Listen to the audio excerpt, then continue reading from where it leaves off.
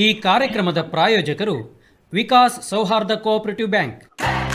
Vikas bank ಬೆಳ್ಳಿ ಹಬ್ಬದ ಸಂಭ್ರಮ.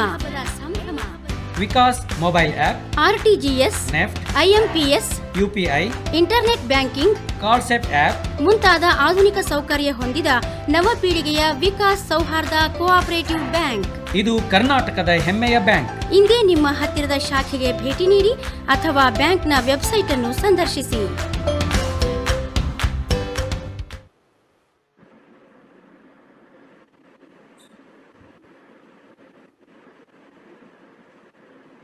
I'm Vikas.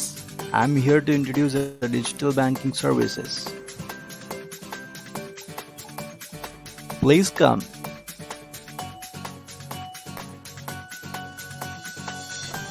Mobile banking, banking at your fingertips. Fund transfer, balance inquiry, mini statement. Download app from Play Store and Apple Store. ATM cum debit card. It's a multi-purpose case. Cash withdrawal, purchase at online, purchase at POS. Card safe app for card security purpose. Block unlock card for yourself. Set transaction limit. Stop being victim. Internet banking. Account view, real-time balance view, Yum passbook, download statement. UPI. Link your account to any UPI payment app. Google Pay, PhonePe, Paytm. Experience the convenient digital banking channels. For more information, please visit your nearest branch.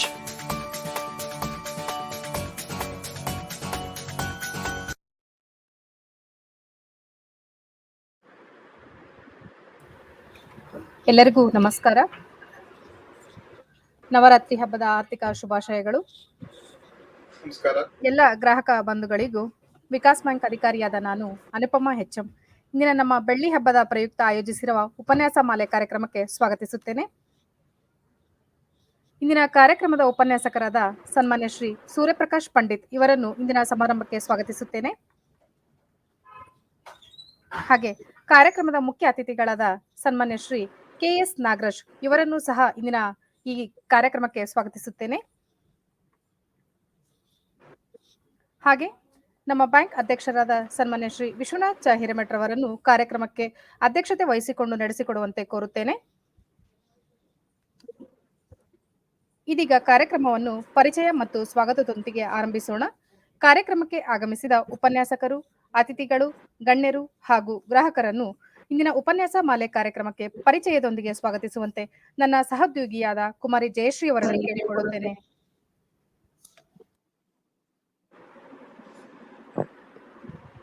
ಎಲ್ಲರಿಗೂ ನಮಸ್ಕಾರ.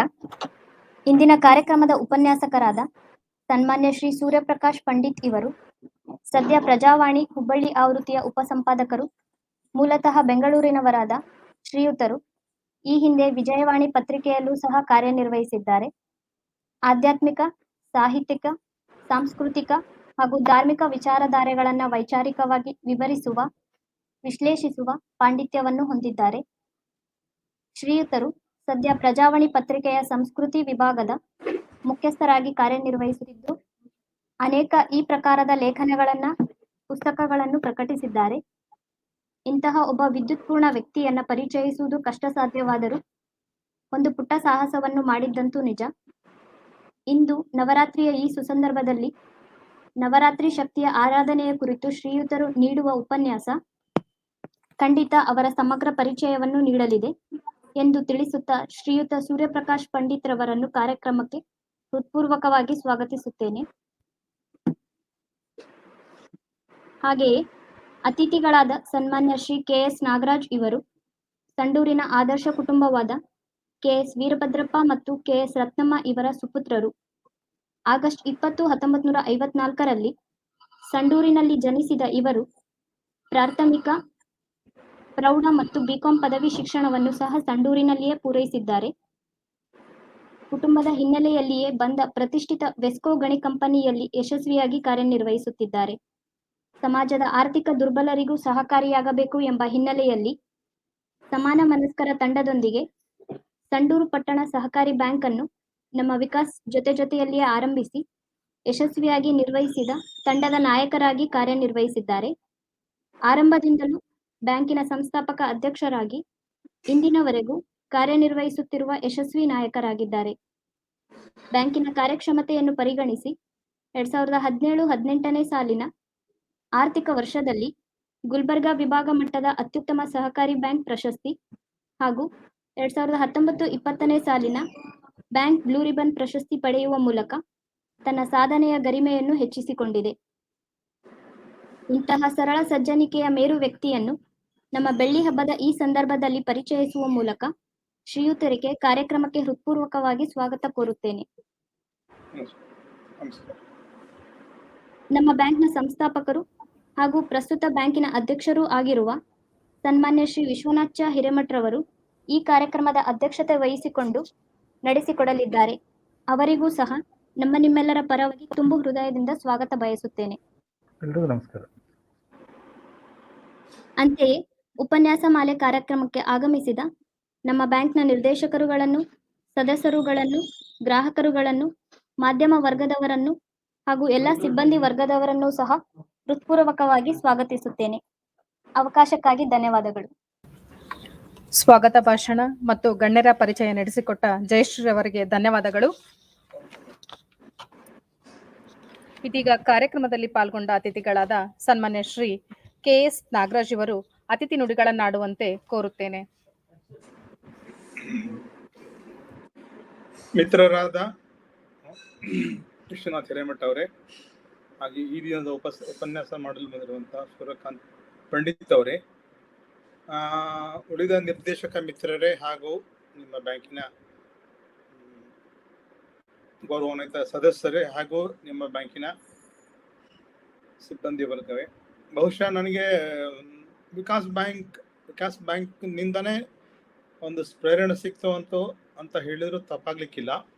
1997 ಅಂತ ಕಾಣುತ್ತೆ. ಅವಾಗ ಅದೇ ಅವ್ರು last time ಹೇಳಿದಾಗ ಅವರು ವಿಶ್ವನಾಥ್ ಹಿರೇಮಠ ಅವರು ತಮ್ಮ 25ನೇ ಬೆಳ್ಳಿ ಹಬ್ಬ ವರ್ಷ ಹೇಳಿದಾಗ ಒಟ್ಟಿಗೆ ರಿಸರ್ವ್ ಬ್ಯಾಂಕ್ ಲೈಸೆನ್ಸ್ ಕೊಟ್ಟಿದ್ದಾಗ ನಮ್ಮ ಉತ್ತರ ಕರ್ನಾಟಕ ಅಂದ್ರೆ ಹೈದರಾಬಾದ್ ಕರ್ನಾಟಕದ ಭಾಗದಲ್ಲಿ ಬ್ಯಾಂಕಿಂಗ್ ಸೌಲಭ್ಯ ಅಷ್ಟಿರ್ಲಿಲ್ಲ. ಹಾಗಾಗಿ ಒಂದೇ ಸಲ ಅಂತಂದ್ರೆ ಒಂದು 4-5 ವರ್ಷದ ಅವಧಿಯೊಳಗೆ ಸುಮಾರು ಒಂದು 10-12 ಬ್ಯಾಂಕ್ ಸ್ಟಾರ್ಟ್ ಆಯ್ತು. ಬೀದರ್, ಗುಲ್ಬರ್ಗ ಇರ್ಬೋದು, ರಾಯಚೂರು, ಬಳ್ಳಾರಿ ಈ ಕಡೆ ಎಲ್ಲ. ಸೊ ಇದರಲ್ಲಿ ಮೊದಲಿಗರು ಅಂದ್ರೆ ವಿಕಾಸ್ ಬ್ಯಾಂಕು ಹಾಗೂ ಸುಕೋ ಬ್ಯಾಂಕು.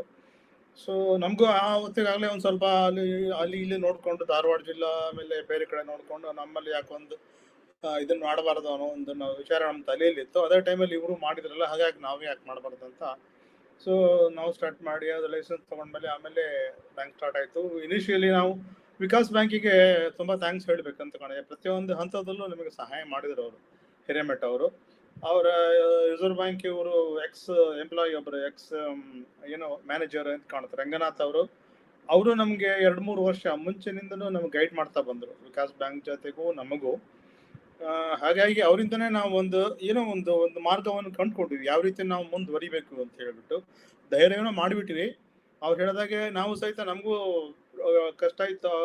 ಅವ್ರು ಹೇಳಿದ ಪ್ರಕಾರ 6 ಲಕ್ಷ ಕೊಡುತ್ತೋ ಇಲ್ವೋ ಅನ್ನೋ ಒಂದು ಇದರೊಳಗೆ ನಾವಿತ್ತು 1998ರಲ್ಲಿ. ಆಗಿದೆ ಈಗ ಹೋಲಿಸಿರೋದೇನು ಅಂತ ದೊಡ್ಡ ಮೊತ್ತ ಏನಲ್ಲ, ಆಗ್ಲೂ ಸಹಿತ 6 ಲಕ್ಷ ಒಂದು ದೊಡ್ಡ ಮೊತ್ತ ಆಗುತ್ತೇನೋ ಅನ್ಕೊಂಡ್ವಿ. ಆದ್ರೂ 10 ಲಕ್ಷ ಕೊಡಿತ್ತದು. ಆಮೇಲೆ ಕ್ರಮೇಣ ಇದಾಯ್ತು. ಈಗ ಹೆಚ್ಚು ಕಡಿಮೆ ಒಂದು 75 ಲಕ್ಷವರೆಗೂ ನಮ್ದು ಶೇರ್ ಕ್ಯಾಪಿಟಲ್ ಇದೆ. ನಾವು ಜಾಸ್ತಿ ಶೇರ್ ಕ್ಯಾಪಿಟಲ್ ಮಾಡ್ಕೊಳ್ಳಿಲ್ಲ, ಯಾಕಂದ್ರೆ ಡಿವಿಡೆಂಡ್ ಕೊಡೋದೇ ಆಗ್ಬಿಡುತ್ತೆ ಅಂತ ಹೇಳ್ಬಿಟ್ಟು. ಹಾಗಾಗಿ ನಾವು ಮಾಡಲಿಲ್ಲ. ಬಟ್ ಪ್ರತಿಯೊಂದು ಹಂತ ಅಂತ ಹೇಳಿದ್ ನನ್ನ ಮುಂಚಿನಿಂದ ನಾವು ಈವನ್ ಏನು ಅಂದ್ರೆ ಎಂಪ್ಲಾಯಿ ಸೆಲೆಕ್ಷನ್ ಮಾಡ್ಬೇಕಾದ್ರೆ ಸಹಿತ ರಂಗನಾಥ್ ಜೊತೆ ಸೇರ್ಕೊಂಡು ಒಂದು ಆಪ್ಟಿಟ್ಯೂಡ್ ಟೆಸ್ಟ್ ಕಂಡಕ್ಟ್ ಮಾಡಿದೀವಿ. ಎಲಿಜಿಬಿಲಿಟಿ ಕ್ಯಾಂಡಿಡೇಟ್ಸ್ಗೆ ಅಪ್ಲಿಕೇಶನ್ ಎಲ್ಲ ಕರೆದು ಮಾಡಿ ಹಿರೇಮಠ್ ಸರ್ ಇದಕ್ಕೆಲ್ಲ ತುಂಬಾ ಸಹಕಾರ ಕೊಟ್ಟರು. ಅವರು ಬ್ಯಾಂಕ್ನಲ್ಲಿ ಈ ಎಕ್ಸಾಮ್ ಕಂಡಕ್ಟ್ ಮಾಡಿ ರಂಗನಾಥ್ ಅವರು ಬಂದಿದ್ರು ಆ ದಿವಸ ಎಲ್ಲ. ನನ್ಗನ್ಸ್ಬಿಟ್ಟು ಒಂದು 50-60 ಜನ ಇರ್ಬೋದು ಅಂತ ಕಾಣುತ್ತೆ ಹುಡುಗರು. ಅದ್ರಲ್ಲಿ ಒಂದು 4-5 ಜನ ಸೆಲೆಕ್ಟ್ ಮಾಡಿದ್ರು. ಅದು ಮೆರಿಟ್ ಮೇಲೆನೆ ಇದು ಮಾಡಿದ್ರು. ನಾವು ಯಾವ ರೀತಿಯಲ್ಲಿ ಇಂಟರ್ವ್ಯೂ ಆಗಿಲ್ಲ, ಅವ್ರಿಗೆ ಪೂರ್ಣ ಅವ್ರಿಗೆ ಬಿಟ್ಕೊಟ್ಟಿದ್ದೀವಿ, ರಂಗನಾಥ್ ಅವ್ರಿಗೂ ಮತ್ತು ಹಿರೇಮಠ ಅವ್ರು ನೀವೇ ಸೆಲೆಕ್ಟ್ ಮಾಡ್ರಿ ಅಂತ. ನಾವು ಯಾವ್ದು ರೀತಿಯಲ್ಲಿ ಅದಕ್ಕೆ ನಡುವೆ ಇಂಟರ್ಫಿಯರ್ ಆಗಲಿಲ್ಲ. ಆ ಒಂದು ದೃಷ್ಟಿಯಿಂದ ನಮಗೆ ಮೆರಿಟೋರಿಯಸ್ ಕ್ಯಾಂಡಿಡೇಟ್ಸ್ ಸಿಕ್ಕರು. ಮುಂಚಿನಿಂದ ಇದ್ದವ್ರು ನಮ್ಮ ರೇಣುಕಾ ಮುಂಚಿನಿಂದನೂ ಇದ್ದಾರೆ, ರೈಟ್ ಫ್ರಮ್ ದ ಡೇ 1 ಈಗಲೂ ಸಹಿತ ಅವರೇ CEO ಆಗಿದ್ದಾರೆ. ಆಮೇಲೆ ನಡುವೆ 1-2 ಬಿಟ್ಟು ಹೋದ್ರು, ಮತ್ತೆ ಬಂದ್ರು. ಈಗ ಒಂದು ಒಟ್ಟು 8 ಮಂದಿ ಸಿಬ್ಬಂದಿ ಇದೆ. ಈಗಿನ ನಮ್ಮ 100 ಕೋಟಿ ಹತ್ತಿರದಲ್ಲಿ ಬರ್ತಾ ಇದೀವಿ ಡಿಪಾಸಿಟ್. ಸೊ ಹಾಗೆ ನಮ್ದು ಈ ಸಲದ ಪ್ರಾಫಿಟ್ ಎಲ್ಲರಿಗೂ ಗೊತ್ತಿರಬೇಕು. ಅಲ್ಲಿ ಟ್ಯಾಕ್ಸ್ ಕಟ್ಬಿಟ್ಟು 1.5 crores ಆಗಿ ಕಟ್ಟಿದೀವಿ. ಸೊ ಒಂದು ಹಂತವಾಗಿ ನಾವು ಅದು ಲೆಂಡಿಂಗ್ ಮೇಲೆ ಜಾಸ್ತಿ ಕಂಟ್ರೋಲ್ ಮಾಡ್ತೀವಿ ನಾವು. ಕ್ವಾಲಿಟಿ ಲೆಂಡಿಂಗ್ ಅಂತೀವಲ್ಲ, ಸೊ ಯಾರಿಗೆ ರಿಪೇಮೆಂಟ್ ಕೆಪಾಸಿಟಿ ಇದೆ ಅವ್ರಿಗೆ ಮಾತ್ರ ಲೋನ್ ಕೊಡುವಂಥದ್ದು. ನಮಗೆ ಕಡಿಮೆ ಆದ್ರಿಂದ ಸಿಡಿ ರೇಷನ್ ನಮ್ದು ಭಾಳ ಕಮ್ಮಿ ಇದೆ. ಬೇರೆ ಬ್ಯಾಂಕ್ಸ್ ಕಂಪೇರ್ ಮಾಡಿದ್ರೆ ಒಂದು 25-30% ಈಗ ವೇರಿ ಆಗ್ತಾ ಇರುತ್ತೆ. ಆದ್ರೂ ನಮ್ಗೇನು ಚಿಂತೆ ಇಲ್ಲ. ನಮ್ಗೇನು ಒಳ್ಳೆ ಕಸ್ಟಮರ್ಸ್ ಇರಬೇಕು, ರಿಪೇಮೆಂಟ್ ಚೆನ್ನಾಗಿರ್ಬೇಕು ಅನ್ನೋ ಒಂದೇ ದೃಷ್ಟಿಕೋನ ಇಟ್ಕೊಂಡು ನಾವು ಇದು ಮಾಡ್ತಾ ಇದೀವಿ. ಬಟ್ ಸ್ಟಿಲ್ ನಮ್ದೇನೋ ನಮ್ದು ರಿಟರ್ನ್ ಆನ್ ಅಸೆಟ್ಸ್ 1.6 ಅವಾಗಲೇ ಮೇಂಟೈನ್ ಮಾಡ್ಕೊಂಡು ಬಂದಿದ್ದೀವಿ. ಸೊ ಹಾಗಾಗಿ ನಮ್ಗೇನು ಅಂತ ಯಾವತ್ತೂ ನಮಗೆ ರಿಕವರಿ ಆಗಿಲ್ಲ, NPA ಪ್ರಾಬ್ಲಮ್ ಹಾಗೆ ಹೀಗೆ ಅಂತ ಯಾವ ಟೆನ್ಷನ್ ಬಂದಿಲ್ಲ. ಬಟ್ ನಮ್ಮ ಬ್ಯಾಂಕ್ ಬಗ್ಗೆ ಹಿರೇಮಠ ಅವ್ರಿಗೆ ಚೆನ್ನಾಗಿ ಗೊತ್ತಿದೆ, ನಾನೇನು ಹೇಳೋದು ಬೇಕಾಗಿಲ್ಲ ಅವ್ರಿಗೆ. ನಮ್ಮ ಪ್ರಕಾಶ್ ಆಗ್ಲಿ ರೇಣುಕಾ ಆಗ್ಲಿ ಕಂಟಿನ್ಯೂಸ್ ನಿಮ್ ಜೊತೆ ಒಡನಾಟ ಇಟ್ಕೊಂಡಿದಾರ ಅಂತ ಕಾಣುತ್ತೆ. ಹಿರೇಮಠ ಜೊತೆ ಆಗ್ಲಿ ನೀವೆಲ್ಲ ಹೊಸಬ್ರು. ನನಗೆ ಯಾರೋ ಎಂಪ್ಲಾಯೀಸ್ ಹಳಬ್ರು 1-2-3 ಎಲ್ಲ ಇದ್ರು, ಅವ್ರ ಪರಿಚಯ ಇತ್ತು ನನಗೆ. ಇವರೆಲ್ಲ ಇತ್ತಿತ್ತಲಾಗ ನಾನು ಬ್ಯಾಂಕಿಗೆ ಮೊನ್ನೆ ಬರ್ತಾ ಇದ್ದೆ ಒಂದು 4-5 ವರ್ಷ. ಆಮೇಲೆ ಯಾವ್ದೋ ಕಾರಣಕ್ಕೆ ನಮ್ಮ ಮೈನಿಂಗ್ ಅಲ್ಲಿ ಬಿಸಿ ಆಗ್ಬಿಟ್ಟು ಬರೋಕ್ಕಾಗಲಿಲ್ಲ. ಬಟ್ ಏನಂದ್ರೆ ಈಗ ಅವ್ರೇನು ನನ್ಗೆ ಎಷ್ಟೇ ಕಷ್ಟ ಆಗ್ಲಿ ಯಾವ ತಿಂಗಳಿಗೆ 1 ಸಲ 2 ಸಲ ಬ್ಯಾಂಕಿಗೆ ವಿಸಿಟ್ ಕೊಟ್ಬಿಟ್ಟು ಏನಾಗಿದೆ ನೋಡ್ಕೊಂಡು ಅಟ್ಲೀಸ್ಟ್ ಇಮೇಲ್ ಮೂಲಕ ಎಲ್ಲ ಎತ್ಕೊಂಡ್ಬಿಟ್ಟು ತರಿಸ್ಕೊಂಡು ಎಲ್ಲ ಮಾಡ್ಕೊಂಡು ಹೇಗೆ ನಡೀತಾ ಇದೆ ಏನಿಲ್ಲ ಪ್ಯಾರಾಮೀಟರ್ಸ್ ಎಲ್ಲ ಕರೆಕ್ಟ್ ಆಗಿದೆಯಾ ಎಲ್ಲ ನೋಡ್ಕೊಂಡ್ಬಿಟ್ಟು ಒಂದು ಲೆಕ್ಕಾಚಾರದಲ್ಲಿ ಹೋಗ್ತಾ ಇದೀವಿ. ಸೊ ಇಲ್ಲಿವರೆಗೆ ಯಾವುದೇ ಸಮಸ್ಯೆ ಆಗಿಲ್ಲ, ರಿಸರ್ವ್ ಬ್ಯಾಂಕ್ ನಿಂದ ಆಗಲಿ ಇದು ಕೋಆಪರೇಟಿವ್ ಡಿಪಾರ್ಟ್ಮೆಂಟ್ ಇಂದ ಆಗಲಿ. ಹಾಗಾಗಿ ಅದಕ್ಕೆ ಭದ್ರ ಬುನಾದಿ ಒದಗಿಸ್ಕೊಟ್ಟಿದ್ದು ಅಂದ್ರೆ ಅದರಲ್ಲಿ ನಮ್ಮ ವಿಶ್ವನಾಥ್ ಹಿರೇಮಠ ಸರ್ ಒಬ್ರು. ಅದರಲ್ಲೇ ನನಗೆ ಇವತ್ತಿಗೂ ನಾನು ಹೇಳ್ಕೊಳಕ್ ಅವರು ನಮ್ಮ ಅತ್ಯಂತ ಆತ್ಮೀಯ ಮಿತ್ರ ಅಂತ ಹೇಳ್ಕೊಳಕ್ ನನಗೆ ಹೆಮ್ಮೆ ಆಗಿದೆ. ಹಾಗೆ ಅಫ್ಕೋರ್ಸ್ ನಮ್ಮ ಇವರು ಮಸ್ಕಿ ಅವ್ರು ಸಹಿತ ನನಗೆ ಯಾವಾಗ ಕೇಳಿದ್ರೆ ಅದು ಇದು ಮಾಡ್ತಾ ಇದ್ರು. ಬಟ್ ಹೆಚ್ಚಾಗಿ ನನಗೆ ಸಂಪರ್ಕದಲ್ಲಿ ಇದ್ದವರು ವಿಶ್ವನಾಥ್ ಹಿರೇಮಠ ಸರ್. ಅವರಿಂದನೇ ABCD ನನಗೆ ಗೊತ್ತಿರಲಿಲ್ಲ ಬ್ಯಾಂಕ್ ಅಂದ್ರೆ ಏನು ಅಂತ. ಅಲ್ಲಿ ಹೋಗಿ ತಿರ್ಗಾ ವಾರಕ್ಕೊಮ್ಮೆ ಹೋಗೋದು ಕೇಳೋದು ಕುದುರೋದೆಲ್ಲ ಮಾಡ್ಕೊಂಡ್ಮೇಲೆ ಒಂದು ಸ್ವಲ್ಪ ಐಡಿಯಾ ಬಂತು. ಆಮೇಲೆ ನಾವೇ ಡೆವಲಪ್ ಮಾಡ್ಕೊಂಡು ಇದು ಮಾಡಿ ರಂಗನಾಥ್ ಅವ್ರು ಬರ್ತಾ ಇದ್ರು ನಮ್ಮ ಬ್ಯಾಂಕ್ಗೆ ವಿಸಿಟ್ ಮಾಡ್ತಾ ಇದ್ರು, ಅವರೆಲ್ಲ ನೋಡ್ಬಿಟ್ಟು ಇದು ಮಾಡ್ತಾ ಇದ್ರು. ಆಮೇಲೆ ಸ್ಲೋ ಆಗಿ ನಾವೇ ಸ್ವತಃ ಎಲ್ಲ ನೋಡ್ಕೊಂಡು ಇದು ಮಾಡ್ತಾ ಇದ್ವಿ. ಅದಕ್ಕೆ ಮೂಲತಃ ಕಾರಣ ಅನ್ಬೇಕು ವಿಶ್ವನಾಥ್ ಸರ್. ಅದಕ್ಕಿಂತ ಹೆಚ್ಚಿಗೆ ಹೇಳೋದ್ರಲ್ಲಿ ಏನು ಇದು ಅನಿಸ್ತಾ ಇಲ್ಲ ನನಗೆ. ಇಷ್ಟು ಮಾತ್ರ ನಾನು ಹೇಳ್ಬಲ್ಲೆ. ನಮಸ್ಕಾರ. ಅತಿಥಿ ನುಡಿಗಳನ್ನಾಡಿದ ಶ್ರೀ KS ನಾಗರಾಜ್ ಅವರಿಗೆ ಧನ್ಯವಾದಗಳು. ಈಗ ಪುಟ್ಟ ವಿರಾಮ ತೆಗೆದುಕೊಂಡು ಬರೋಣ.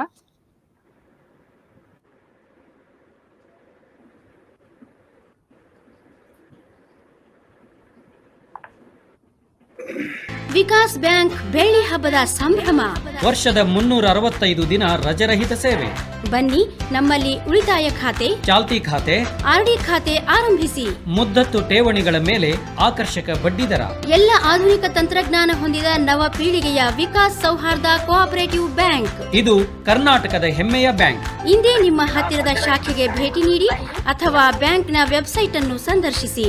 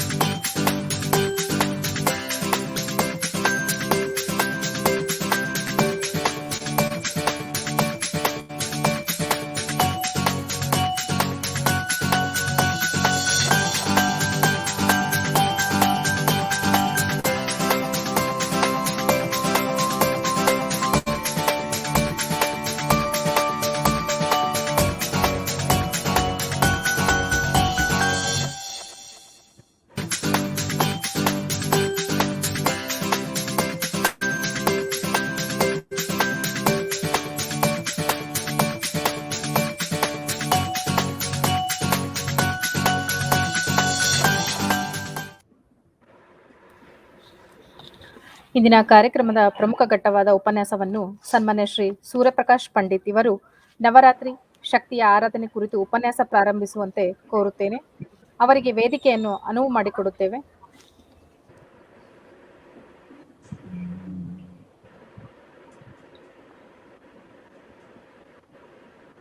ಸರ್ವಮಂಗಲ ಮಾಂಗಲ್ಯೆ ಶಿವೆ ಸರ್ವಾರ್ಥ ಸಾಧಿಕೆ ಶರಣ್ಯೆ ತ್ರ್ಯಂಬಕೆ ಗೌರಿ ನಾರಾಯಣಿ ನಮೋಸ್ತುತೆ. ಎಲ್ಲರಿಗೂ ನಮಸ್ಕಾರ. ಮೊದಲನೇದಾಗಿ ಎಲ್ಲರಿಗೂ ನವರಾತ್ರಿಯ ಶುಭಾಶಯಗಳು. ಈ ನವರಾತ್ರಿಯ ಸಂದರ್ಭದಲ್ಲಿ ನವರಾತ್ರಿ ಬಗ್ಗೆನೆ ಮಾತಾಡೋದಕ್ಕೆ ಅವಕಾಶವನ್ನ ಒದಗಿಸಿಕೊಟ್ಟ ವಿಕಾಸ್ ಬ್ಯಾಂಕ್ನ ಎಲ್ಲ ಪದಾಧಿಕಾರಿಗಳಿಗೂ ಕೂಡ ನಾನು ನಮಸ್ಕಾರಗಳನ್ನ, ಕೃತಜ್ಞತೆಗಳನ್ನ ಸಲ್ಲಿಸ್ತಾ ಇದ್ದೀನಿ. ಈ ಉಪನ್ಯಾಸವನ್ನ ನೀಡಬೇಕಾದ್ರೆ ಜೋಶಿ ಅವರು ಒಂದು ಮಾತನ್ನ ಹೇಳಿದರು. ಇವತ್ತಿನ ಉಪನ್ಯಾಸವನ್ನ ಸ್ವಲ್ಪ ಬೇರೆ ರೀತಿಯಲ್ಲಿ ಮಾಡಿ. ಅಂದ್ರೆ ಸಾಮಾನ್ಯವಾಗಿ ನಾವು ಆಚಾರಗಳ ಬಗ್ಗೆ, ಹಬ್ಬ, ಕಥೆ ಇತ್ಯಾದಿಗಳ ಬಗ್ಗೆ ಹೆಚ್ಚು ಒತ್ತನ್ನ ಕೊಡ್ತೀವಿ. ಅದಲ್ಲದೆ ಸ್ವಲ್ಪ ಇದನ್ನ ವಿಚಾರ ಪ್ರಚೋದಕವಾಗಿ, ಒಂದು ವೈಚಾರಿಕ ಹಿನ್ನೆಲೆಯಲ್ಲಿ ಆ ರೀತಿ ಸ್ವಲ್ಪ ಮಾತಾಡೋದಕ್ಕೆ ಸಾಧ್ಯವೇ ಅಂತ ಹೇಳೋದು. ನನಗೆ ಇಷ್ಟವಾದಂತಹ ಕ್ರಮವೂ ಅದೇ ಹೌದು. ಇಷ್ಟ ಅಂದ ಮಾತ್ರಕ್ಕೆ ಅದು ಚೆನ್ನಾಗೇ ಆಗತ್ತೆ ಅಂತೇನಿಲ್ಲ. ಹೇಗಾಗತ್ತೆ ಗೊತ್ತಿಲ್ಲ, ಆದ್ರೆ ಸ್ವಲ್ಪ ಬೇರೆ ರೀತಿಯಲ್ಲಿ ಮಾತನಾಡುವಂತ ಪ್ರಯತ್ನವನ್ನಂತೂ ನಾನು ಮಾಡ್ತೀನಿ. ನಾನೇ ಉಪನ್ಯಾಸಕ್ಕೆ ಕೊಟ್ಟ ಶೀರ್ಷಿಕೆ ನವರಾತ್ರಿ ಶಕ್ತಿಯ ಆರಾಧನೆ ಅಂತ. ನವರಾತ್ರಿಯಲ್ಲಿ ನಾವು 9 ದಿನ ಅಥವಾ 10 ದಿನ, ಈ 10 ದಿನಗಳಲ್ಲಿ ನಾವು ಶಕ್ತಿಯನ್ನೇ ಆರಾಧಿಸುವಂಥದ್ದು. ಶಕ್ತಿಯ ಮೂರ್ತ ರೂಪವನ್ನ, ಶಕ್ತಿಯ ಒಂದು ದೈವ ಸ್ವರೂಪದಲ್ಲಿ ಶಕ್ತಿಯನ್ನು ಕಂಡು ನಾವು ಆರಾಧಿಸುವಂಥದ್ದು. ಹೀಗಾಗಿ ಅದೇ ಶೀರ್ಷಿಕೆಯನ್ನ ನಾನು ಕೊಟ್ಟೆ.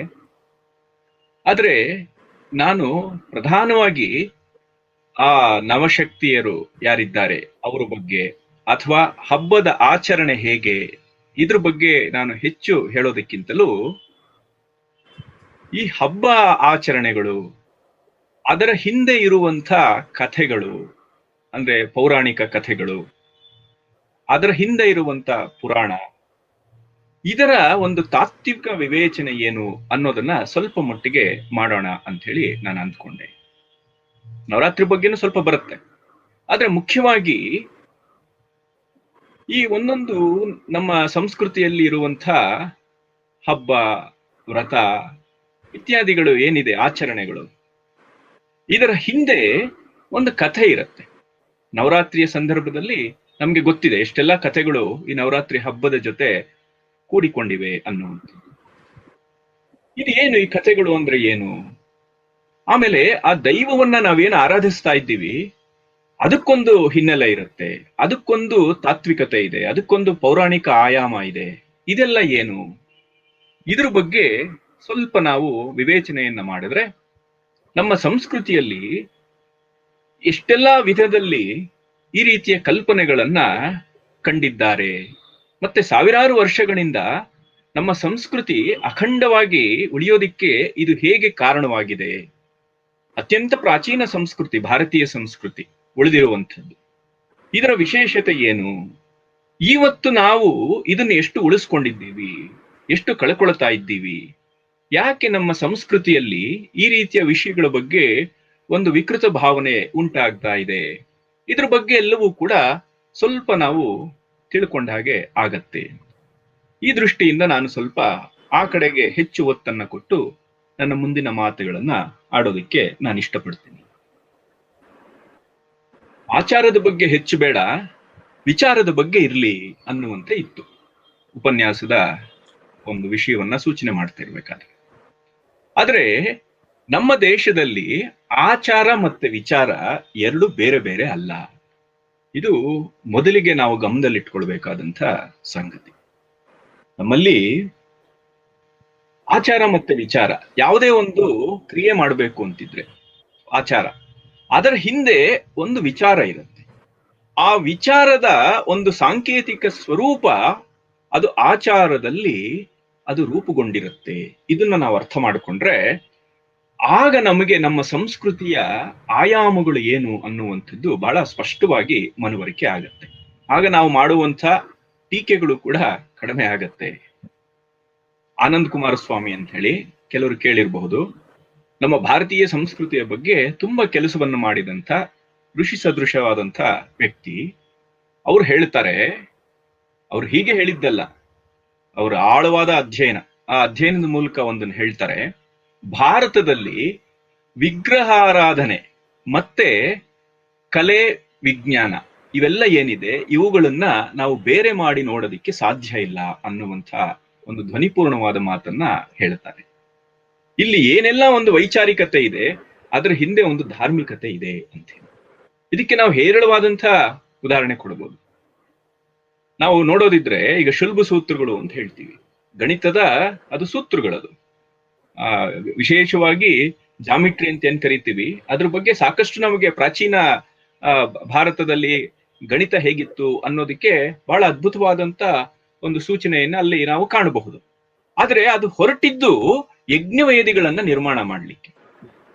ಅಂದ್ರೆ ಒಂದು ಆಚಾರದ ಹಿಂದೆ ಹೇಗೆ ಒಂದು ವಿಚಾರ ಕೆಲಸ ಮಾಡಿರುತ್ತೆ ಅನ್ನೋದಕ್ಕೆ ಒಂದು ಸಣ್ಣ ನಿದರ್ಶನ ಇದು. ಹೀಗೆ ನಮ್ಮಲ್ಲಿ ಆಚಾರ ಮತ್ತೆ ವಿಚಾರ ಎರಡೂ ಕೂಡ ಒಂದೇ ಆಗಿತ್ತು. ಹಾಗಿದ್ರೆ ಯಾಕೆ ನಾವು ಇದನ್ನ ಈ ಸಂದರ್ಭದಲ್ಲಿ ತಿಳ್ಕೋಬೇಕು? ಇದು ಬಹಳ ಮುಖ್ಯ. ನಮಗೆ ಅರ್ಥವಾಗದೆ ನಾವು ಏನೋ ಹಿರಿಯರು ಮಾಡ್ಕೊಂಡ್ ಬಂದಿದ್ದಾರೆ ಅಂತ ಹೇಳಿ ಆಚರಣೆಗಳು ಮಾಡುವಂಥದ್ದು ಅದು ಬೇರೆ. ಆದ್ರೆ ವಿಚಾರವನ್ನ ತಿಳ್ಕೊಂಡಾಗ ಅದ್ರ ಮಹತ್ವ ನಮ್ಗಿನ್ನೂ ಸ್ಪಷ್ಟವಾಗತ್ತೆ. ಹಾಗಾಗಿ ಆ ಒಂದು ವಿಚಾರವನ್ನ ತಿಳ್ಕೊಳ್ಳುವಂಥದ್ದು ಬಹಳ ಮುಖ್ಯವಾಗತ್ತೆ. ಈಗ ಪರಿಸರವೂ ಹಾಗೆ ಇದೆ. ಏನಿದೆ ಅಂತ ಹೇಳಿದ್ರೆ, ಸಾಕಷ್ಟು ನಮ್ಮ ಸಂಸ್ಕೃತಿಯ ಬಗ್ಗೆ ಅವಹೇಳನ ಮಾಡುವಂಥದ್ದು, ಇದ್ರ ಬಗ್ಗೆ ಒಂದು ವಿಮುಖವಾಗಿ ಕೆಲಸ ಮಾಡುವಂಥದ್ದು, ಅದು ಸಾವಿರಾರು ವರ್ಷಗಳಿಂದ ನಡ್ಕೊಂಡ್ ಬಂದಿದೆ. ಆದ್ರೆ ಈಗ ಅದು ಬೇರೆ ಇನ್ನೊಂದು ಆಯಾಮವನ್ನ ಪಡೀತಾ ಇದೆ ಅಂತ ಹೇಳಿ. ಕೆಲವೊಂದು ಉದಾಹರಣೆಗಳನ್ನ ನಾವು ನೋಡಿದ್ರೆ ನಮ್ಗೆ ಸ್ಪಷ್ಟವಾಗತ್ತೆ ಏನು ನಾನು ಹೇಳ್ತಾ ಇದ್ದೀನಿ ಅಂತ. ಈಗ ನಾವು ಏನು ನವರಾತ್ರಿ, ಇದನ್ನ ದಸರಾ ಅಂತ ಹೇಳಿ ನಾವು ನಾಡ ಹಬ್ಬವಾಗಿ ಆಚರಣೆ ಮಾಡುವಂಥದ್ದು. ನಮ್ಮ ನಾಡದೇವತೆ ಚಾಮುಂಡಿಯ ಆರಾಧನೆ ಈ ಸಂದರ್ಭದಲ್ಲಿ ವಿಶೇಷವಾಗಿ ನಡೆಯುತ್ತೆ. ಆದ್ರೆ ಕೆಲವರು ಏನು ಮಾಡ್ತಾ ಇದ್ದಾರೆ, ನಾವು ಚಾಮುಂಡಿಗೆ ಯಾಕೆ ಪೂಜೆ ಮಾಡಬೇಕು, ಅದು ಆರ್ಯ ಜನಾಂಗದ ದೇವತೆ, ನಾವು ಮಹಿಷಾಸುರನನ್ನೇ ನಾವು ಪೂಜೆ ಮಾಡ್ತೀವಿ, ಈ ರೀತಿಯ ಒಂದು ಒಂದು ವಿಕೃತವಾದಂತ ಚಿಂತನೆ ಅಂತಾನೆ ಹೇಳ್ಬೋದು. ಆ ರೀತಿಯಂಥದ್ದು ಇದೆ. ಇದು ಇದೇ ಸಂದರ್ಭದಲ್ಲಲ್ಲ, ಸಾಕಷ್ಟು ಈ ರೀತಿ ನಡೀತಾ ಇರುತ್ತೆ. ಗಣೇಶನ ಹಬ್ಬ ಬಂತು ಅಂತ ಇಟ್ಕೊಳ್ಳಿ. ಗಣೇಶನ ಹಬ್ಬ ಬಂದಾಗ ಆ ಕಲ್ಪನೆ, ಆ ಗಣಪತಿಯ ಕಲ್ಪನೆ ಬಗ್ಗೆ ಬೇರೆ ರೀತಿಯ ಮಾತುಗಳು ಹೊರಡತ್ತೆ. ಯಾರಿಗಾದ್ರೂ ಆನೆ ತಲೆ ಇಟ್ಟು ಮನುಷ್ಯನಿಗೆ ಜೀವ ಉಳಿಸೋದಕ್ಕಾಗತ್ತೋ, ಮೈ ಕೊಳೆಯಿಂದ ಒಂದು ಜೀವವನ್ನು ಕೊಡಕ್ಕಾಗತ್ತೋ, ಪುರುಷ ಸ್ತ್ರೀಯರ ಸಮಾಗಮ ಇಲ್ಲದೆ ಒಬ್ಬ ವ್ಯಕ್ತಿ ಹುಟ್ಲಿಕ್ಕೆ ಸಾಧ್ಯವೋ, ಹೀಗೆಲ್ಲ ನಡೆಯುತ್ತೆ. ಮತ್ತೆ ರಾಮಾಯಣದ ಬಗ್ಗೆ, ಮಹಾಭಾರತದ ಕಥೆಗಳು, ನಮ್ಮ ವೇದಗಳು, ಪುರಾಣಗಳು, ಇದ್ರ ಬಗ್ಗೆ ಎಲ್ಲ ಈ ರೀತಿ ಒಂದು ಬೇರೆನೇ ರೀತಿಯಾದಂಥ ಒಂದು ಇಂಟರ್ಪ್ರಿಟೇಷನ್ಗಳು ನಡೀತಾ ಇರುತ್ತೆ.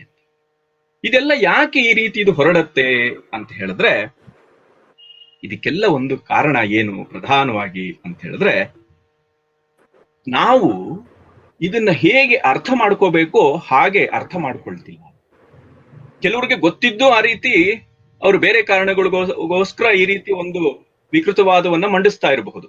ಆದ್ರೆ ಮುಖ್ಯವಾಗಿ ಈ ರೀತಿಯ ಒಂದು ನಿಲುವುಗಳು ಯಾಕೆ ಬರುತ್ತೆ ಅಂತ ಹೇಳಿದ್ರೆ, ಅದಕ್ಕೆ ಮುಖ್ಯವಾಗಿ ನಾವು ಇದನ್ನ ಹೇಗೆ ಅರ್ಥ ಮಾಡ್ಕೋಬೇಕೋ ಹಾಗೆ ಅರ್ಥ ಮಾಡ್ಕೊಳ್ತಾ ಇಲ್ಲ ಅನ್ನುವಂಥದ್ದು. ನಾನು ಕೆಲವೊಂದೇನು ಉದಾಹರಣೆಗಳು ಕೊಟ್ಟೆ, ಚಾಮುಂಡಿ, ಮಹಿಷಾಸುರ, ಗಣಪತಿಯ ಕಲ್ಪನೆ, ಆಮೇಲೆ ರಾಮಾಯಣದ ಕಥೆ ಇರ್ಬೋದು, ಮಹಾಭಾರತದ ಕಥೆ, ವೇದಗಳಲ್ಲಿ ಬರುವಂತಹ ಕಥೆಗಳು, ಇದೆಲ್ಲವೂ ಕೂಡ ನಾವು ವಿಶಾಲವಾದಂಥ ಒಂದು ಅರ್ಥದಲ್ಲಿ ನಾವು ನೋಡಿದ್ರೆ ಅದೆಲ್ಲವೂ ಕೂಡ ಪುರಾಣ ಅಂತ ಆಗುತ್ತೆ. ಪುರಾಣ ಅಂತ ಹೇಳಿದ್ರೆ ಕೇವಲ 18 ಪುರಾಣಗಳು ಅನ್ನುವಂಥ ಅರ್ಥದಲ್ಲ. ನಾವು ಇಂಗ್ಲಿಷ್ ನಲ್ಲಿ ಏನು ಮೈಥಾಲಜಿ ಅಂತ ಕರಿತೀವಿ, ಅದಕ್ಕೆ ಸಂವಾದಿಯಾಗಿ ನಾವು ಪುರಾಣ ಅಂತ ಹೇಳಿ ಒಂದು ಶಬ್ದವನ್ನು ಇಟ್ಕೋಬಹುದು. ಸದ್ಯಕ್ಕೆ ಅದು ಹೊಂದತ್ತೋ ಇಲ್ವೋ ಅದು ಬೇರೆ ಡಿಬೇಟ್. ಆದ್ರೆ ಸದ್ಯಕ್ಕೆ ನಾವು ಹಾಗೆ ಇಟ್ಕೊಂಡಾಗ ನಾವು ಅದನ್ನ ಹೇಗೆ ನೋಡ್ಬೇಕು ಅನ್ನುವಂಥದ್ದು ಬಹಳ ಮುಖ್ಯವಾದಂಥದ್ದು. ನಮ್ಮಲ್ಲಿ ಈಗ ಮೈಥಾಲಜಿ, ಮಿತ್ ಅಂತ ಹೇಳಿದ ಕೂಡಲೇ ಅದು ಸುಳ್ಳು ಅನ್ನುವಂಥ ಒಂದು ಅಭಿಪ್ರಾಯ ಬಂದಿದೆ. ಅದಲ್ಲ, ಅಲ್ಲೇ ನಾವು ತಪ್ಪಾಗಿ ಅರ್ಥ ಮಾಡ್ಕೊಳ್ತಾ ಇದ್ದೀವಿ ಅಂತ. ಈ ಮಿಥ್ ಅಂದ್ರೆ ಏನು, ಮೈಥಾಲಜಿ ಅಂದ್ರೆ ಏನು, ಪುರಾಣ ಅಂದ್ರೆ ಏನು ಅನ್ನುವಂಥದ್ದು ಬಹಳ ಒಂದು ವಿಶೇಷವಾದಂಥ ಒಂದು ಸಂಗತಿ. ಅದು ಬಹಳ ಆಳವಾಗಿ ಸೂಕ್ಷ್ಮವಾಗಿ ನಾವು ಯೋಚನೆ ಮಾಡಬೇಕಾದಂಥ ಸಂಗತಿ. ಸಾವಿರಾರು ವರ್ಷಗಳಿಂದ ಕೇವಲ ಭಾರತೀಯ ಸಂಸ್ಕೃತಿಯಲ್ಲಿ ಅಷ್ಟೇ ಅಲ್ಲ, ಜಗತ್ತಿನ ಯಾವುದೇ ನೀವು ಪ್ರಾಚೀನ ಸಂಸ್ಕೃತಿಯನ್ನ ತಗೊಂಡ್ರು ಕೂಡ ಆ ಸಂಸ್ಕೃತಿಗಳೆಲ್ಲವೂ ಅರಳಿರುವಂಥದ್ದೇ ಈ ಒಂದು ಪುರಾಣ ಪ್ರಜ್ಞೆಯಲ್ಲಿ. ನಾವು ಇದನ್ನ ಅರ್ಥನೆ ಮಾಡ್ಕೊಳ್ತಾ ಇಲ್ಲ. ಅದರ ಬದಲಿಗೆ ಇದು ಬಹಳ ವಿಸ್ತಾರವಾದಂತ ವಿಷಯ. ಇದ್ರ ಬಗ್ಗೆ ನಾವು ಗಂಟೆಗಟ್ಟಲೆ ಮಾತಾಡಬಹುದು. ಅಷ್ಟು ಒಂದು ವ್ಯಾಪಕವಾಗಿರುವಂತಹ ಆಳವಾಗಿರುವಂತಹ ಒಂದು ವಿಷಯ ಇದು. ನಾನು ಸ್ವಲ್ಪ ಮಟ್ಟಿಗೆ ಅಲ್ಲಲ್ಲಿ ಸ್ಪರ್ಶ ಮಾಡ್ತೀನಿ. ಆಮೇಲೆ ಏನಾದ್ರೂ ಪ್ರಶ್ನೋತ್ತರಗಳಿಗೆ ಏನಾದ್ರೂ ಅವಕಾಶ ಇದ್ರೆ ಆಮೇಲೆ ನೋಡ್ಬೋದು. ನನ್ಗೆ ಗೊತ್ತಿಲ್ಲ ಕಾರ್ಯಕ್ರಮದ ಸ್ವರೂಪ ಹೇಗೆ ಅಂತ. ಏನಿದು ಪುರಾಣವನ್ನ ನಾವು ಯಾಕೆ ತಪ್ಪು ತಿಳ್ಕೊಳ್ತಾ ಇದ್ದೀವಿ, ಹೇಗೆ ತಿಳ್ಕೊಬೇಕಿತ್ತು ಅಂತ ಹೇಳಿದ್ರೆ, ಉದಾಹರಣೆಗೆ ಒಂದನ್ನ ನಾವು ಹೇಗೆ ತಪ್ಪು ತಿಳ್ಕೊಳ್ತಾ ಇದ್ದೀವಿ ಅನ್ನೋದಕ್ಕೆ ಒಂದನ್ನ ನಾವು ಹೇಳ್ಬೋದು. ಹಲವಾರು ರೀತಿಯಲ್ಲಿ ತಪ್ಪು ಕಲ್ಪನೆಗಳು ಮೂಡ್ತಾ ಇವೆ. ಒಂದೇನು ಅಂತ ಹೇಳಿದ್ರೆ, ಈ ಪುರಾಣಗಳನ್ನ ನಾವು ಇತಿಹಾಸ ಅಂತ ಹೇಳಿ ತಗೊಳ್ತಾ ಇದ್ದೀವಿ. ನಮ್ಮಲ್ಲಿ ಮಹಾಭಾರತವನ್ನ ಇತಿಹಾಸ ಅಂತ ಕರೆದಿದ್ದಾರೆ, ಅದು ಬೇರೆ ಅರ್ಥ. ಈಗ ನಾವು ಹಿಸ್ಟ್ರಿ ಅಂತ ಏನ್ ಕರಿತೀವಿ ಆ ಅರ್ಥದಲ್ಲಿ, ಅಂದ್ರೆ ಅದು ಆಕ್ಚುಲ್ ಆಗಿ ಒಂದು ಕಾಲಘಟ್ಟದಲ್ಲಿ ನಡೆದಿದೆ, ಅದು ವಿತ್ ಫ್ಯಾಕ್ಟ್ಸ್, ಅಲ್ಲಿರುವಂತದ್ದೆಲ್ಲ ಹಾಗಾಗೆ ನಡೆದಿದೆ ಅನ್ನುವಂಥ ಒಂದು ಅಭಿಪ್ರಾಯದಲ್ಲಿ ನಾವು ತಗೊಳ್ತಾ ಇದ್ದೀವಿ. ಇದು ಬಹಳ ಒಂದು ತಪ್ಪಾದಂಥ ಒಂದು ಧೋರಣೆ ಇದು. ಅಂದ್ರೆ ಇದೆಲ್ಲ ಹಾಗಿದ್ರೆ ಈ ಪುರಾಣಗಳಲ್ಲಿ ಬರುವಂತದ್ದು ಇದೆಲ್ಲ ಐತಿಹಾಸಿಕವಾಗಿ ನಡೆದಿಲ್ವಾ ಅಂತ ಹೇಳಿದ್ರೆ ನಡೆದಿರಬಹುದು ಸ್ವಲ್ಪ ಮಟ್ಟಿಗೆ. ಆದ್ರೆ ಎಲ್ಲವೂ ಕೂಡ ಆ ಐತಿಹಾಸಿಕವಾಗಿ ನಾವಿವತ್ತೇನು ಇತಿಹಾಸ ಅಂತ ಹೇಳ್ತಾ ಇದ್ದೀವಿ ಆ ರೀತಿಯ ಇತಿಹಾಸ ಅಲ್ಲ. ಹಾಗಿದ್ರೆ ಏನು? ಈ ಇತಿಹಾಸವನ್ನು ಮೀರಿದಂಥ ಒಂದು ಪ್ರಜ್ಞೆಯ ಸ್ತರದಲ್ಲಿ ನಡೆದಿರುವಂಥ ಮನುಷ್ಯನ ಒಂದು ಅಂತರ್ಪ್ರಜ್ಞೆ, ಅವನ ಒಳಗಡೆ ಏನೊಂದು ಪ್ರಜ್ಞೆ ಅನ್ನುವಂಥದ್ದು ಇದೆಯಲ್ಲ, ಅದು ತನ್ನ ಜೀವನದ ಒಳಿತಿಗಾಗಿ ರೂಪಿಸಿಕೊಂಡಂತ ಸಂಕೇತಗಳಿದು. ಏನು ಸಂಕೇತ ಅಂದ್ರೆ ಏನು ಅಂತ ಹೇಳಿದ್ರೆ, ಇದು ದಾರಿ ಅಂತ ತೋರಿಸುವಂಥದ್ದು. ಅದೇ ಅಲ್ಲ ಅದು. ಉದಾಹರಣೆಗೆ ಬೆಂಗಳೂರಿಂದ ಹುಬ್ಬಳ್ಳಿಗೆ ಇಷ್ಟು ಕಿಲೋಮೀಟರ್ ಅಂತ ಹೇಳಿ ಅಲ್ಲಿ ಒಂದು ಮೈಲುಗಲ್ಲು ಇದೆ ಅಂತ ಹೇಳಿದ್ರೆ, ಆ ಮೈಲುಗಲ್ಲು ಮೇಲೆ ಕೂತ್ಕೊಂಡ್ರೆ ಹುಬ್ಬಳ್ಳಿಗೆ ಹೋಗಲ್ಲ ನಾನು. ಬೆಂಗಳೂರಿಂದ ಎಷ್ಟು ದೂರ ಇದೆ ಅಂತ ಹೇಳಿ ಒಂದು ಸಂಕೇತ, ಅದೊಂದು ಚಿಹ್ನೆಯಾಗಿ ಕಾಣುತ್ತೆ. ಈ ಚಿಹ್ನೆ ಸಂಕೇತ ಇದು ಸ್ವಲ್ಪ ತಾತ್ವಿಕವಾಗಿ ಸ್ವಲ್ಪ ವ್ಯತ್ಯಾಸ ಇದೆ. ಆದ್ರೆ ನಾವು ಸ್ವಲ್ಪ ಒಂದು ಸರಳ ಮಾಡಿಕೊಂಡು ಸಾಕಷ್ಟು ಸಂಗತಿಗಳನ್ನ ನಾನು ಹೇಳ್ತಾ ಇರ್ತೀನಿ. ಅದು ಅಕಾಡೆಮಿಕ್ ಆಗಿ ನೋಡಿದ್ರೆ ಇನ್ನೂ ಬಹಳ ಒಂದು ಇಷ್ಟೇ ಅನ್ನುವಂತ ಒಂದು ನಿಖರವಾದಂತ ಅರ್ಥ ಮಾಡ್ಕೊಂಡು ಹೋಗುವಂತ ವಿಷಯಗಳಿದೆಲ್ಲ ಇರ್ಲಿ. ಇನ್ನೊಂದು ಹೇಳ್ಬೋದು, ಏನು, ಈಗ ನೀವು ಒಂದು ಮೆಡಿಕಲ್ ಸ್ಟೋರ್ಗೆ ಹೋಗ್ಬೇಕಾಗಿದೆ, ಕೊರೋನಾ ಸಮಯ ಅಂತ ಇಟ್ಕೊಳ್ಳಿ, ಬೇರೆ ಊರಿಗೆ ಬಂದಿದ್ದೀರಿ, ತಕ್ಷಣಕ್ಕೆ ನಿಮ್ಗೆ ಔಷಧ ಬೇಕು. ನೀವು ಯಾವುದೋ ಒಂದು ಭಾಷೆ, ನಿಮ್ಗೆ ಗೊತ್ತಿಲ್ದಿರೋಂಥ ಒಂದು ಭಾಷೆ ಇರುವಂತ ಒಂದು ದೇಶಕ್ಕೆ, ರಾಜ್ಯಕ್ಕೆ ಹೋಗ್ಬಿಟ್ಟಿದ್ದೀರಿ. ಆಗ ನೀವು ಮೆಡಿಕಲ್ ಸ್ಟೋರ್ ಹುಡುಕೊಂಡು ಹೋದ್ರೆ ನಿಮ್ಗೆ ಭಾಷೆ ಬರೋಲ್ಲ ಓದೋದಿಕ್ಕೆ. ಆಗ ಏನ್ ನೋಡ್ತೀರಿ? ಹಾಗೆ ಭಾಷೆ ಬರದೇ ಇದ್ದವ್ರಿಗೂ ಅರ್ಥವಾಗಬೇಕು ಅನ್ನುವಂಥ ಒಂದು ಕ್ರಮವನ್ನ ರೂಪಿಸ್ಕೊಂಡಿದ್ದೀವಿ ನಾವು. ಏನದು? ನೀವೊಂದು ಪ್ಲಸ್ ಆಕಾರದಲ್ಲಿ ಒಂದು ಬೋರ್ಡ್ ಏನಾದ್ರು ಕಂಡ್ರೆ ಅಲ್ಲಿ ಓಹೋ ಇದು ಮೆಡಿಕಲ್ ಸ್ಟೋರ್ ಅಂತ ಹೇಳಿ ಗೊತ್ತಾಗುತ್ತೆ. ಅದು ಚಿಹ್ನೆ. ಅಂದ್ರೆ ಏನು? ಮೆಡಿಕಲ್ ಸ್ಟೋರ್ ಅನ್ನ ಸೂಚಿಸುತ್ತೆ. ಅದೇ ಮೆಡಿಕಲ್ ಸ್ಟೋರ್ ಅಲ್ಲ, ಆದ್ರೆ ಇಲ್ಲಿ ಮೆಡಿಕಲ್ ಸ್ಟೋರ್ ಇದೆ ನೋಡಿ ಅಂತ ತೋರಿಸುತ್ತೆ. ಹಾಗೆ ಇದೆಲ್ಲವೂ ಕೂಡ ಸಂಕೇತಗಳು. ಈ ಸಂಕೇತವನ್ನ ನಾವು ನೋಡಿದ್ರೆ ಆ ಮೂಲ ವಸ್ತು ನಮಗೆ ಸ್ಮರಣೆ ಬರುತ್ತೆ. ಆ ಮೂಲ ವಸ್ತುವನ್ನ ನಾವು ಸಾಕ್ಷಾತ್ಕಾರ ಮಾಡ್ಕೊಳ್ಳೋದಿಕ್ಕೆ, ನಮ್ಮದನ್ನಾಗಿ ಮಾಡ್ಕೊಳ್ಳೋದಿಕ್ಕೆ, ಔಷಧ ಅಂಗಡಿಗೆ ನಾನು ಆ ಪ್ಲಸ್ ಆಕಾರ ನೋಡಿದ್ರೆ ಓಹೋ ಇಲ್ಲಿ ಔಷಧ ಅಂಗಡಿ ಈ ಕಡೆ ಇದೆ ಅಂತ ನಾನು ಹೋಗ್ತೀನಿ. ಹಾಗೆ ಈ ಕಥೆಗಳು, ಈ ಪೌರಾಣಿಕ ಕಥೆಗಳು, ಈ ಆಚರಣೆಗಳು, ಇದೆಲ್ಲವೂ ಕೂಡ ನಮ್ಮ ಮೂಲ ದ್ರವ್ಯ, ನಾವು ಮೂಲ ವಸ್ತು, ನಮ್ಮ ಹುಡುಕಾಟ ಏನಿದೆ, ನನಗೆ ನನ್ನ ಜೀವನದ ಸಂತೋಷಕ್ಕೋಸ್ಕರ, ನೆಮ್ಮದಿಗೋಸ್ಕರ ಏನು ಬೇಕಾಗಿದೆ ಅದನ್ನ ಸೂಚಿಸುವಂತ ಸಂಕೇತಗಳಿದು. ಅದೇ ಅಲ್ಲ, ಅದು ಹಾಗೆ ಮಾಡೋದ್ರಿಂದ ನನಗೆ ಒದಗುವಂತ ಒಂದು ಸ್ಥಿತಿ ಇದೆಯಲ್ಲ, ಅದಕ್ಕೋಸ್ಕರ ಇದು ಬಹಳ ಮಹತ್ವ ಅಂತ. ಹಾಗಾಗಿ ಈ ಪೌರಾಣಿಕ ಕಥೆಗಳು, ಈ ಪುರಾಣಗಳು ಅನ್ನುವಂಥದ್ದು, ಈ ಆಚರಣೆಗಳು, ಇದೆಲ್ಲವೂ ಕೂಡ ಅದೆಲ್ಲ ಸಂಕೇತಗಳು. ನಮ್ಮ ಜೀವನದ ಒಳಿತಿಗಾಗಿ ಸಂಸ್ಕೃತಿ ಸೃಷ್ಟಿಸಿರುವಂತ ಒಂದು ಏನು ಸಂಕೇತಗಳದು, ಸಿಂಬಲ್ಸ್ ಅಂತ ಕರೀಬಹುದು ನಾವು, ಇಮೇಜಸ್ ಅಂತ ಕರೀಬಹುದು. ಹೀಗೆ ಇದ್ರ ಬಗ್ಗೆ ಬಹಳ ಅದ್ಭುತವಾದ ರೀತಿಯಲ್ಲಿ ಯಾರು ನಮ್ಮ ಕುರ್ತಕೋಟಿಯವರು ನಿಮಗೆ ಹತ್ರ. ಹಾಗಾಗಿ ಅವರು ಹೇಳಿರುವಂತ ಕೆಲವೊಂದು ಮಾತುಗಳನ್ನ ಇಲ್ಲಿ ಹೇಳಿದ್ರೆ ನಿಮಗೆ ಅದರ ಸ್ವಾರಸ್ಯ ಏನು ಅನ್ನುವಂಥದ್ದು ಗೊತ್ತಾಗತ್ತೆ ಅಂತ ಅಂದ್ಕೊಂಡಿದ್ದೀನಿ.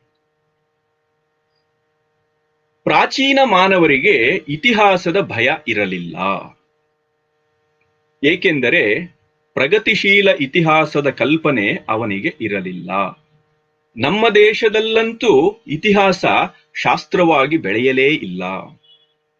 ಹೀಗೆಲ್ಲ ಹೇಳ್ತಾ ಇತಿಹಾಸ ಅದು ಫ್ಯಾಕ್ಟ್ಗಳನ್ನ ಹುಡುಕ್ತಾ ಹೋಗತ್ತೆ, ಆದರೆ ಪುರಾಣ ಅನ್ನುವಂಥದ್ದು ಒಂದು ಮೌಲ್ಯವನ್ನ ಹುಡುಕ್ತಾ ಹೋಗತ್ತೆ ಅನ್ನೋದನ್ನ ಅವರು ಉದ್ದಕ್ಕೂ ನಿರೂಪಣೆ ಮಾಡ್ಕೊಂಡ್ ಬಂದಿದ್ದಾರೆ. ತುಂಬಾ ಉದ್ದದ್ದು ಇರುವಂಥದ್ದಿದು, ನಾನು ತುಂಬಾ ಅದನ್ನ ಹೇಳೋದಕ್ಕೆ ಹೋಗೋದಿಲ್ಲ. ಹಾಗಾಗಿ ಈ ಇತಿಹಾಸ ಅನ್ನುವಂಥದ್ದು ಆಗೋಗಿರುವಂಥದ್ದು ಒಂದು ಫ್ಯಾಕ್ಟ್ ಅನ್ನ ಹಿಡಿದು ಹೇಳ್ತಾ ಇದೆ, ಕಥನ ಮಾಡ್ತಾ ಇದೆ ಅದು. ಆದರೆ ಈ ಪುರಾಣ ಅನ್ನುವಂಥದ್ದು ಆ ರೀತಿ ಒಂದು ಫ್ಯಾಕ್ಟ್ ಅನ್ನ ಹೇಳುವಂಥದ್ದಲ್ಲ, ಒಂದು ಮೌಲ್ಯವನ್ನ ಹೇಳುತ್ತೆ. ಮೌಲ್ಯ ಅನ್ನುವಂಥದ್ದು ಅದು ಆಗೋಗಿರುತ್ತೆ, ಒಂದು ಟೆಕ್ಸ್ಟ್ ಬುಕ್ ಒಳಗಡೆ, ಒಂದು ಪುಸ್ತಕದೊಳಗಡೆ ಸೇರ್ಕೊಂಡ್ಬಿಟ್ಟಿರುತ್ತೆ ಅಂತಲ್ಲ. ಮೌಲ್ಯ ಅನ್ನುವಂಥದ್ದು ಆ ಕ್ಷಣ ಸಾಕ್ಷಾತ್ಕಾರ ಆಗ್ತಾ ಇರುವಂಥದ್ದು. ಹಾಗಾಗಿ ಈ ಪುರಾಣದ ಕೆಲಸ ಬೇರೆನೆ. ಅವರು ಒಂದು ಅದ್ಭುತವಾದಂತ ಒಂದು ಹೋಲಿಕೆಯನ್ನ ಕೊಡ್ತಾರೆ. ಪುರಾಣ ಅಂತ ಹೇಳಿದ್ರೆ ನಾವು ಯಾವತ್ತೂ ನಡೆದೋಗಿರೋದು ಅಂತ ಅಂದ್ಕೊಂಡಿದ್ದೀವಿ, ಅದಲ್ಲ. ಇತಿಹಾಸ ಯಾವತ್ತೂ ನಡೆದೋಗಿರುವಂಥದ್ದು, ನಾವಿವತ್ತ ಅದನ್ನ ನಮಗೆ ತಿಳಿದ ಹಾಕಿ ತಿಳ್ಕೊಳ್ತೀವಿ. ಪುರಾಣ ಅನ್ನುವಂಥದ್ದು ಹಾಗಲ್ಲ. ನೋಡಿ, ಅವ್ರದೇ ಮಾತು ನಾನು ಹೇಳ್ತೀನಿ. ಪುರಾಣ ಎಂದರೆ ಕೇವಲ ಹಳೆಯದಲ್ಲ, ಅದು ನಿತ್ಯವೂ ನಡೆಯುತ್ತಿರುವ ಘಟನೆ. ಒಂದು ಉದಾಹರಣೆ ಕೊಡ್ತಾರೆ ಅವರೇ. ಪ್ರತಿ ವರ್ಷ ನಾವು ಆಚರಿಸುವ ತುಳಸಿಯ ಮದುವೆ ಲೌಕಿಕ ಜಗತ್ತಿನಲ್ಲಿ ನಡೆಯುವ ಎಲ್ಲ ಮದುವೆಗಳ ಹಿಂದಿನ ಕಾರಣ ಪ್ರತಿಮೆಯಾಗಿದೆ. ಆ ದೈವಿಕವಾದ ಮದುವೆ ತನ್ನಷ್ಟಕ್ಕೆ ತಾನು ಸಂಪೂರ್ಣವಾದದ್ದು. ಅದು ಸ್ಥಿತಿಯೇ ಹೊರತು ಅದಕ್ಕೆ ಬೆಳವಣಿಗೆ ಮತ್ತು ಗತಿ ಇರುವುದಿಲ್ಲ. ನಮ್ಮ ಲೌಕಿಕ ಜೀವನದ ಗುರಿ ಗಮ್ಯ ಇರುವುದು ಇಲ್ಲಿ. ಆದರೆ ಇಹ ಮತ್ತು ಪರಗಳು ಒಂದಕ್ಕೊಂದು ವಿರುದ್ಧವಾದವುಗಳಲ್ಲ, ಅವುಗಳಿಗೆ ಗಾಢವಾದ ಸಂಬಂಧ ಇದೆ. ಆದ್ದರಿಂದಲೇ ಇತಿಹಾಸ ಪುರಾಣವಾಗಲು ಹಾತೊರೆಯುತ್ತದೆ. ಹೀಗೆ ಹೇಳ್ಕೊಂಡು ಹೋಗ್ತಾರೆ. ಇದು ಬಹಳ, ಇದ್ರ ಬಗ್ಗೆನೇ ಎಷ್ಟು ಮಾತಾಡ್ಬಿಡ್ಬೋದು, ಅಷ್ಟು ಆಳವಾಗಿರುವಂತ ಒಂದು ಮಾತು. ಅಂದ್ರೆ ಏನು ತಾತ್ಪರ್ಯ ಅಂತ ಹೇಳಿದ್ರೆ, ಇವತ್ತು ನಾನು ಮಹಿಷಾಸುರ ವಧೆಯನ್ನ ಚಾಮುಂಡಿ ಮಾಡ್ತಾ ಇದ್ದಾಳೆ ಅಂತ ನಾನು ಮಾಡುವಂಥದ್ದು, ಅದು ಯಾವತ್ತೋ ನಡೆದೋಗಿರುವಂತ ಇತಿಹಾಸದಲ್ಲಿ ನಡೆದಿರುವಂತ ಘಟನೆಯನ್ನ ನಾನು ನ್ಯೂಸ್ ಪೇಪರ್ ತರ ಓದ್ತಾ ಇಲ್ಲ ಮರುದಿನ. ಇವತ್ತು ಮಹಿಷಾಸುರ ಅನ್ನುವಂಥದ್ದು ಏನು ಅಂತ ಹೇಳಿದ್ರೆ, ಅದು ಇವತ್ತಿಗೂ ಇರುವಂತ ಒಂದು ಕೇಡುತನ, ಕೆಡಕು, ಒಂದು ಕೆಟ್ಟದ್ದು ಅಂತ ನಾವೇನ್ ಹೇಳ್ತೀವಿ. ಆ ದುಃಖ ಅನ್ನುವಂಥದ್ದು, ಹಿಂಸೆ ಅನ್ನುವಂಥದ್ದು, ಕ್ರೌರ್ಯ ಅನ್ನುವಂಥದ್ದು, ಕೇಡು ಅನ್ನುವಂಥದ್ದು, ಅದೆಲ್ಲದಕ್ಕೂ ಒಂದು ಸಂಕೇತ. ಆ ಮಹಿಷ, ಅದು ಕಥೆ ಬರುತ್ತೆ ದುರ್ಗಾ ಸಪ್ತಶತಿಯಲ್ಲಿ ಓದಿರುವಂಥವ್ರಿಗೆ ಗೊತ್ತಾಗತ್ತೆ. ಅವನು ಇಡೀ ದೇವಲೋಕವನ್ನ ತನ್ನ ವಶದಲ್ಲಿ ಇಟ್ಕೊಂಡು ಎಲ್ರಿಗೂ ತೊಂದರೆಯನ್ನ ಕೊಡ್ತಾ ಇರ್ತಾನೆ. ಅದರ ತಾತ್ಪರ್ಯ ಏನು ಅಂತ ಹೇಳಿದ್ರೆ, ನಮ್ಮ ಒಳಿತನ್ನ ಹಾಳು ಮಾಡ್ತಾ ಇರುವಂತ ಈ ಕೆಟ್ಟದ್ದಿದೆಯಲ್ಲ, ಅದರ ಸಂಹಾರ ನಡಿಬೇಕು. ಅದ್ರ ಸಂಹಾರ ನಡೀದೇ ಹೋದ್ರೆ ನಮಗೆ ನೆಮ್ಮದಿ ಅನ್ನುವಂಥದ್ದು ಸಿಗೋದಿಲ್ಲ, ಸಂತೋಷ ಅನ್ನುವಂಥದ್ದು ಸಿಗೋದಿಲ್ಲ ಅಂತ ಹೇಳಿ. ಅದಕ್ಕೆ ನಮಗೇನು ಬೇಕು? ಶಕ್ತಿ ಬೇಕು. ಆಗ ದೇವತೆಗಳೆಲ್ಲ ಸೇರಿ ಒಂದು ಶಕ್ತಿಯನ್ನ ಸೃಷ್ಟಿಸ್ತಾರೆ. ಆ ಶಕ್ತಿ ಮಹಿಷನನ್ನ ಸಂಹಾರ ಮಾಡುತ್ತೆ. ಇದೇ ನಡೆಯುವಂಥದ್ದು, ಇದು ನಿತ್ಯವೂ ನಡೆಯುತ್ತೆ. ಇವಾಗ ನನಗೇನೋ ಒಂದು ಆತಂಕ ಬಂದಿದೆ, ಉದಾಹರಣೆಗೆ ಈಗ ಒಂದು ಕೊರೋನಾ, ಈ ಕೋವಿಡ್ ಅನ್ನುವಂಥದ್ದೇ ನಮ್ಮ ಕಾಲದ ಮಹಿಷಾಸುರ. ಇದ್ರ ವಿರುದ್ಧ ನಾವು ಹೋರಾಡಬೇಕು ಅಂತಿದ್ರೆ ನಮ್ಗೆ ಬೇರೆ ಬೇರೆ ರೀತಿಯಲ್ಲಿ ಶಕ್ತಿಗಳು ಬೇಕಾಗಿದೆ. ಅದು ಯಾವ ರೀತಿ? ನಾವು ತೆಗೆದುಕೊಳ್ಳುವಂತ ಎಚ್ಚರಿಕೆಯಿಂದ ಮೊದಲುಗೊಂಡು ನಾವು ಕಂಡು ಹಿಡಿದಿರುವಂತ ವ್ಯಾಕ್ಸಿನ್ ವರ್ಗು, ಅದೆಲ್ಲವೂ ಕೂಡ ಶಕ್ತಿಯ ಸ್ವರೂಪಗಳೇ ಅಂತ ಹೇಳಿ. ಹಾಗೆ ಈ ಪ್ರತಿಮೆಗಳು ಅನ್ನುವಂಥದ್ದು, ಈ ಸಂಕೇತಗಳು ಅನ್ನುವಂಥದ್ದು ಪ್ರತಿ ಕ್ಷಣ ಒಂದು ನಿತ್ಯ ನೂತನ. ಅದು ಯಾವತ್ತಿಗೂ ಸಾಯುವಂಥದ್ದಲ್ಲ. ಯಾಕೆಂದ್ರೆ ಅದು ಮೌಲ್ಯ ಅಂತ. ಒಳಿತು ಮತ್ತು ಕೆಡುಕು ಇವುಗಳ ಘರ್ಷಣೆ ಇದೆಯಲ್ಲ, ಅದು ಮುಗಿದು ಹೋದಂಥದ್ದು ಇತಿಹಾಸದ ವಿಷಯ ಅಲ್ಲ. ಅದು ಪ್ರತಿ ಕ್ಷಣವೂ ನಡೀತಾ ಇರುತ್ತೆ. ಅದು ನನ್ನ ಮತ್ತೆ ಜಗತ್ತಿನ ಜೊತೆ ನಡೀತಾ ಇರುತ್ತೆ, ನನ್ನ ಒಳಗಡೆನೆ ನಡೀತಾ ಇರುತ್ತೆ, ಹೀಗೆ ಹಲವು ಪದರಗಳಲ್ಲಿ ನಡೀತಾ ಇರುತ್ತೆ ಅಂತ. ಇದೆಲ್ಲವನ್ನೂ ತನ್ನ ಗರ್ಭದಲ್ಲಿ ಇಟ್ಟುಕೊಂಡು ಒಂದು ಸಂಸ್ಕೃತಿ, ಒಂದು ಪ್ರತಿಮೆಯನ್ನ ರೂಪಿಸುತ್ತೆ ಅಂತ. ಇದು ಹೇಗೆ ಅಂತ ಹೇಳಿದ್ರೆ, ಈ ಪ್ಲಸ್ ಅಂತ ಹೇಳಿದ್ರೆ ಅದು ಇಲ್ಲಿ ಮೆಡಿಕಲ್ ಸ್ಟೋರ್ ಇದೆ ಅಂತ ಯಾಕೆ ಮಾಡ್ಬೇಕು? ಅದೊಂದು ಆ ಒಂದು ನಮ್ಮ ಪರಿಸರ, ನಮ್ಮ ಸಮಾಜ ಅದೊಂದು ಸೃಷ್ಟಿಸಿಕೊಂಡಂತ ಪ್ರತಿಮೆ ಅದು. ಹಾಗೆ ಈ ಕಥೆಗಳ ಮೂಲಕ ಈ ಮಹಿಷ, ಚಾಮುಂಡಿ ಇರಬಹುದು, ಮತ್ತೆ ಬರುತ್ತಲ್ವ ಅಲ್ಲಿ ಏನು ಎಲ್ಲ ಮೂರು ಶಕ್ತಿಗಳು 9 ಸ್ವರೂಪದಲ್ಲಿ ಕಾಣಿಸುವಂತದ್ದು, ಇದೆಲ್ಲವೂ ಕೂಡ ಅದೇ ರೀತಿಯಲ್ಲಿ ಸಂಸ್ಕೃತಿ ಸೃಷ್ಟಿಸಿರುವಂತ ಮೌಲ್ಯಗಳು, ನಮಗೆ ಈಗ ಬೇಕಾಗಿರುವಂತ ಮೌಲ್ಯಗಳಿಗೆ ಒಂದು ದಾರಿಯನ್ನ ತೋರಿಸುವಂತ ಒಂದು ಸಂಕೇತಗಳು ಅನ್ನೋದನ್ನ ನಾವು ಅಲ್ಲಿ ನೋಡಬಹುದು. ಅದಕ್ಕೆ ಅದು ನಿತ್ಯವೂ, ಅಂದ್ರೆ ಪ್ರತಿ ವರ್ಷವೂ ಆಗಿದ್ರೆ ತುಳಸಿ ಮದುವೆ ನಡೆಯುತ್ತೆ ಅಂತ ಹೇಳಿದ್ರೆ, ಹಾಗಿದ್ರೆ ಏನು ಪ್ರತಿ ವರ್ಷವೂ ಅದು ಮದುವೆ ಹೊಸದಾಗಿ ಅಂತ ಹೇಳಿದ್ರೆ ಅದು ನಿರಂತರ, ಅದು ಶಾಶ್ವತ ಅನ್ನುವಂತ ಸೂಚನೆ ಮಾಡೋದಕ್ಕೋಸ್ಕರ ನಾವು ಅದರ ಆಚರಣೆಯನ್ನ ಜೀವಂತವಾಗಿ ಇಟ್ಕೊಂಡಿರ್ತೀವಿ ಅಂತ. ಹಾಗಾಗಿ ಈ ಮಿಥ್ಯಗಳನ್ನ ನಾವು ಅರ್ಥ ಮಾಡ್ಕೋಬೇಕು ಅಂತಿದ್ರೆ, ಅದು ನಾವು ಯಾವುದೋ ಒಂದು ಕಾಲದಲ್ಲಿ, ಏನು 1950 ಹುಟ್ಟಿದ, 1975 ಹೊರಟೋದ ಅನ್ನುವ ರೀತಿಯ ಇತಿಹಾಸದ ದಾಖಲೆ ಅಲ್ಲ. ಅದು ಯಾವ ಕಾಲದಲ್ಲೂ ನಡೀತಾ ಇರುವಂತ ಒಂದು ಮೌಲ್ಯ ಅಪಮೌಲ್ಯಗಳ ಒಂದು ನಿರಂತರವಾದಂತ ಒಂದು ಚಕ್ರ ಅದು ಅನ್ನೋದನ್ನ ನಾವು ಗಮನದಲ್ಲಿಟ್ಕೋಬೇಕು. ಇದು ಬಹಳ ಮುಖ್ಯ. ಹೀಗಾಗಿ ನಾವೆಲ್ಲರೂ ಕೂಡ ಯಾಕೆ ಸಂಸ್ಕೃತಿಯನ್ನ ತಪ್ಪಾಗಿ ಅರ್ಥ ಮಾಡ್ಕೊಳ್ತಾ ಇದ್ದೀವಿ, ಈ ಪುರಾಣಗಳ ಗಣೇಶ ಏನೋ ಹಾಗುಟ್ಟೋದಕ್ಕೆ ಸಾಧ್ಯವಾ, ಅದು ನಾವು ಐತಿಹಾಸಿಕವಾಗಿ ತಗೊಳ್ತಾ ಇದ್ದೀವಿ. ಅದ್ರ ಹಿಂದೆ ಒಂದು ತಾತ್ವಿಕತೆ ಇದೆ. ಗಣಪತಿ ಸ್ತ್ರೀ ಪುರುಷ ಸಮಾಗಮದಿಂದ ಆಗಲಿಲ್ಲ ಅಂತ ಹೇಳಿದ್ರೆ ಅದರ ಅರ್ಥ ಅವನು ಕಾಮಾತೀತ ತತ್ವ ಅದು ಅಂತ. ಅದು ಸಹಜ, ಸೃಷ್ಟಿಯಲ್ಲಿ ಆತರ ನಡೆಯೋದಿಕ್ ಸಾಧ್ಯ ಇಲ್ಲ. ಹೌದು, ನಮ್ಮ ಜಗತ್ತಿನಲ್ಲಿ ನಾವು ವಿಜ್ಞಾನದ ಪ್ರಕಾರ ಅದು ನಡೆಯೋದಿಕ್ಕೆ ಸಾಧ್ಯ ಇಲ್ಲ. ಆದರೆ ಅದ್ರ ಹಿಂದೆ ಒಂದು ತತ್ವ ಇದೆ, ಆ ತತ್ವಕ್ಕೆ ಅದು ಸಾಧ್ಯ ಮಾಡಿಸುತ್ತೆ. ಅದೊಂದು ಮೌಲ್ಯ, ಅದು ಕಾಮಾತೀತವಾದಂತ ಒಂದು ತತ್ವ ಜಗತ್ತಿನಲ್ಲಿ ಉಂಟಾಗಿದೆ, ಅದು ನಮ್ಮನ್ನ ಕಾಪಾಡಬಲ್ಲದು. ಈ ರೀತಿ ಒಂದು ಪ್ರಜ್ಞೆ ಇದೆಯಲ್ಲ, ಅದು ಆ ರೀತಿಯ ಪ್ರತಿಮೆಗಳನ್ನ ಪುರಾಣಗಳನ್ನ ಸೃಷ್ಟಿ ಮಾಡತ್ತೆ ಅಂತ ಹೇಳಿ. ಇದು ಯಾಕೆ ಬೇಕಾಗತ್ತೆ ಅಂತ ಹೇಳಿದ್ರೆ, ಇದು ರಸ್ತೆ ಗೊತ್ತಾಗ್ಬೇಕಲ್ಲ ನಮ್ಗೆ. ನಾವು ಇದನ್ನೇ ರಸ್ತೆ ಅಂತ ಯಾಕೆ ಮಾಡ್ಬೇಕು, ಅದ್ರ ಪಕ್ಕದಲ್ಲಿ ಮಾಡ್ಬೋದಾಗಿತ್ತಲ್ವಾ. ನೀವು ಅದ್ರ ಪಕ್ಕದಲ್ಲಿ ಮಾಡಿದಿದ್ರೆ ಅದನ್ನ ಅಲ್ಲಿ ಯಾಕೆ ಮಾಡಿದ್ರೆ ಇಲ್ಲಿ ಮಾಡ್ಬೋದಾಗಿತ್ತಲ್ಲ ಅಂತ ಹೇಳ್ತೀವಿ. ಎಲ್ಲೋ ಒಂದ್ ಜಾಗದಲ್ಲಿ ರಸ್ತೆ ಅಂತೂ ಮಾಡ್ಬೇಕು ತಾನೆ. ಹಾಗೆ ಇಡೀ ಊರೇ ರಸ್ತೆ ಆಗೋದಿಲ್ವಲ್ಲ, ಊರಿಗೆ ಹೋಗೋದಕ್ಕೆ ಒಂದು ರಸ್ತೆ ಬೇಕು ತಾನೆ. ಹಾಗೆ ಈ ಪುರಾಣಗಳು ಅನ್ನುವಂಥದ್ದು ನಮ್ಮ ಗುರಿಯನ್ನು ತಲುಪೋದಕ್ಕೆ ಒಂದು ಸಂಸ್ಕೃತಿ ರೂಪಿಸಿಕೊಂಡಂತ ಒಂದು ಪ್ರತಿಮೆಗಳದು ಅನ್ನೋದನ್ನ ನಾವು ಗಮನಿಸ್ಬೇಕು. ವೇದಗಳಲ್ಲಿ ಒಂದು ಅದ್ಭುತವಾದಂತ ಒಂದು ಮಾತು ಬರುತ್ತೆ. ಇದೆಲ್ಲ ಯಾಕೆ ನಮಗೆ ಸುಲಭಕ್ಕೆ ಅರ್ಥವಾಗೋದಿಲ್ಲ ಅಂತ. ಇದು ಸುಲಭಕ್ಕೆ ಅರ್ಥವಾಗೋದಿಲ್ಲ ಯಾಕೆ ಅಂತ ಹೇಳಿದ್ರೆ, ನಾವು ಆ ಪರಂಪರೆಗೆ ಕ್ರಮೇಣ ದೂರವಾಗ್ತಾ ಬರ್ತಾ ಇದ್ದೀವಿ. ಇದಕ್ಕೆ ಕಾರಣಗಳು ಹಲವು. ನಮ್ಮ ಸಂಸ್ಕೃತಿಯ ಮೇಲೆ ನಿರಂತರವಾಗಿ ನಡೆದಂತ ಹೊರಗಿನ ಆಕ್ರಮಣಗಳು, ಇಲ್ಲಿ ನಮ್ಮ ಶಿಕ್ಷಣ ಪದ್ಧತಿ ಶಿಥಿಲವಾಯಿತು, ಹೀಗೆ ಬೇರೆ ಬೇರೆ ಬೇರೆ ರೀತಿಯಲ್ಲಿ ಇದಕ್ಕೆಲ್ಲ ನಾವು ಕಾರಣಗಳನ್ನ ಹುಡುಕ್ತಾ ಹೋಗ್ಬೋದು. ಕಾರಣಗಳು ಏನು ಹುಡುಕಿದ್ರು ಕೂಡ ಅದ್ರ ಫಲವಂತೂ ನಾವು ಅನುಭವಿಸ್ತಾ ಇದ್ದೀವಿ ಅಂತ. ಇದು ವೇದದ ಸಂದರ್ಭದಲ್ಲಿ ಒಂದು ಅದ್ಭುತವಾದಂತ ಒಂದು ಮಂತ್ರ ಬರುತ್ತೆ. ಏನಿದು ಅಂತ ಹೇಳಿದ್ರೆ, ಅದು ಕತೆ ತಾನೇ, ನಮ್ಗೆ ಅರ್ಥವಾಗ್ಬೇಕಿತ್ತಲ್ಲ.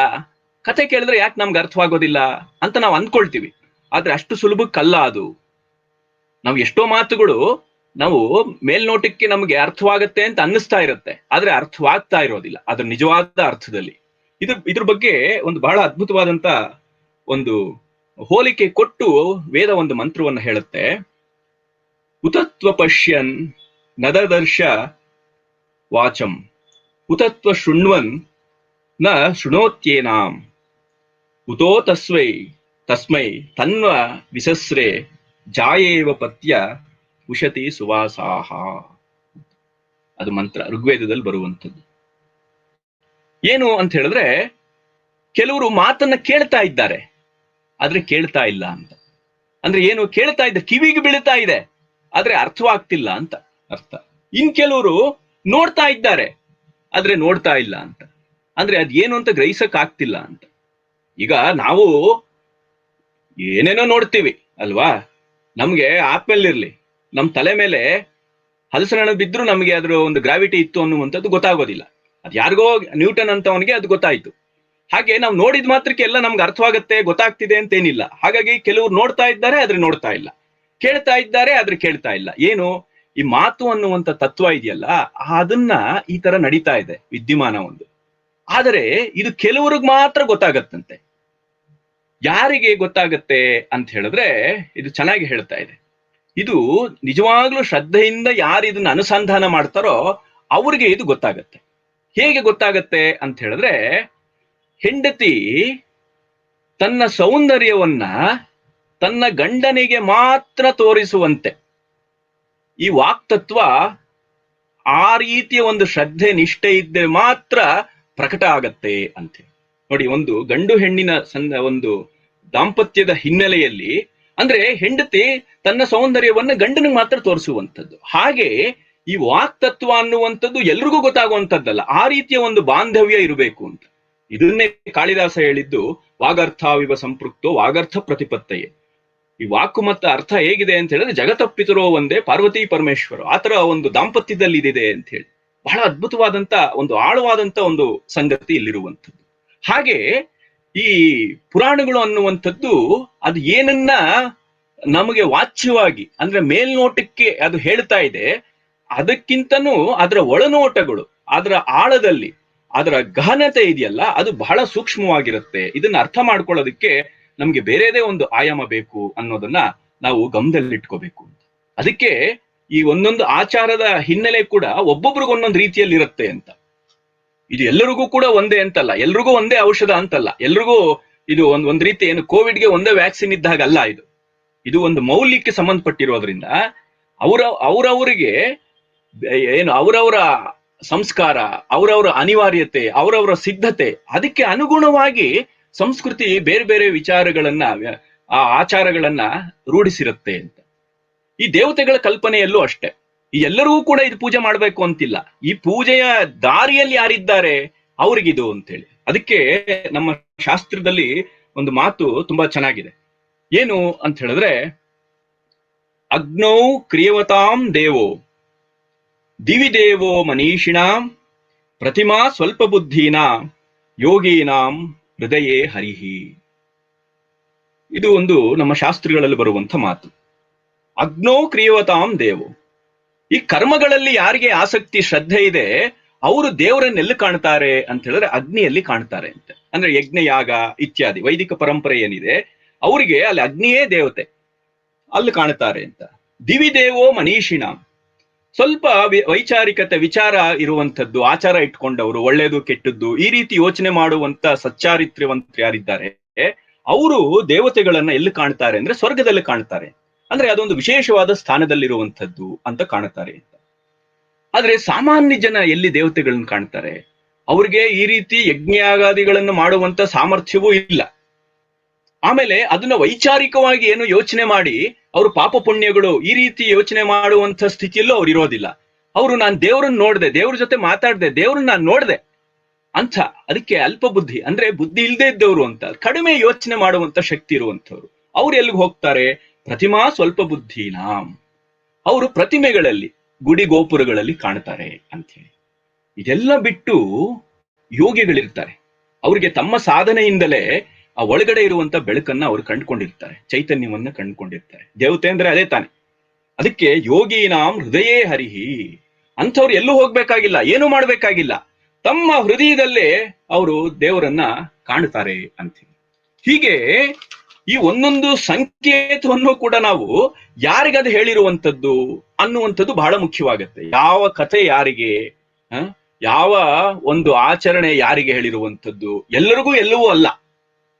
ಹಾಗಾಗಿ ಆ ನೆಲೆಯಲ್ಲೇ ನಾವು ಅರ್ಥ ಮಾಡ್ಕೊಳ್ಳದೆ ಇದ್ರೆ ಇದೆಲ್ಲವೂ ಕೂಡ ನಮ್ಗೆ ಬೇರೆನೆ ಒಂದು ಅರ್ಥವನ್ನ ಕೊಟ್ಟು ಬಿಡತ್ತೆ ಅಂತ ಹೇಳಿ. ಇದಕ್ಕೆ ಇದ್ರ ಬಗ್ಗೆ ತುಂಬಾ ಕಲ್ಪನೆಗಳಿದೆ. ನಮ್ಗೆ ಯಾಕೆ ಇವತ್ತಿಷ್ಟೆಲ್ಲ ನಾವು ಬಾಲಿಶವಾಗಿ ನಮ್ಮ ಸಂಸ್ಕೃತಿಯ ಈ ಪ್ರತಿಮೆಗಳ ಬಗ್ಗೆ ಮಾತಾಡ್ತಿರ್ತೀವಿ ಅಂತ ಹೇಳಿದ್ರೆ ನಮ್ಗೆ ಅದರ ಅರಿವೇ ಇಲ್ಲ. ಈ ಪುರಾಣಗಳು ಅಂದ್ರೆ ಏನು, ಪುರಾಣ ಪ್ರಜ್ಞೆ ಅಂದ್ರೆ ಏನು, ಇದ್ರ ಬಗ್ಗೆ ನಮ್ಗೆ ಆ ರೀತಿ ಒಂದು ಆ ಸಂಸ್ಕೃತಿಗೆ ದೂರವಾಗಿ ನಾವು ಬಂದ್ಬಿಟ್ಟಿದ್ದೀವಿ. ಹಾಗಾಗಿ ನಾವು ಬಹಳ ಒಂದು ಬಾಲಿಶವಾಗಿ ಇದ್ರ ಬಗ್ಗೆ ಮಾತಾಡುವಂತ ಒಂದು ಸ್ಥಿತಿಯನ್ನ ತಲುಪಿಬಿಟ್ಟಿದ್ದೀವಿ. ಹಾಗಾಗಿ ನಮ್ಗೆಲ್ಲ ಇದು ಒಂದು ರೀತಿ ಹಾಸ್ಯಕ್ಕೆ ವಸ್ತುವಾಗ್ಬಿಟ್ಟಿದೆ ಅಂತ. ನಾವು ಏನು ರಾಮಾಯಣದ ಬಗ್ಗೆ ಮಾತಾಡ್ತಾ ನಾವು ಯಾವುದೋ ಒಂದು ಸಂದರ್ಭದಲ್ಲಿ ಏನು ಒಂದೇ ಬಾಣದಿಂದ 7 ಮರಗಳನ್ನ ಕತ್ತರಿಸೋದಕ್ಕಾಗತ್ತಾ ಅಂತ. ಕರೆಕ್ಟು. ಅದೇ ರಾಮಾಯಣದಲ್ಲೇ ವಾನರರು ಮಾತಾಡ್ತಾರೆ ಅಂತಾನೂ ಇದೆ ತಾನೆ. ಹಾಗಿದ್ರೆ ವಾನರರು ಮಾತಾಡ್ಬೋದು ಅಂತ ಆದ್ರೆ ಒಂದೇ ಬಾಣದಿಂದ 7 ಮರಗಳನ್ನ ನಾವು ಕತ್ತರಿಸ್ಬೋದು ಅನ್ನುವಂಥದ್ದನ್ನ ಆಗೋದಿಲ್ಲ ಅಂತ ಹೇಗೆ ಹೇಳೋದಿಕ್ ಸಾಧ್ಯ? ಒಬ್ಬ ಕಪಿ 100 ಯೋಜನೆಗಳನ್ನ ಹಾರೋದಿಕ್ಕೆ ಸಾಧ್ಯ ಅಂತ ಹೇಳಿದ್ರೆ ಇದು ಯಾಕೆ ಸಾಧ್ಯ ಆಗೋದಿಲ್ಲ? ಹೀಗೆಲ್ಲ ನಾವು ಅಂದ್ರೆ ಅದರ ಒಳಗಡೆ ಅದನ್ನ ನಾವು ಪರೀಕ್ಷೆ ಮಾಡಬೇಕು, ಅದ್ರ ಬಗ್ಗೆ ಯೋಚನೆ ಮಾಡಬೇಕೆ ಹೊರತು ಅದನ್ನ ಬೇರೆ ಒಂದು ಮಾನದಂಡದಿಂದ ನಾವು ಅಳಿಯೋದಿಕ್ಕೆ ಆಗೋದಿಲ್ಲ ಅಂತ. ಅದನ್ನ ಅರ್ಥ ಮಾಡ್ಕೋಬೇಕು ಅಂತ. ಅದನ್ನೇ ನಾನು ಹೇಳಿದ್ದು. ಅದು ಒಬ್ಬೊಬ್ಬರಿಗೆ ಒಂದೊಂದು ಸ್ತರದಲ್ಲಿ ಇರುತ್ತೆ ಅದು ಅಂತ ಹೇಳಿ.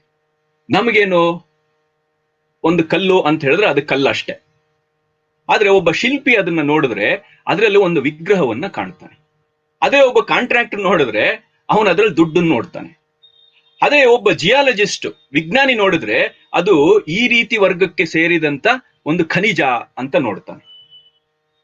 ಹೀಗೆ ಅದು ಬೇರೆ ಬೇರೆ ಬೇರೆ ಬೇರೆ ರೀತಿಯಲ್ಲಿ ನೋಡ್ತಾನೆ. ಅದೇ ದಾರಿಯಲ್ಲಿ ಅದು ಬಿದ್ದಿದ್ರೆ ಅದನ್ನ ನಮ್ಮ ಕಾರ್ಪೊರೇಷನ್ ಅವರು ಅದನ್ನ ಯಾವುದೋ ರಸ್ತೆಗೆ ಅಡ್ಡವಾಗಿ ಬಿದ್ದಿದೆ, ಅದೊಂದು ಬೇಡದೇ ಇರುವಂತ ವಸ್ತು ಅಂತೇಳಿ ಅದನ್ನ ನೋಡ್ತಾರೆ. ಒಂದೇ ಕಲ್ಲು, ಆದ್ರೆ ಅವರವರ ಹಿನ್ನೆಲೆ, ಅವರವರ ಅಗತ್ಯ, ಅವರವರ ಸಿದ್ಧತೆ, ಇದಕ್ಕೆ ಅನುಗುಣವಾಗಿ ಅವರು ಬೇರೆ ಬೇರೆ ರೀತಿಯಲ್ಲಿ ಹೇಗೆ ನೋಡ್ತಾರೋ ಹಾಗೆ ಈ ಮಿಥುಗಳು ಅನ್ನುವಂಥದ್ದು, ಈ ಮಿಥಕಗಳು ಅಂತ ಪುರಾಣಗಳು, ಈ ಸಂಕೇತಗಳು, ಅದೆಲ್ಲವೂ ಕೂಡ ಬೇರೆ ಬೇರೆ ರೀತಿಯಲ್ಲಿ, ಬೇರೆ ಬೇರೆ ಆಯಾಮಗಳಲ್ಲಿ, ಬೇರೆ ಬೇರೆ ಉದ್ದೇಶಗಳಿಗೋಸ್ಕರ, ಬೇರೆ ಬೇರೆ ರೀತಿಯ ಜನರಿಗೋಸ್ಕರ ಅದು ಸಿದ್ಧವಾಗಿರುವಂಥದ್ದು ಅನ್ನೋದನ್ನ ನಾವು ಗಮನಿಸ್ಬೇಕು ಅಂತ. ನಮ್ಮಲ್ಲಿ ವೇದಗಳಿಂದ ಮೊದಲುಗೊಂಡು ನಾವು ಪುರಾಣಗಳು ಅಂತ ಏನ್ ಹೇಳ್ತೀವಿ ಅದೆಲ್ಲವೂ ಕೂಡ ಅದು ಪುರಾಣ ಅನ್ನುವಂಥ ವಿಶಾಲವಾದಂತ ಒಂದು ಅರ್ಥಕ್ಕೆ ಬರುವಂಥದ್ದು. ಇಲ್ಲಿ ವೇದಗಳನ್ನ ಪುರಾಣ ಅಂತ ಹೇಳ್ತಿದ್ದಾನೆ ಅಂತ ಹೇಳಿದ್ರೆ ಅದಕ್ಕೆ ತಾತ್ವಿಕವಾಗಿ ಸಾಕಷ್ಟು ಇದೆ ಮಾತು. ನಾನು ಒಂದು ಒಂದು ಮಾಹಿತಿಗೋಸ್ಕರ ಇಲ್ಲಿ ಹೇಳ್ತಾ ಇದ್ದೀನಿ. ಅದು ಪ್ರತಿಯೊಂದು ಕೂಡ ಬಹಳ ಒಂದು ಆಳವಾದಂತ ಒಂದು ಸಂಗತಿ. ಇದ್ರ ಬಗ್ಗೆ ಸಾಕಷ್ಟು ಜನ ವಿದ್ವಾಂಸರು ಕೆಲಸವನ್ನು ಮಾಡಿದ್ದಾರೆ. ಯಾರಿಗಾದ್ರೂ ಆಸಕ್ತಿ ಇರುವಂತವ್ರು ಆನಂದ್ ಕುಮಾರ್ ಸ್ವಾಮಿ ಅಂತವ್ರನ್ನ ಇವ್ರನ್ನೆಲ್ಲ ಓದಿದ್ರೆ ನಿಮ್ಗೆ ಅರ್ಥವಾಗತ್ತೆ. ಇದು ಯಾಕೆ ನಿಮ್ಮ ಊರಿಗೆ ಅಂದ್ರೆ ಹುಬ್ಬಳ್ಳಿ ಧಾರವಾಡದಲ್ಲಿ ಇದ್ದಂತ ಕುರ್ತಕೋಟಿಯವರೇ ಇದ್ರ ಬಗ್ಗೆ ಬಹಳ ಒಳನೋಟಗಳಿಂದ ಬರೆದಿದ್ದಾರೆ. ಅವ್ರನ್ನೆಲ್ಲ ನಾವು ಓದಿದ್ರೆ ಇದರ ಸೂಕ್ಷ್ಮಗಳೇನು ಅನ್ನುವಂಥದ್ದು ನಮ್ಗೆ ಗೊತ್ತಾಗತ್ತೆ ಅಂತ. ಹೀಗೆ ಈ ಪುರಾಣ ಅನ್ನುವಂಥದ್ದು, ಈ ಮಿಥ್ ಅನ್ನುವಂಥದ್ದು ಏನು ಅಂತ ಹೇಳಿದ್ರೆ ಇದು ಒಂದ್ ರೀತಿ ಎಟರ್ನಲ್ ನೋವು ಅಂತ ಕರೀತಾರೆ ಆನಂದ್ ಕುಮಾರ್ ಸ್ವಾಮಿ. ಅಂದ್ರೆ ಪ್ರತಿ ಕ್ಷಣವೂ ಇದು ಆಗ್ತಾ ಇರುತ್ತೆ ಅಂತ, ಉಂಟಾಗ್ತಿರತ್ತೆ ಅಂತ. ಅದು ನಿರಂತರವಾಗಿ ಇವಾಗ ಮಹಿಷ ಚಾಮುಂಡಿ ಇದ್ರ ಬಗ್ಗೆ, ರಾಮ ರಾವಣ, ದುರ್ಯೋಧನ ಧರ್ಮರಾಯ, ಇದು ನಿರಂತರವಾಗಿ ನಡೀತಾ ಇರುವಂತ ಒಂದು ಸಂಘರ್ಷ. ಇದು ಧರ್ಮಕ್ಷೇತ್ರ ಕುರುಕ್ಷೇತ್ರ ಅಂತ ಹೇಳಿದ್ರೆ ಆ ಕುರುಕ್ಷೇತ್ರ ಎಲ್ಲೋ ಇತ್ತು, ಮಹಾಭಾರತದ ಒಂದು 10,000 ವರ್ಷದ ಹಿಂದೆ ಡೆಲ್ಲಿ ಹತ್ರ ಜಾಗದಲ್ಲಿ ಇತ್ತು ಅಂತಲ್ಲ. ಇದು ಪ್ರತಿಕ್ಷಣ ನನ್ನಲ್ಲಿ ನಡೀತಾ ಇರುತ್ತೆ, ನಿಮ್ಮಲ್ಲಿ ನಡೀತಾ ಇರುತ್ತೆ, ಹೊರಗಡೆ ಸಮಾಜದಲ್ಲಿ ನಡೀತಾ ಇರುತ್ತೆ. ಈ ಧರ್ಮಕ್ಷೇತ್ರ ಕುರುಕ್ಷೇತ್ರ ಅನ್ನುವಂಥದ್ದು ಪ್ರತಿಕ್ಷಣವೂ ನಡೀತಾ ಇರುತ್ತೆ. ಹಾಗಾಗಿ ಕೃಷ್ಣ ಅನ್ನುವಂಥದ್ದು ಪ್ರತಿಕ್ಷಣ ಪ್ರಕಟವಾಗ್ತಾ ಇರ್ತಾನೆ, ಪ್ರತಿಕ್ಷಣ ನಮ್ಗೆ ಉಪದೇಶವನ್ನ ನೀಡ್ತಾ ಇರ್ತಾನೆ. ನಾವೆಲ್ಲ ಅರ್ಜುನರಾಗಿರುವ ತನಕ ನಮ್ಗೆ ಕೃಷ್ಣ ಅನ್ನುವಂಥದ್ದು ಬೇರೆ ಬೇರೆ ಅರ್ಥದಲ್ಲಿ, ಬೇರೆ ಬೇರೆ ರೀತಿಯಲ್ಲಿ ಅದು ಪ್ರಕಟ ಆಗಿ ನಮಗೆ ಉಪದೇಶವನ್ನ ಮಾಡ್ತಲೇ ಇರುತ್ತೆ ಅನ್ನುವಂಥದ್ದು. ಇದು ಪುರಾಣಗಳ ಹಿಂದೆ ಇರುವಂತ ತಾತ್ವಿಕತೆ ಅಂತ. ಇದನ್ನ ನಾವು ಅರ್ಥ ಮಾಡ್ಕೋಬೇಕು. ಇದನ್ನ ಅರ್ಥ ಮಾಡ್ಕೊಳ್ಳಿಲ್ಲ ಅಂತ ಹೇಳಿದ್ರೆ ನಮಗೆ ಬಾಲಿಶವಾಗಿ ಕಂಡುಬಿಡುತ್ತೆ. ಇಲ್ಲ ಏನೇನೋ ಬಾಯಿಗೆ ಬಂದಿದ್ ಮಾತಾಡ್ತಿರ್ತೀವಿ, ಅವ್ರಿಗೇನು ತಲೆ ಬುಡ ಏನೂ ಇರೋದಿಲ್ಲ. ನಾನು ಒಂದು ಉದಾಹರಣೆ ಕೊಡ್ತೀನಿ. ಇದರ ಈ ಸಂದರ್ಭದಲ್ಲೆಲ್ಲರೂ ತುಂಬಾ ಜನ ಹೇಳುವಂಥದ್ದು ಆರ್ಯ ದ್ರಾವಿಡ ಇದನ್ನ ತರ್ತಾರೆ. ರಾಮಾಯಣದಲ್ಲಿ ರಾಮ ಆರ್ಯ, ಆಮೇಲೆ ಯಾರು ರಾವಣ ಇವನು ದ್ರಾವಿಡ, ಇದು ರಾಕ್ಷಸರು ಅಂತ ಹೇಳಿದ್ರೆ ದ್ರವಿಡರನ್ನ ರಾಕ್ಷಸರು ಅಂತ ಕರೀತಾ ಇದ್ದಾರೆ, ಇದು ಹೊರಗಡೆಯಿಂದ ಬಂದ ಆರ್ಯರ ದಾಳಿ, ಹೀಗೆ ಹಾಗೆ ಅಂತೆಲ್ಲ ಬಾಲಿಶವಾಗಿ ಮಾತಾಡ್ತಿರ್ತಾರೆ. ವಾಸ್ತವದಲ್ಲಿ ರಾವಣ ಇವರು ಆರ್ಯರು ಅಂತ ಹೇಳಿದ್ರೆ ಬ್ರಾಹ್ಮಣರು, ದ್ರವಿಡರು ಅಂತ ಹೇಳಿದ್ರೆ ಬ್ರಾಹ್ಮಣೇತರರು ಅನ್ನುವಂತ ಒಂದು ಅಷ್ಟು ದೂರಕ್ಕೂ ಹೋಗ್ತಾರೆ. ರಾವಣ ಬ್ರಾಹ್ಮಣ, ರಾಮ ಬ್ರಾಹ್ಮಣ ಅಲ್ಲ. ಇದು ಮೊದಲನೇದಾಗಿ. ಮತ್ತೆ ಅಲ್ಲಿ ರಾಕ್ಷಸಿ, ಅಲ್ಲಿ ಒಂದು ಉದಾಹರಣೆ ಕೊಡ್ತೀನಿ ಅಷ್ಟೇ ನಾನು. ತ್ರಿಜಟೆ ಅಂತ ಹೇಳಿ ಒಬ್ಬ ರಾಕ್ಷಸಿ ಬರ್ತಾಳೆ, ಅಶೋಕವನದಲ್ಲಿ ಇರ್ತಾಳೆ ಅವಳು. ಅವಳು ರಾಕ್ಷಸಿಯರನ್ನ ಬೈಬೇಕಾದ್ರೆ ಅನಾರ್ಯೆ ಅಂತ ಬೈತಾಳೆ. ಅಂದ್ರೆ ಏನರ್ಥ? ಈಗ ಆರ್ಯ ಅನಾರ್ಯ ಅನ್ನುವಂಥ ವಾದಗಳು ಎಲ್ಲಿಗೆ ಬಂತು? ಯಾವುದೋ ಒಂದು ಶಬ್ದವನ್ನು ಇಟ್ಕೊಂಡು ಯಾರೋ ಬ್ರಿಟಿಷರು ಅವರ ಯಾವುದೋ ಒಂದು ನಮ್ಮ ಸಮಾಜವನ್ನ ಒಡೆಯೋದಿಕ್ಕೆ ಯಾವುದನ್ನೋ ಒಂದು ಬಳಸ್ಕೊಂಡ್ರು, ಭಾಷಾ ತಜ್ಞರನ್ನೆಲ್ಲ ಉಪಯೋಗಿಸ್ಕೊಂಡು. ಈಗಲೂ ನಾವು ಅದನ್ನೇ ಅನುಸರಿಸ್ತಾ ಇದ್ದೀವಿ. ನಾವು ಒಂದು ರಾಮಾಯಣವನ್ನ ಓದಿದ್ರೆ, ಮಹಾಭಾರತವನ್ನ ಓದಿದ್ರೆ, ಸಂಸ್ಕೃತ ನಾಟಕಗಳನ್ನ ನೋಡಿದ್ರೆ, ಈ ಆರ್ಯ ಅನ್ನುವಂಥದ್ದನ್ನ ಹೇಗೆ ಬಳಸಿದ್ದಾರೆ ಅಂತ ನೋಡಿದ್ರೆ ನಮ್ಗೆ ಗೊತ್ತಾಗತ್ತೆ ಇದರಲ್ಲಿ ಏನೋ ಪ್ರಾಬ್ಲಮ್ ಇದೆ ಅಂತೇಳಿ. ಆದ್ರೆ ನಾವು ನೋಡೋದೇ ಇಲ್ಲ. ಯಾರೋ ಹೇಳಿದ್ದಾರೆ, ನಾವು ಅದನ್ನ ಮೂರ್ಖತನದಿಂದ, ಮೌಢ್ಯದಿಂದ, ನಾವು ಅಧ್ಯಯನವೇ ಇಲ್ಲದೆ ಅದನ್ನ ಅನುಸರಿಸ್ತಾ ಇದ್ದೀವಿ. ಇದು ಆಗಬಾರದು ಅಂತೇಳಿ. ಹಾಗಾಗಿ ನಾವು ಈ ಒಂದು ಆಚಾರದ ಹಿಂದೆ ಏನೆಲ್ಲ ವಿಚಾರ ಇದೆ ಅನ್ನುವಂಥದ್ದು ನಡಿಬೇಕು. ನಮ್ಮಲ್ಲಿ ಅದು ನಡೀತಾ ಇಲ್ಲ. ಅದು ಪರಾವಿರೋಧ, ಇಬ್ಬರಲ್ಲೂ ಇರುವಂತ ತೊಂದರೆ ಏನು? ಅಧ್ಯಯನದ ಕೊರತೆ ಅಂತ ಹೇಳಿ. ನಾವು ಅಧ್ಯಯನ ತೀವ್ರವಾದಷ್ಟು ನಮ್ಗೆ ಈ ತರದ್ದೆಲ್ಲ ಕೂಡ ನಮ್ಗೆ ಗೊತ್ತಾಗ್ತಾ ಹೋಗುತ್ತೆ. ಹೀಗಂತೇಳಿ ನಮ್ಮ ಸಂಸ್ಕೃತಿಯಲ್ಲಿ ಎಲ್ಲವೂ ಸರಿಯಾಗಿತ್ತು ಅಂತ ನಾವೇನ್ ಹೇಳ್ಬೇಕಾಗಿಲ್ಲ. ಎಲ್ಲೂ ಎಷ್ಟೋ ತೊಂದರೆಗಳಿತ್ತು, ಎಲ್ಲೋ ಅದನ್ನ ಸರಿ ಮಾಡ್ಕೊಂಡು ಹೋಗ್ತಾ ಇದೆ ಮುಂದಕ್ಕೆ. ಎಲ್ಲವೂ ಇಲ್ಲಿ ಪರಿಪೂರ್ಣವಾಗಿತ್ತು ಅಂತೇನಿಲ್ಲ. ಆದರೆ ಅದನ್ನ ತಪ್ಪಾಗಿ ನಾವು ಇಂಟರ್ಪ್ರಿಟ್ ಮಾಡುವಂಥದ್ದು, ಈ ಕಾಲಕ್ಕೇನೋ ಹಿಗ್ಗಿಸಿ ಬಗ್ಗಿಸಿ ಕುಗ್ಗಿಸಿ ಏನೇನೋ ಮಾಡುವಂಥದ್ದು ಇದೆಯಲ್ಲ, ಅದು ನಡಿಬಾರ್ದು ಅನ್ನುವಂಥದ್ದು ಮುಖ್ಯವಾದಂತ ನನ್ನ ಆಶಯ ಅಂತ ಹೇಳಿ.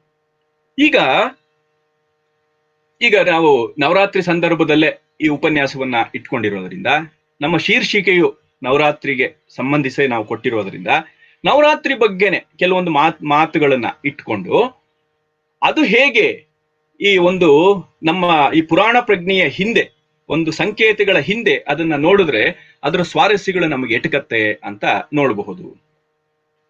ಈಗ ನಾವು ಈ ನವರಾತ್ರಿ ಅನ್ನುವಂಥದ್ದನ್ನೇ ಅದನ್ನೇ ತುಂಬಾ ಜನ ಚೆನ್ನಾಗಿ ವಿಶ್ಲೇಷಣೆ ಮಾಡಿದ್ದಾರೆ. ಈ ನವ ಅನ್ನುವಂಥದ್ದು 9 ಅಂತಾನೂ ಆಗತ್ತೆ, ಹೊಸದು ಅಂತಾನೂ ಆಗತ್ತೆ ಅಂತ. ಹೊಸತು, ನ್ಯೂ ಅಂತ ಹೇಳಿ ಅಂದ್ರೆ ನಮ್ಮ ಜೀವನ ಪ್ರತಿ ಕ್ಷಣವೂ ಹೊಸತಾಗಿರ್ಬೇಕು ಅಂತ. ಹೊಸತಾಗಿರ್ಬೇಕು ಅಂತ ಹೇಳಿದ್ರೆ ಏನು? ಹಳೇದು ಹೋಗ್ತಾ ಇರಬೇಕು ಅಂತ. ಈ ಹಳೇದು ಅನ್ನುವಂಥದ್ದೇನು? ಈ ಹಳೇದು ಅನ್ನುವಂಥದ್ದು ನೋವು ತಾನೆ, ದುಃಖ ಅನ್ನುವಂಥದ್ದು ತಾನೆ. ನಮ್ಗೆ ದುಃಖ ಬರುವಂಥದ್ದೇ ಯಾಕೆ? ಹೀಗಾಗುವೋಯ್ತು ನನಗೆ ಅನ್ನುವಂಥದ್ದು, ಅದನ್ನ ನೆನೆಸಿಕೊಂಡು ಹೀಗಾಗತ್ತೆ ಅನ್ನುವಂಥ ಒಂದು ಭಯ, ಇದೆಲ್ಲವೂ ಕೂಡ ನಮಗೆ ಏನ್ ಮಾಡ್ತಿರತ್ತೆ? ದುಃಖವನ್ನು ಉಂಟು ಮಾಡ್ತಾ ಇರತ್ತೆ.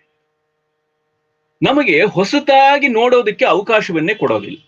ಹೀಗಾಗೋಗಿದೆಯಲ್ಲ, ಹೀಗ್ ಮಾಡಿದ್ರೆ ಹೀಗಾಗ್ಬಿಡತ್ತೆ ಅಂತ ಭಯ, ಇದು ಭಯಕ್ಕೆ ಕಾರಣ. ಆಮೇಲೆ ಏನು? ಹೀಗಾಗೋಗಿದೆ ಅನ್ನುವಂಥ ಸಂಕಟ, ಅದರಿಂದನೂ ದುಃಖ. ಹಾಗಾಗಿ ಎರಡೂ ಜಾಗದಲ್ಲಿ ನಮಗೆ ನಿನ್ನೆ ಮತ್ತು ನಾಳೆ ಎರಡರಲ್ಲೂ ಕೂಡ ಹೊಸತು ಅನ್ನುವಂಥದ್ದು ಇಲ್ಲ, ಈ ಕ್ಷಣ ಅನ್ನುವಂಥದ್ದು ಇಲ್ಲ. ವಾಸ್ತವ ಈ ಕ್ಷಣ ವರ್ತಮಾನ ಅನ್ನುವಂಥದ್ದು ಇಲ್ಲ. ಆದರೆ ಈ ನವತ್ವ ಅನ್ನುವಂಥದ್ದು ಅದು ಪ್ರತಿ ಕ್ಷಣವೂ ಇರುವಂಥದ್ದು. ಸಸಿ ಆಗತ್ತೆ, ಗಿಡವಾಗತ್ತೆ, ಆಮೇಲೆ ಅದು ಮೊಗ್ಗಾಗತ್ತೆ, ಹೂವಾಗತ್ತೆ, ಕಾಯಾಗತ್ತೆ, ಹಣ್ಣಾಗತ್ತೆ. ಇಲ್ಲಿ ಒಂದು ಕ್ರಮ ಇದೆ, ಒಂದು ವಿಕಾಸ ಇದೆ ಅಂತ. ಇದು ನವತ್ವ. ಒಂದೊಂದು ಕ್ಷಣವೂ ಅದು ಬೆಳೀತಾ ಇದೆ. ಬೆಳೀತಾ ಇರೋದ್ರಿಂದಲೇ ಈ ರೀತಿಯ ಒಂದು ವಿಕಾಸವನ್ನ ನಾವು ನೋಡ್ಲಿಕ್ಕೆ ಸಾಧ್ಯ ಅಂತ. ಅದು ನವ ಅಂತ.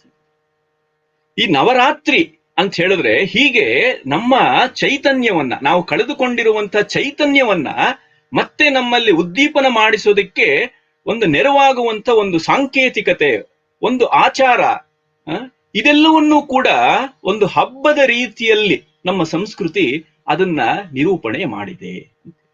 ಅದಕ್ಕೆ ಅಲ್ಲಿ ವಿಶೇಷವಾಗಿ ನಾವು ಮಾಡುವಂಥದ್ದೇ ಮಹಾಕಾಳಿಯ ಒಂದು ಸ್ವರೂಪವನ್ನ ನಾವು ಅನುಸಂಧಾನ ಮಾಡ್ತೀವಿ. 9 ದಿನ ಮಹಾಕಾಳಿಯ ಬೇರೆ ಬೇರೆ ರೂಪಗಳು ಅಂತಾನೆ ನಾವು ಹೇಳುವಂಥದ್ದು. ಅದನ್ನ ಮೊದಲು ನಾವು 3 ದಿನ ನಾವು ಮೊದಲಿಗೆ ಏನೋ ಲಕ್ಷ್ಮೀ ಸ್ವರೂಪದಲ್ಲಿ, ಆಮೇಲೆ ಸರಸ್ವತಿಯ ಸ್ವರೂಪದಲ್ಲಿ, ಆಮೇಲೆ ದುರ್ಗೆ ಅಥವಾ ಪಾರ್ವತಿ ಗೌರಿ ಈ ಸ್ವರೂಪದಲ್ಲಿ 3 ದಿನಗಳನ್ನು ನಾವು ಆಚರಣೆ ಮಾಡ್ತೀವಿ. ಈ 3 ಕೂಡ ಮಹಾಕಾಳಿಯ ತತ್ವಗಳು ಅಂತ ದುರ್ಗಾ ಸಪ್ತಶತಿ ಇದರಲ್ಲೆಲ್ಲ ಬರುತ್ತೆ. ಅದರಲ್ಲೂ ಕೂಡ 3 ಅಧ್ಯಾಯಗಳು. ಆ ಅಧ್ಯಾಯಗಳಲ್ಲಿ ಮುಖ್ಯವಾಗಿ ಹೇಳುವಂಥದ್ದೇ ಹಾಗೆ. ಮೊದಲನೇ ಅಧ್ಯಾಯದಲ್ಲಿ ಮಹಾಕಾಳಿ ಬಗ್ಗೆ ಬರುತ್ತೆ, ಎರಡನೇ ಅದು ಚರಿತ್ರ ಅಂತ ಕರೀತಾರೆ, ಅದರಲ್ಲಿ ಮಹಾಲಕ್ಷ್ಮಿ ಬಗ್ಗೆ ಬರುತ್ತೆ, ಆಮೇಲೆ ಮಹಾ ಸರಸ್ವತಿ ಬಗ್ಗೆ ಬರುತ್ತೆ. ಇದೆಲ್ಲವೂ ಕೂಡ ಬರುವಂಥದ್ದು ಹಾಗೆ. ಅಲ್ಲಿ ಏನು? ರಾಕ್ಷಸ ಸಂಹಾರವಾಗತ್ತೆ. ಏನು ರಾಕ್ಷಸ ಸಂಹಾರ ಅಂತ ಹೇಳಿದ್ರೆ, ಅಲ್ಲಿ ನಾನು ಆರಂಭದಲ್ಲೇ ಹೇಳಿದೆ, ಅದು ನಮ್ಮ ಮನಸ್ಸಿನಲ್ಲಿರುವಂತ, ಸಮಾಜದಲ್ಲಿರುವಂತ ಎಲ್ಲ ಕೆಡುಕು ಅನ್ನುವಂಥದ್ದು ಏನಿದೆ, ಕತ್ತಲೆ ಅನ್ನುವಂಥದ್ದೇನಿದೆ, ಅದನ್ನ ಈ ರಾಕ್ಷಸತ್ವ ಅನ್ನುವಂಥದ್ದು ಪ್ರತಿನಿಧಿಸುತ್ತೆ. ಅದು ಸಂಹಾರ ಆಗಬೇಕು, ಅದು ತೊಲಗಬೇಕು. ಅದು ತೊಲಗದೆ ಹೊರತು ನಮಗೆ ನೆಮ್ಮದಿ ಇಲ್ಲ ಅನ್ನುವಂಥದ್ದು. ಅಲ್ಲಿ ಬಹಳ ಅದ್ಭುತವಾದಂತ ವಿಚಾರಗಳು ಬರುತ್ತೆ. ನಮಗೆ ಸಮಯ ಹೆಚ್ಚಿಲ್ಲದೆ ಇರೋದ್ರಿಂದ ನಾನು ತುಂಬಾ ಸಾಕಷ್ಟು ವಿಷಯಗಳನ್ನ ಹೇಳ್ಬೋದು ಅಂತ ಅನ್ಕೊಂಡಿದ್ದೆ, ಆದ್ರೆ ಆಗ್ತಾ ಇಲ್ಲ. ಸಮಯ ಮುಂದಕ್ಕೆ ಹೋಗ್ತಿರೋದ್ರಿಂದ ಅಷ್ಟು ಆಗೋದಿಲ್ಲ. ನಾನು ಅಲ್ಲಿ ಆ ದುರ್ಗಾ ಸಪ್ತಶತಿಯಲ್ಲಿ ದೇವಿಯನ್ನ ಆರಾಧಿಸಬೇಕಾದ್ರೆ ಒಂದು ಜಾಗದಲ್ಲಿ ಒಂದು ಧ್ಯಾನ ಶ್ಲೋಕ ಇದೆ, ಬಹಳ ಅರ್ಥಪೂರ್ಣವಾದಂತ ಒಂದು ಧ್ಯಾನ ಶ್ಲೋಕ. ಅಲ್ಲಿ ದೇವಿಯನ್ನ ಹೇಳಬೇಕು ಅಂತಿದ್ದಾಗ ರಕ್ತಲಿಪ್ತ ಪಯೋಧರಾಮ್ ಅಂತ ಕರೀತಾರೆ. ರಕ್ತಲಿಪ್ತ ಪಯೋಧರಾಮ್ ಅಂತ ದೇವಿಯನ್ನ ಕರೆದಿರುವಂಥದ್ದು. ಇದರ ಅರ್ಥ ಏನು ಅಂತ ಹೇಳಿದ್ರೆ, ರಕ್ತಲಿಪ್ತ, ರಕ್ತದಿಂದ ಏನು ಲೇಪನ ಮಾಡಲಾಗಿದೆ. ಏನು ಅಂತ ಹೇಳಿದ್ರೆ ಪಯೋಧರ. ದೇವಿಯ ತಾಯಿಯ ಎದೆಗಳನ್ನ, ಸ್ತನಗಳನ್ನ ರಕ್ತದಿಂದ ತೊಳೆದಿದ್ದಾರೆ, ಅಥವಾ ರಕ್ತದಿಂದ ಲೇಪನವಾಗಿದೆ. ಇದರ ಅರ್ಥ ಏನು? ಎಲ್ಲಿ ನಮಗೆ ನಾವು ಬದುಕೋದಿಕ್ಕೆ, ಬೆಳೆಯೋದಿಕ್ಕೆ ನಮಗೆ ಅಮೃತ ಸಿಗಬೇಕಿತ್ತೋ ಆ ಜಾಗದಲ್ಲಿ ಈಗ ರಕ್ತ ಸಿಕ್ತವಾಗಿದೆ. ಇದು ರಾಕ್ಷಸೀ ಕೃತ್ಯ. ಹೀಗೆ ನಮಗೆ ಅಮೃತ ಸಿಗುವಂತ ಜಾಗದಲ್ಲಿ ರಕ್ತವನ್ನ ಚಿಮ್ಮಿಸುವಂತ ರಾಕ್ಷಸರಿದ್ದಾರಲ್ಲ, ಅವ್ರು ಸಂಹಾರ ಆಗದೆ ಇದ್ರೆ ಹೇಗೆ? ಇದು ಅಲ್ಲಿ ತಾತ್ವಿಕತೆ ಇರುವಂಥದ್ದು. ಹಾಗಾಗಿ ನೀವು ಅವನಿಗೆ ಹೆಸರು ಮಹಿಷನೋ ಏನೋ ಒಂದಿಡಿ, ಯಾರಿಗೆ ಹೆಸರಿಂದ ಅಲ್ಲ, ಅಲ್ಲಿರುವಂಥದ್ದು ಯಾವುದರ ವಿರುದ್ಧ ಹೋರಾಟ, ಯಾವುದು ನಮಗೆ ರಕ್ತವನ್ನ ಚಿಮ್ಮಿಸ್ತಾ ಇದೆ. ಅದು ತಾಯಿ ಹಾಲು ಕೊಟ್ಟ ತಾಯಿ ಎದೆ, ನೀನು ಅಲ್ಲಿ ರಕ್ತದಿಂದ ಅದನ್ನು ತೋಯಿಸಿದ್ದೀಯಾ, ಈಗ ಅದರ ಸಂಹಾರ ಆಗಬೇಕಾಗಿಲ್ವಾ? ಇದು ಪ್ರಶ್ನೆ ಇರುವಂಥದ್ದು. ಇದು ಅನುಸಂಧಾನ ನಡೆಯುವಂಥದ್ದು. ಅಲ್ಲಿ ರಾಕ್ಷಸ ಸಂಹಾರ, ಚಾಮುಂಡಿ ಇದು ಸಂಹಾರ ಮಾಡುವಂಥದ್ದು ರಾಕ್ಷಸನನ್ನ ಅಂತ ಹೇಳಿದ್ರೆ ಈ ಅರ್ಥದಲ್ಲಿ. ಹಾಗಿದ್ರೆ ನಮಗೆ ಈ ಚೈತನ್ಯ ಹೇಗೆ ಒದಗತ್ತೆ? ಈ ನವತ್ವ ಅನ್ನುವಂಥದ್ದು, ಹೊಸತನ ಅನ್ನುವಂಥದ್ದು ಯಾವ ಯಾವ ರೀತಿಯಲ್ಲಿ ಒದಗತ್ತೆ? ನಮ್ಗೆ ಮುಖ್ಯವಾಗಿ ಬೇಕಾಗಿರುವಂಥದ್ದೇನು? ಚೈತನ್ಯ ಅಂದ್ರೆ ಶಕ್ತಿ. ಆ ಶಕ್ತಿ ಹೇಗೆ? ಏನು ಶಕ್ತಿ ಅಂತ ಹೇಳಿದ್ರೆ ಬೇರೆಯವ್ರನ್ನ ಹೊಡೆಯೋದು ಅಷ್ಟೇನೋ ಶಕ್ತಿ? ಹಾಗಿದ್ರೆ ಏನೇ ಶಕ್ತಿ ಅಂತ ಹೇಳಿದ್ರೆ ಅದಕ್ಕೆ ತುಂಬಾ ಚೆನ್ನಾಗಿದೆ. ಅಲ್ಲಿ ಏನು ಅಪರಾಜಿತಾ ಸ್ತೋತ್ರ ಅಂತ ಬರುತ್ತೆ. ಆ ಅಪರಾಜಿತಾ ಸ್ತೋತ್ರದಲ್ಲಿ ಆ ದೇವಿ ಸ್ವರೂಪಗಳನ್ನ ಅಲ್ಲಿ ಹೇಳ್ತಾರೆ. ಆವಾಗ ನಮಗೆ ನಮ್ಮ ಜೀವನಕ್ಕೆ, ನಮ್ಮ ಜೀವನವನ್ನ ಎತ್ತರ ಮಾಡ್ಲಿಕ್ಕೆ, ನೆಮ್ಮದಿ ಮಾಡ್ಲಿಕ್ಕೆ, ಸಂತೋಷಮಯ ಮಾಡ್ಲಿಕ್ಕೆ ಏನೆಲ್ಲ ಬೇಕು ಅದನ್ನ ಅಲ್ಲಿ ತಾಯಿ ಸ್ವರೂಪದಲ್ಲಿ, ದೇವಿ ಸ್ವರೂಪದಲ್ಲಿ ಕಾಣಿರುವಂಥದ್ದು ನಮ್ಗೆ ಗೊತ್ತಾಗುತ್ತೆ. ಕೆಲವೊಂದು ನಾನು ಅಲ್ಲಿ ಹೇಳ್ತೀನಿ, ನಿಮ್ಗೆ ಅದು ಗೊತ್ತಾಗತ್ತೆ. ಎಲ್ಲರೂ ಕೇಳಿರಬಹುದು ಇದನ್ನ. ಯಾ ದೇವಿ ಸರ್ವಭೂತೇಷು ಚೇತನೇತ್ಯಭಿಧೀಯತೆ ನಮಸ್ತಸ್ತೆ ನಮಸ್ತಸ್ತೆ ನಮಸ್ತಸ್ತೆ ನಮೋ ನಮಃ.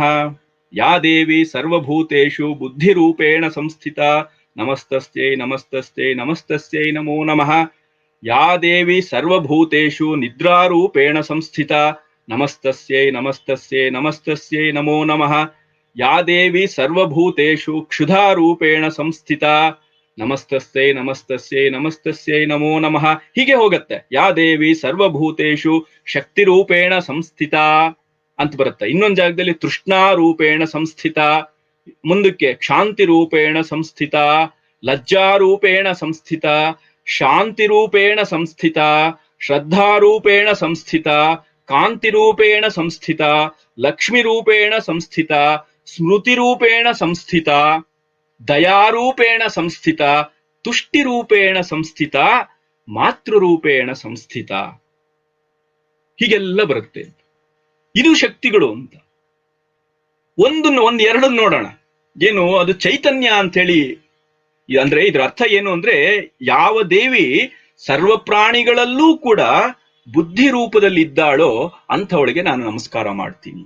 ಯಾವ ದೇವಿ ಎಲ್ಲ ಜೀವಿಗಳಲ್ಲೂ ಕೂಡ ನಿದ್ರೆಯ ರೂಪದಲ್ಲಿದ್ದಾಳೋ ಅವಳಿಗೆ ನಾನು ನಮಸ್ಕಾರವನ್ನು ಮಾಡ್ತೀನಿ. ಯಾವ ದೇವಿ ಎಲ್ಲ ಜೀವಿಗಳಲ್ಲೂ ಹಸಿವಿನ ರೂಪದಲ್ಲಿದ್ದಾಳೋ ಅವಳಿಗೆ ನಾನು ನಮಸ್ಕಾರವನ್ನು ಮಾಡ್ತೀನಿ. ಯಾವ ದೇವಿ ಎಲ್ಲರಲ್ಲೂ ಕೂಡ ಅವಳು ಶಾಂತಿ ರೂಪದಲ್ಲಿದ್ದಾಳೋ ಅವಳಿಗೆ ನಾನು ನಮಸ್ಕಾರವನ್ನು ಮಾಡ್ತೀನಿ. ಯಾವ ದೇವಿ ಎಲ್ಲರಲ್ಲೂ ಶಕ್ತಿ ರೂಪದಲ್ಲಿದ್ದಾಳೋ ಅವಳಿಗೆ ನಾನು ನಮಸ್ಕಾರವನ್ನು ಮಾಡ್ತೀನಿ. ಇದೆಲ್ಲ ಶಕ್ತಿಯ ಬೇರೆ ಬೇರೆ ರೂಪ. ಶಕ್ತಿ ಅಂತ ಹೇಳಿದ್ರೆ ನಾವು ದಾಳಿ ಮಾಡುವಂಥದ್ದು ಅಷ್ಟೇ ಅಲ್ಲ ಅಂತ. ಬುದ್ಧಿ ಶಕ್ತಿ ತಾನೆ. ನಿದ್ರೆ ಹೇಗೆ ಶಕ್ತಿ? ಎರಡು ದಿನಾನೂ ಬೇಡ, ಒಂದು ದಿನ ನಿದ್ರೆ ಕೆಟ್ಟರು ನಮ್ಗೆ ಗೊತ್ತಾಗತ್ತೆ ನಿದ್ರೆಯ ಮಹತ್ವ ಏನು ಅಂತ. ನಾವು ನಿದ್ರೆ ನಮ್ಗೆ ಎಷ್ಟು ಬೇಕೋ ಅಷ್ಟು ಸಿಗಲಿಲ್ಲ ಅಂತ. ಇವತ್ತು ಜಗತ್ತಿನಲ್ಲಿ ನಿಜವಾದ ದೊಡ್ಡ ಸಮಸ್ಯೆ ನಿದ್ರೆ ನಮಗೆ ಬರದೇ ಇರುವಂಥದ್ದು. ಯಾವಾಗ ನಿದ್ರೆ ಬರಬೇಕೋ ಆಗ ಬರ್ತಾ ಇಲ್ಲ, ಯಾವಾಗ ಅದು ಬರಬಾರ್ದೋ ಆಗ ಬರ್ತಾ ಇದೆ. ಆಫೀಸಲ್ಲಿ ಬರ್ತಾ ಇದೆ, ಮನೆಯಲ್ಲಿ ಬರ್ತಾ ಇಲ್ಲ. ಹಾಗಾಗಿ ಸಮಸ್ಯೆ ಶುರುವಾಗಿದೆ. ಹಾಗೆ ಇದು ಶಕ್ತಿ. ನಿದ್ರೆ ನಮಗೆ ಬರಲಿಲ್ಲ ಸರಿಯಾಗಿ ಅಂತ ಹೇಳಿದ್ರೆ ಸಮಸ್ಯೆ ಶುರು. ಮತ್ತೆ ಹಸಿವು, ಎಲ್ರು ನಾವು ಹಸಿವು ಸರಿಯಾದ ಸಮಯಕ್ಕೆ ಹಸಿವಾಗ್ತಾ ಇಲ್ಲ ಅಂತ ಹೇಳಿದ್ರೆ ತೊಂದರೆ ಬಂತು ಅಂತ ಅರ್ಥ. ಹಾಗೆ ಈ ದೇವಿಯನ್ನ ಬೇರೆ ಬೇರೆ ರೂಪದಲ್ಲಿ ಅಲ್ಲಿ ಕಂಡು ಆರಾಧಿಸಲಾಗಿದೆ. ಇದೆಲ್ಲದಕ್ಕೂ ಕೂಡ ಮೂಲವಾಗಿ ತಾಯಿತನದಲ್ಲಿ ಇದನ್ನ ಆರೋಪ ಮಾಡಲಾಗಿದೆ. ಇದನ್ನ ನಾವು ಗಮನಿಸ್ಬೇಕು. ಅಂಥ ತಾಯಿತನಕ್ಕೆ ಸಂಕೇತವಾಗಿರುವಂತ ತಾಯಿ ಎದೆಯನ್ನ ಈ ರಾಕ್ಷಸ ರಕ್ತದಲ್ಲಿ ತೋಯಿಸಿದ್ದಾನಲ್ಲ, ಅವನು ನಾಶ ಆಗೋದು ಬೇಡವೆ? ಇದೆಲ್ಲ ಇದೆ. ನಮ್ಗೆ ನಿದ್ರೆ ಬರದೇ ಇದ್ರೆ, ರಾಕ್ಷಸ ನಮ್ಮನ್ನ, ಅಂದ್ರೆ ರಾಕ್ಷಸ ಅಂತ ಹೇಳಿದ್ರೆ ಈ ತರ ಏನು ಕೊಂಬಿರುವಂತ ರಾಕ್ಷಸ ಅಂತಲ್ಲ, ನಮ್ಗೆ ನಿದ್ರಾಹೀನ ಸ್ಥಿತಿ ಅನ್ನುವಂಥದ್ದು ನಮ್ಮ ದೇಹದ ಮೇಲೆ ಆಕ್ರಮಣ ಮಾಡುವಂತ ಒಂದು ರಾಕ್ಷಸ ವೃತ್ತಿ ಅದು. ನಮ್ಗೆ ಬುದ್ಧಿ ನೆಟ್ಟಿಗಿಲ್ಲ ಅಂತ ಹೇಳಿದ್ರೆ, ಅರ್ಥವಾಗ್ತಿಲ್ಲ ಅಂತ ಹೇಳಿದ್ರೆ, ನಮ್ಗೆ ಸಮಸ್ಯೆ ಇದೆ ಬುದ್ಧಿಯಲ್ಲಿ, ಅದು ಒಂದು ರಾಕ್ಷಸಿ ವೃತ್ತಿ, ಅದು ಒಂದು ರಾಕ್ಷಸ ನಮ್ಮ ಮೇಲೆ ಅಟ್ಯಾಕ್ ಮಾಡಿದಾಗೆ ಅರ್ಥ. ಹಸಿವಾಗ್ತಿಲ್ಲ, ಆ ಹಸುವನ್ನ ಒಂದು ತಡೆಯುವಂತ ಯಾವುದೋ ಒಂದು ರಾಕ್ಷಸ ಶಕ್ತಿ ನಮ್ಮ ಮೇಲೆ ದಾಳಿ ಮಾಡಿದೆ ಅಂತಾನೆ ಅರ್ಥ. ಇದು ಮತ್ತೆ ಸರಿ ಹೋಗಬೇಕು ಅಂತ ಹೇಳಿದ್ರೆ ಏನು ಮಾಡ್ಬೇಕು ನಾವು ಈ ದೇವಿ ರೂಪದಲ್ಲಿ ಅದನ್ನು ಹೋರಾಟ ಮಾಡಬೇಕು.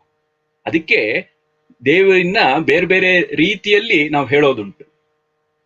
ಬೇರೆ ಬೇರೆ ನಾವು ಲಕ್ಷ್ಮಿಯನ್ನ ನೋಡಿದ್ರೆ ಗೊತ್ತಾಗುತ್ತೆ. ಲಕ್ಷ್ಮಿಯ ಸ್ವರೂಪದಲ್ಲಿ, ಲಕ್ಷ್ಮಿ ಅಂತ ಹೇಳಿದ್ರೆ ನಮ್ಗೇನಾಗಿದೆ, ಕೇವಲ ದುಡ್ಡು. ಎಲ್ರು ಸುಮ್ನೆ ತಮಾಷೆಗೆ ಹೇಳ್ತಾ ಇದೀನಿ, ಲಕ್ಷ್ಮಿ ಅಂತ ಹೇಳಿದ್ರೆ ಬ್ಯಾಂಕ್ ಕಡೆನೆ ನೋಡ್ತಾರೆ ಅಂತ. ಅದಲ್ಲ, ಲಕ್ಷ್ಮಿ ಎನ್ನುವಂಥದ್ದು ವಿಶಾಲವಾದಂತ ಅರ್ಥದಲ್ಲಿ ಎಲ್ಲ ಶಕ್ತಿಗಳಿಗೂ ಅವಳು ಸಂಕೇತ. ಅವಳು ಇಲ್ಲಿ ದುರ್ಗಾ ಸಪ್ತಶತಿಯಲ್ಲಿ ಲಕ್ಷ್ಮಿಗೆ ಬಹಳ ಒಂದು ಇದು, ಅವಳು ಶಕ್ತಿ ಸ್ವರೂಪಿಯಾಗಿ ನೋಡಿರುವಂಥದ್ದು. ಲಕ್ಷ್ಮಿ ಎಲ್ಲವನ್ನು ಸೃಷ್ಟಿ ಮಾಡ್ತಾಳೆ ಅಂತ ಹೇಳಿ. ನಾವಿವತ್ತು ಬರೀ ದುಡ್ಡಿನ ಅರ್ಥದಲ್ಲಿ ನೋಡ್ತಾ ಇದ್ದೀವಿ, ಅದಲ್ಲ. ನೀವು ಅಷ್ಟಲಕ್ಷ್ಮಿಯರ ಒಂದು ಕಾನ್ಸೆಪ್ಟ್ ಅರ್ಥ ಮಾಡ್ಕೊಂಡ್ರು ನಮ್ಗೆ ಗೊತ್ತಾಗತ್ತೆ ಅಲ್ಲಿ ಎಂತೆಂತ ಲಕ್ಷ್ಮಿಗಳನ್ನ ನಾವು ಅದು ಸಂತಾನ ಲಕ್ಷ್ಮಿ, ವಿದ್ಯಾ ಲಕ್ಷ್ಮಿ, ಧಾನ್ಯ ಲಕ್ಷ್ಮಿ, ಧನಲಕ್ಷ್ಮಿನೂ ಒಂದು ಅದರಲ್ಲಿ.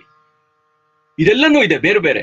ನಮ್ಗೆ ಬುದ್ಧಿ ಕೊಡುವಂಥವಳು, ನಮ್ಗೆ ಒಳ್ಳೆ ಶರೀರವನ್ನ ಕೊಡುವಂಥವಳು, ಆಮೇಲೆ ಒಳ್ಳೆ ಸಂಪತ್ತನ್ನ, ಒಳ್ಳೆ ಶಕ್ತಿಯನ್ನ, ಒಳ್ಳೆ ಸಂತಾನವನ್ನ, ಏನೆಲ್ಲ ಒಳ್ಳೇದು ನಮ್ಗೆ ಜೀವನಕ್ಕೆ ಒಳ್ಳೇದು ಅನ್ನುವಂಥದ್ದಿದೆ, ಅದೆಲ್ಲ ಯಾವುದರಿಂದ ಸಿಗತ್ತೆ, ಅದೆಲ್ಲ ಲಕ್ಷ್ಮಿ. ಶ್ರೀ ಅಂತ ಹೇಳಿದ್ರೆ ಎಲ್ಲವೂ ಸೇರತ್ತೆ, ಬರೀ ಬ್ಯಾಂಕಲ್ಲಿ ಇಟ್ಟ ಹಣ ಮಾತ್ರ ಅಷ್ಟೇ ಅಲ್ಲ ಅಂತ ಹೇಳಿ.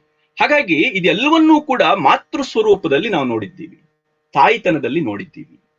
ಯಾಕಿದು ಅಂತ ಹೇಳಿದ್ರೆ, ಜಗತ್ತಿನ ಪ್ರಾಚೀನ ಸಂಸ್ಕೃತಿಗಳು ಇದು ಬೆಳೆದಿರುವಂಥದ್ದೇ ಈ ಒಂದು ಮಾತೃ ಕಲ್ಪನೆಯ ಹಿನ್ನೆಲೆಯಲ್ಲಿ. ನಾವು ಇದನ್ನ ಅರ್ಥ ಮಾಡ್ಕೋಬೇಕು.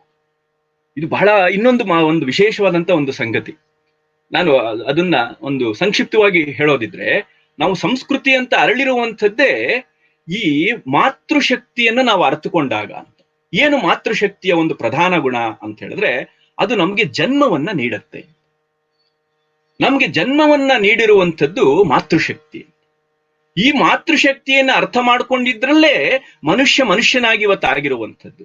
ಇದು ಹೇಗೆ ಅಂತ ಹೇಳಿದ್ರೆ, ಒಂದು ಹೆಣ್ಣು ಪ್ರಸವದಿಂದ ಒಂದು ಮಗುವಿಗೆ ಜನ್ಮವನ್ನ ಕೊಡ್ತಾಳೆ, ಅದು ಸಂತಾನ ಸೃಷ್ಟಿ ಕ್ರಿಯೆ ಆಯ್ತು. ಪ್ರಕೃತಿಯಲ್ಲಿ ಸಹಜವಾಗಿ ಈಗ ಒಂದು ಸೃಷ್ಟಿ ಕ್ರಿಯೆ ನಡೀತಾ ಇರುತ್ತೆ ಅಂತ. ಯಾವ್ದದು ಅಂತ ಹೇಳಿದ್ರೆ, ಒಂದು ಬೀಜವನ್ನ ನಾವು ಬಿತ್ತಿದ್ರೆ ಅದು ಸಸಿ ಬರ್ತಾ ಇದೆ, ಬೆಳೆ ಬರ್ತಾ ಇದೆ. ಮನುಷ್ಯನ ಈ ಸಂಸ್ಕೃತಿ ಅನ್ನುವಂಥದ್ದು, ನಾಗರಿಕತೆ ಅಂತ ಹುಟ್ಟಿದ್ದೇ ಇದನ್ನ ಅವನು ಅರ್ಥ ಮಾಡ್ಕೊಂಡಾಗ. ನೆಲದಲ್ಲಿ ಬಿದ್ದ ಬೀಜ ಅದು ಸಸಿಯಾಗಿ ಅದು ನನಗೆ ತಿನ್ನೋದಕ್ಕೆ ಧಾನ್ಯವನ್ನು ಕೊಡ್ತಾ ಇದೆ ಅಂತ ಹೇಳಿದ್ರೆ, ಅಲ್ಲಿ ಒಂದು ಸೃಷ್ಟಿ ಕ್ರಿಯೆ ಇದೆ, ತಾಯ್ತನ ಇದೆ ಅಂತ ಹೇಳಿ. ಈ ತಾಯ್ತನ ಮತ್ತೆ ಆ ತಾಯ್ತನ ಎರಡು ಸೇರಿನೇ ಸಂಸ್ಕೃತಿ ಅನ್ನುವಂಥದ್ದು ಆಗಿತ್ತು. ಹಾಗಾಗಿ ಎಲ್ಲ ಸಂಸ್ಕೃತಿಗಳೂ ಕೂಡ ಈ ಮಾತೃತ್ವವನ್ನ, ಮಾತೃಶಕ್ತಿಯನ್ನ ವಿಶೇಷವಾಗಿ ಆರಾಧಿಸಿದೆ. ನಮ್ಮ ದೇಶದಲ್ಲೂ ಕೂಡ ಅದನ್ನು ಅತಿಶಯವಾಗಿ ಅದಕ್ಕೆ ಆರಾಧಿಸಿದ್ದು. ಅದಕ್ಕೆ ತಾಯ್ತನವನ್ನ ಆರೋಪ ಮಾಡಿ, ಈ ಶಕ್ತಿಗಳಿಗೆಲ್ಲ ಆರೋಪ ಮಾಡಿ ಹಾಗೆ ಬಂದಿದ್ದು ಅಂತ. ಅದಕ್ಕೆ ತುಂಬಾ ಜನ ವಿದ್ವಾಂಸರು ಗುರುತಿಸ್ತಾರೆ. ಈ ಕಲ್ಚರ್ ಅಂತ ನಾವು ಇವತ್ತು ಸಂಸ್ಕೃತಿ ಅಂತ ಹೇಳ್ತೀವಲ್ಲ, ಈ ಸಂಸ್ಕೃತಿ ಕಲ್ಚರ್ ಅನ್ನುವಂತ ಈ ಶಬ್ದ, ಕಲ್ಟಸ್ ಅಂತ ಶಬ್ದ ಅದು ಮೂಲ ಅದರಿಂದ ಬಂತು ಅಂತ ಹೇಳಿ. ಈ ಶಬ್ದ ಬರೋದಿಕ್ಕೆ ಕಾರಣವೇ ಏನು ಅಂತ ಹೇಳಿದ್ರೆ, ಈ ಅಗ್ರಿಕಲ್ಚರ್ ಅಂತ ನಾವು ಹೇಳ್ತೀವಲ್ಲ, ಅಂದ್ರೆ ಈ ರೀತಿ ಅದು ಕೃಷಿ ಮೂಲ, ಕೃಷಿಯಲ್ಲಿ ನಡೀತಾ ಇರುವಂತ ಭೂಮಿ ತಾಯಿ. ಹೇಗೆ ನನ್ನನ್ನ ಹೆತ್ತ ತಾಯಿ ಒಬ್ಳಿದ್ದಾಳೋ ಹಾಗೆ ಈ ತಾಯಿ ಒಬ್ಳಿದ್ದಾಳೆ, ಭೂಮಿ ತಾಯಿ ಅಂತ. ಅವಳು ಸೃಷ್ಟಿಯನ್ನು ಮಾಡ್ತಿದ್ದಾಳೆ, ಆ ಸೃಷ್ಟಿಯಿಂದ ನನಗೆ ಪೋಷಣೆ ಸಿಗ್ತಾ ಇದೆ ಅಂತ ಹೇಳಿ. ಈ ಒಂದು ಹಿನ್ನೆಲೆಯಲ್ಲಿ ಮನುಷ್ಯ ಸಂಸ್ಕೃತಿಯನ್ನ ರೂಢಿಸ್ಕೊಂಡ ಅಂತ ಹೇಳಿ. ಒಂದು ಕೃಷಿ ಅಂತ ಹೇಳಿದ್ರೆ ಅದು ಸಂಸ್ಕೃತಿ ತಾನೆ. ಒಂದು ಬೀಜವನ್ನು ಬಿತ್ತಬೇಕು, ಎಲ್ಲಂದ್ರೆ ಅಲ್ಲಿ ಬಿತ್ತಿದ್ರೆ ಆಗತ್ತೋ, ಅದಕ್ಕೆ ಒಂದು ನೆಲವನ್ನು ಹದ ಮಾಡಬೇಕು. ಬಿತ್ತಿದ ಮೇಲೆ ಆಗೋಯ್ತೋ, ಅದನ್ನ ಸರಿಯಾಗಿ ನೋಡ್ಕೋಬೇಕು, ಕಳೆಯನ್ನು ಕೀಳಬೇಕು, ಸರಿಯಾಗಿ ಅದಕ್ಕೆ ಸಮಯಕ್ಕೆ ಸರಿಯಾಗಿ ಅದಕ್ಕೆ ಪೋಷಣೆಯನ್ನ ಕೊಡಬೇಕು, ನೀರನ್ನ ಹಾಕಬೇಕು. ಈ ತರದೆಲ್ಲ ಮಾಡ್ತಾ ಇದ್ರೆ ತಾನೆ ಅದು ಕೃಷಿ ಅಂತ ಆಗತ್ತೆ. ಒಂದು ಸಂಸ್ಕಾರ ಆಯ್ತು. ಆ ಸಂಸ್ಕಾರವೇ ತಾನೆ ಸಂಸ್ಕೃತಿ ಅಂತ ನಾವು ಕರೆಯುವಂತ. ತಾಯಿ ನಮ್ಗೆ ಆ ಕೆಲಸವನ್ನು ಮಾಡ್ತಾರೆ. ಕೇವಲ ಅವಳು ನಮ್ಗೆ ಜನ್ಮ ಕೊಟ್ಟು ಬಿಡ್ತಾ ಇಲ್ಲ ತಾಯಿ. ನಾವು ಹುಟ್ಟಿದ ಕೂಡಲೇ ಬದುಕ್ ಬಿಡ್ತೀವೋ? ಹುಟ್ಟಿದ ಕೂಡಲೇ ಏನು ಬೇಕು? ಆಹಾರ ಬೇಕು. ತನ್ನ ಆಹಾರ ಕೊಡ್ತಾ ಇದ್ದಾಳೆ ಅವಳು, ತನ್ನ ದೇಹವನ್ನು ಕೊಡ್ತಾ ಇದ್ದಾಳೆ ಆಹಾರವಾಗಿ. ಆಹಾರ ಕೊಟ್ಟು ಏನ್ ಮಾಡಿದ್ಲು ಅವಳು? ನನ್ನನ್ನ ಬೆಳೆಸ್ತಾ ಇದ್ದಾಳೆ. ನನ್ನನ್ನ ಹೆಜ್ಜೆ ಇಡೋದು ಹೇಗೆ, ಮಾತಾಡೋದು ಹೇಗೆ, ಜೀವನದಲ್ಲಿ ಹೇಗೆ ಇದೆಲ್ಲವನ್ನೂ ಕೂಡ ಅವಳು ನನಗೆ ತೋರಿಸ್ತಾ ಇದ್ದಾಳೆ ಅಂತ. ಹಾಗೆ ಜೀವನಕ್ಕೆ ಬೇಕಾದಂತ ಏನೆಲ್ಲ ನಮಗೆ ಸಿಗತ್ತೆ ಪ್ರಕೃತಿಯಿಂದ, ಸಮಾಜದಿಂದ, ಅದೆಲ್ಲವನ್ನೂ ಕೂಡ ನಮ್ಮ ಸಂಸ್ಕೃತಿ ತಾಯಿ ಅಂತ ಕರೀತು. ಅದಕ್ಕೆ ಅದರಲ್ಲಿ ವಿದ್ಯೆ, ಬುದ್ಧಿ, ಹಣ, ಐಶ್ವರ್ಯ, ದೇಹ, ಪ್ರತಿಯೊಂದನ್ನು ಏನೆಲ್ಲ ಬೇಕು ನನಗೆ ಅದೆಲ್ಲವನ್ನೂ ಕೂಡ ಯಾಕೆ ತಾಯ್ತನದಲ್ಲಿ ನೋಡಿತ್ತು ಅಂತ ಹೇಳಿದ್ರೆ, ಹೇಗೆ ಹೆತ್ತ ತಾಯಿ ನನ್ನನ್ನ ಆರೈಕೆ ಮಾಡ್ತಾಳೋ ಹಾಗೆ ಇದೆಲ್ಲ ಆರೈಕೆ ಮಾಡ್ತಾ ಇದೆ. ಹಾಗಾಗಿ ಇದೆಲ್ಲ ತಾಯ್ತನ ಅಂತೆ. ಅದು ವಿಶಾಲವಾದಂತ ತಾತ್ವಿಕವಾದಂತ ಅರ್ಥದಲ್ಲೂ ಕೂಡ ಇಡೀ ಪ್ರಕೃತಿನೇ ಒಂದು ಶಿವೆ, ಶಕ್ತಿ. ಅದು ಬಹಳ ಇನ್ನೊಂದು ದೊಡ್ಡ ದರ್ಶನ. ನಾನು ಅದ್ರ ಹಿನ್ನೆಲೆಗೆ ಹೋಗೋದಿಲ್ಲ. ಹಾಗಾಗಿ ನಮ್ಮ ಸಂಸ್ಕೃತಿ ಇಡೀ ಪ್ರಕೃತಿಯನ್ನೇ ತಾಯಿ ಅಂತ ಕರೆದು ಬಿಡ್ತು ಅಂತೇಳಿ. ನೋಡಿ ಎಷ್ಟೆಲ್ಲ ನಾವು ಒಂದೊಂದು ಅರ್ಥ ನಾವು ಅದನ್ನ ಬಿಡಿಸ್ತಾ ಹೋದ್ರೆ ಎಷ್ಟು ವ್ಯಾಪಕವಾಗಿ ಹೋಗ್ತಾ ಇದೆ. ಮತ್ತೆ ಒಂದು ರೀತಿ ಎಷ್ಟೊಂದು ಆರ್ಗ್ಯಾನಿಕ್ ಆಗಿದೆ ಅಂತ. ಈ ವಿಚಾರ ಅನ್ನುವಂಥದ್ದು ಏನೋ ಒಂದು ಬೇರೆ ಒಂದು ವಿಷಯವನ್ನ ಹೇಳೋ ತರ ಇಲ್ಲ. ನಮ್ಗೆ ಅರ್ಥವಾಗದೋ ರೀತಿ ಅರ್ಥ ಮಾಡ್ಕೊಂಡ್ಮೇಲೆ ಇಷ್ಟೇನಾ ಅಂತ ಅನ್ಸತ್ತೆ. ಅಷ್ಟು ಸರಳವಾಗಿದೆ. ಯಾವಾಗ್ಲೂ ಕೂಡ ಸರಳವಾಗಿರೋದೇ ಅರ್ಥವಾಗೋದು ಕಷ್ಟ. ಆತರ ಆಗ್ತಾ ಇದೆ ನಮ್ಮ ಪರಿಸ್ಥಿತಿ ಅಂತ ಹೇಳಿ. ಅದನ್ನ ಇಲ್ಲಿ ಹೇಳ್ತಾ ಇರುವಂತದ್ದು ಈ ನಮ್ಮ ಈ ನವರಾತ್ರಿಯ ಸಂದರ್ಭದಲ್ಲಿ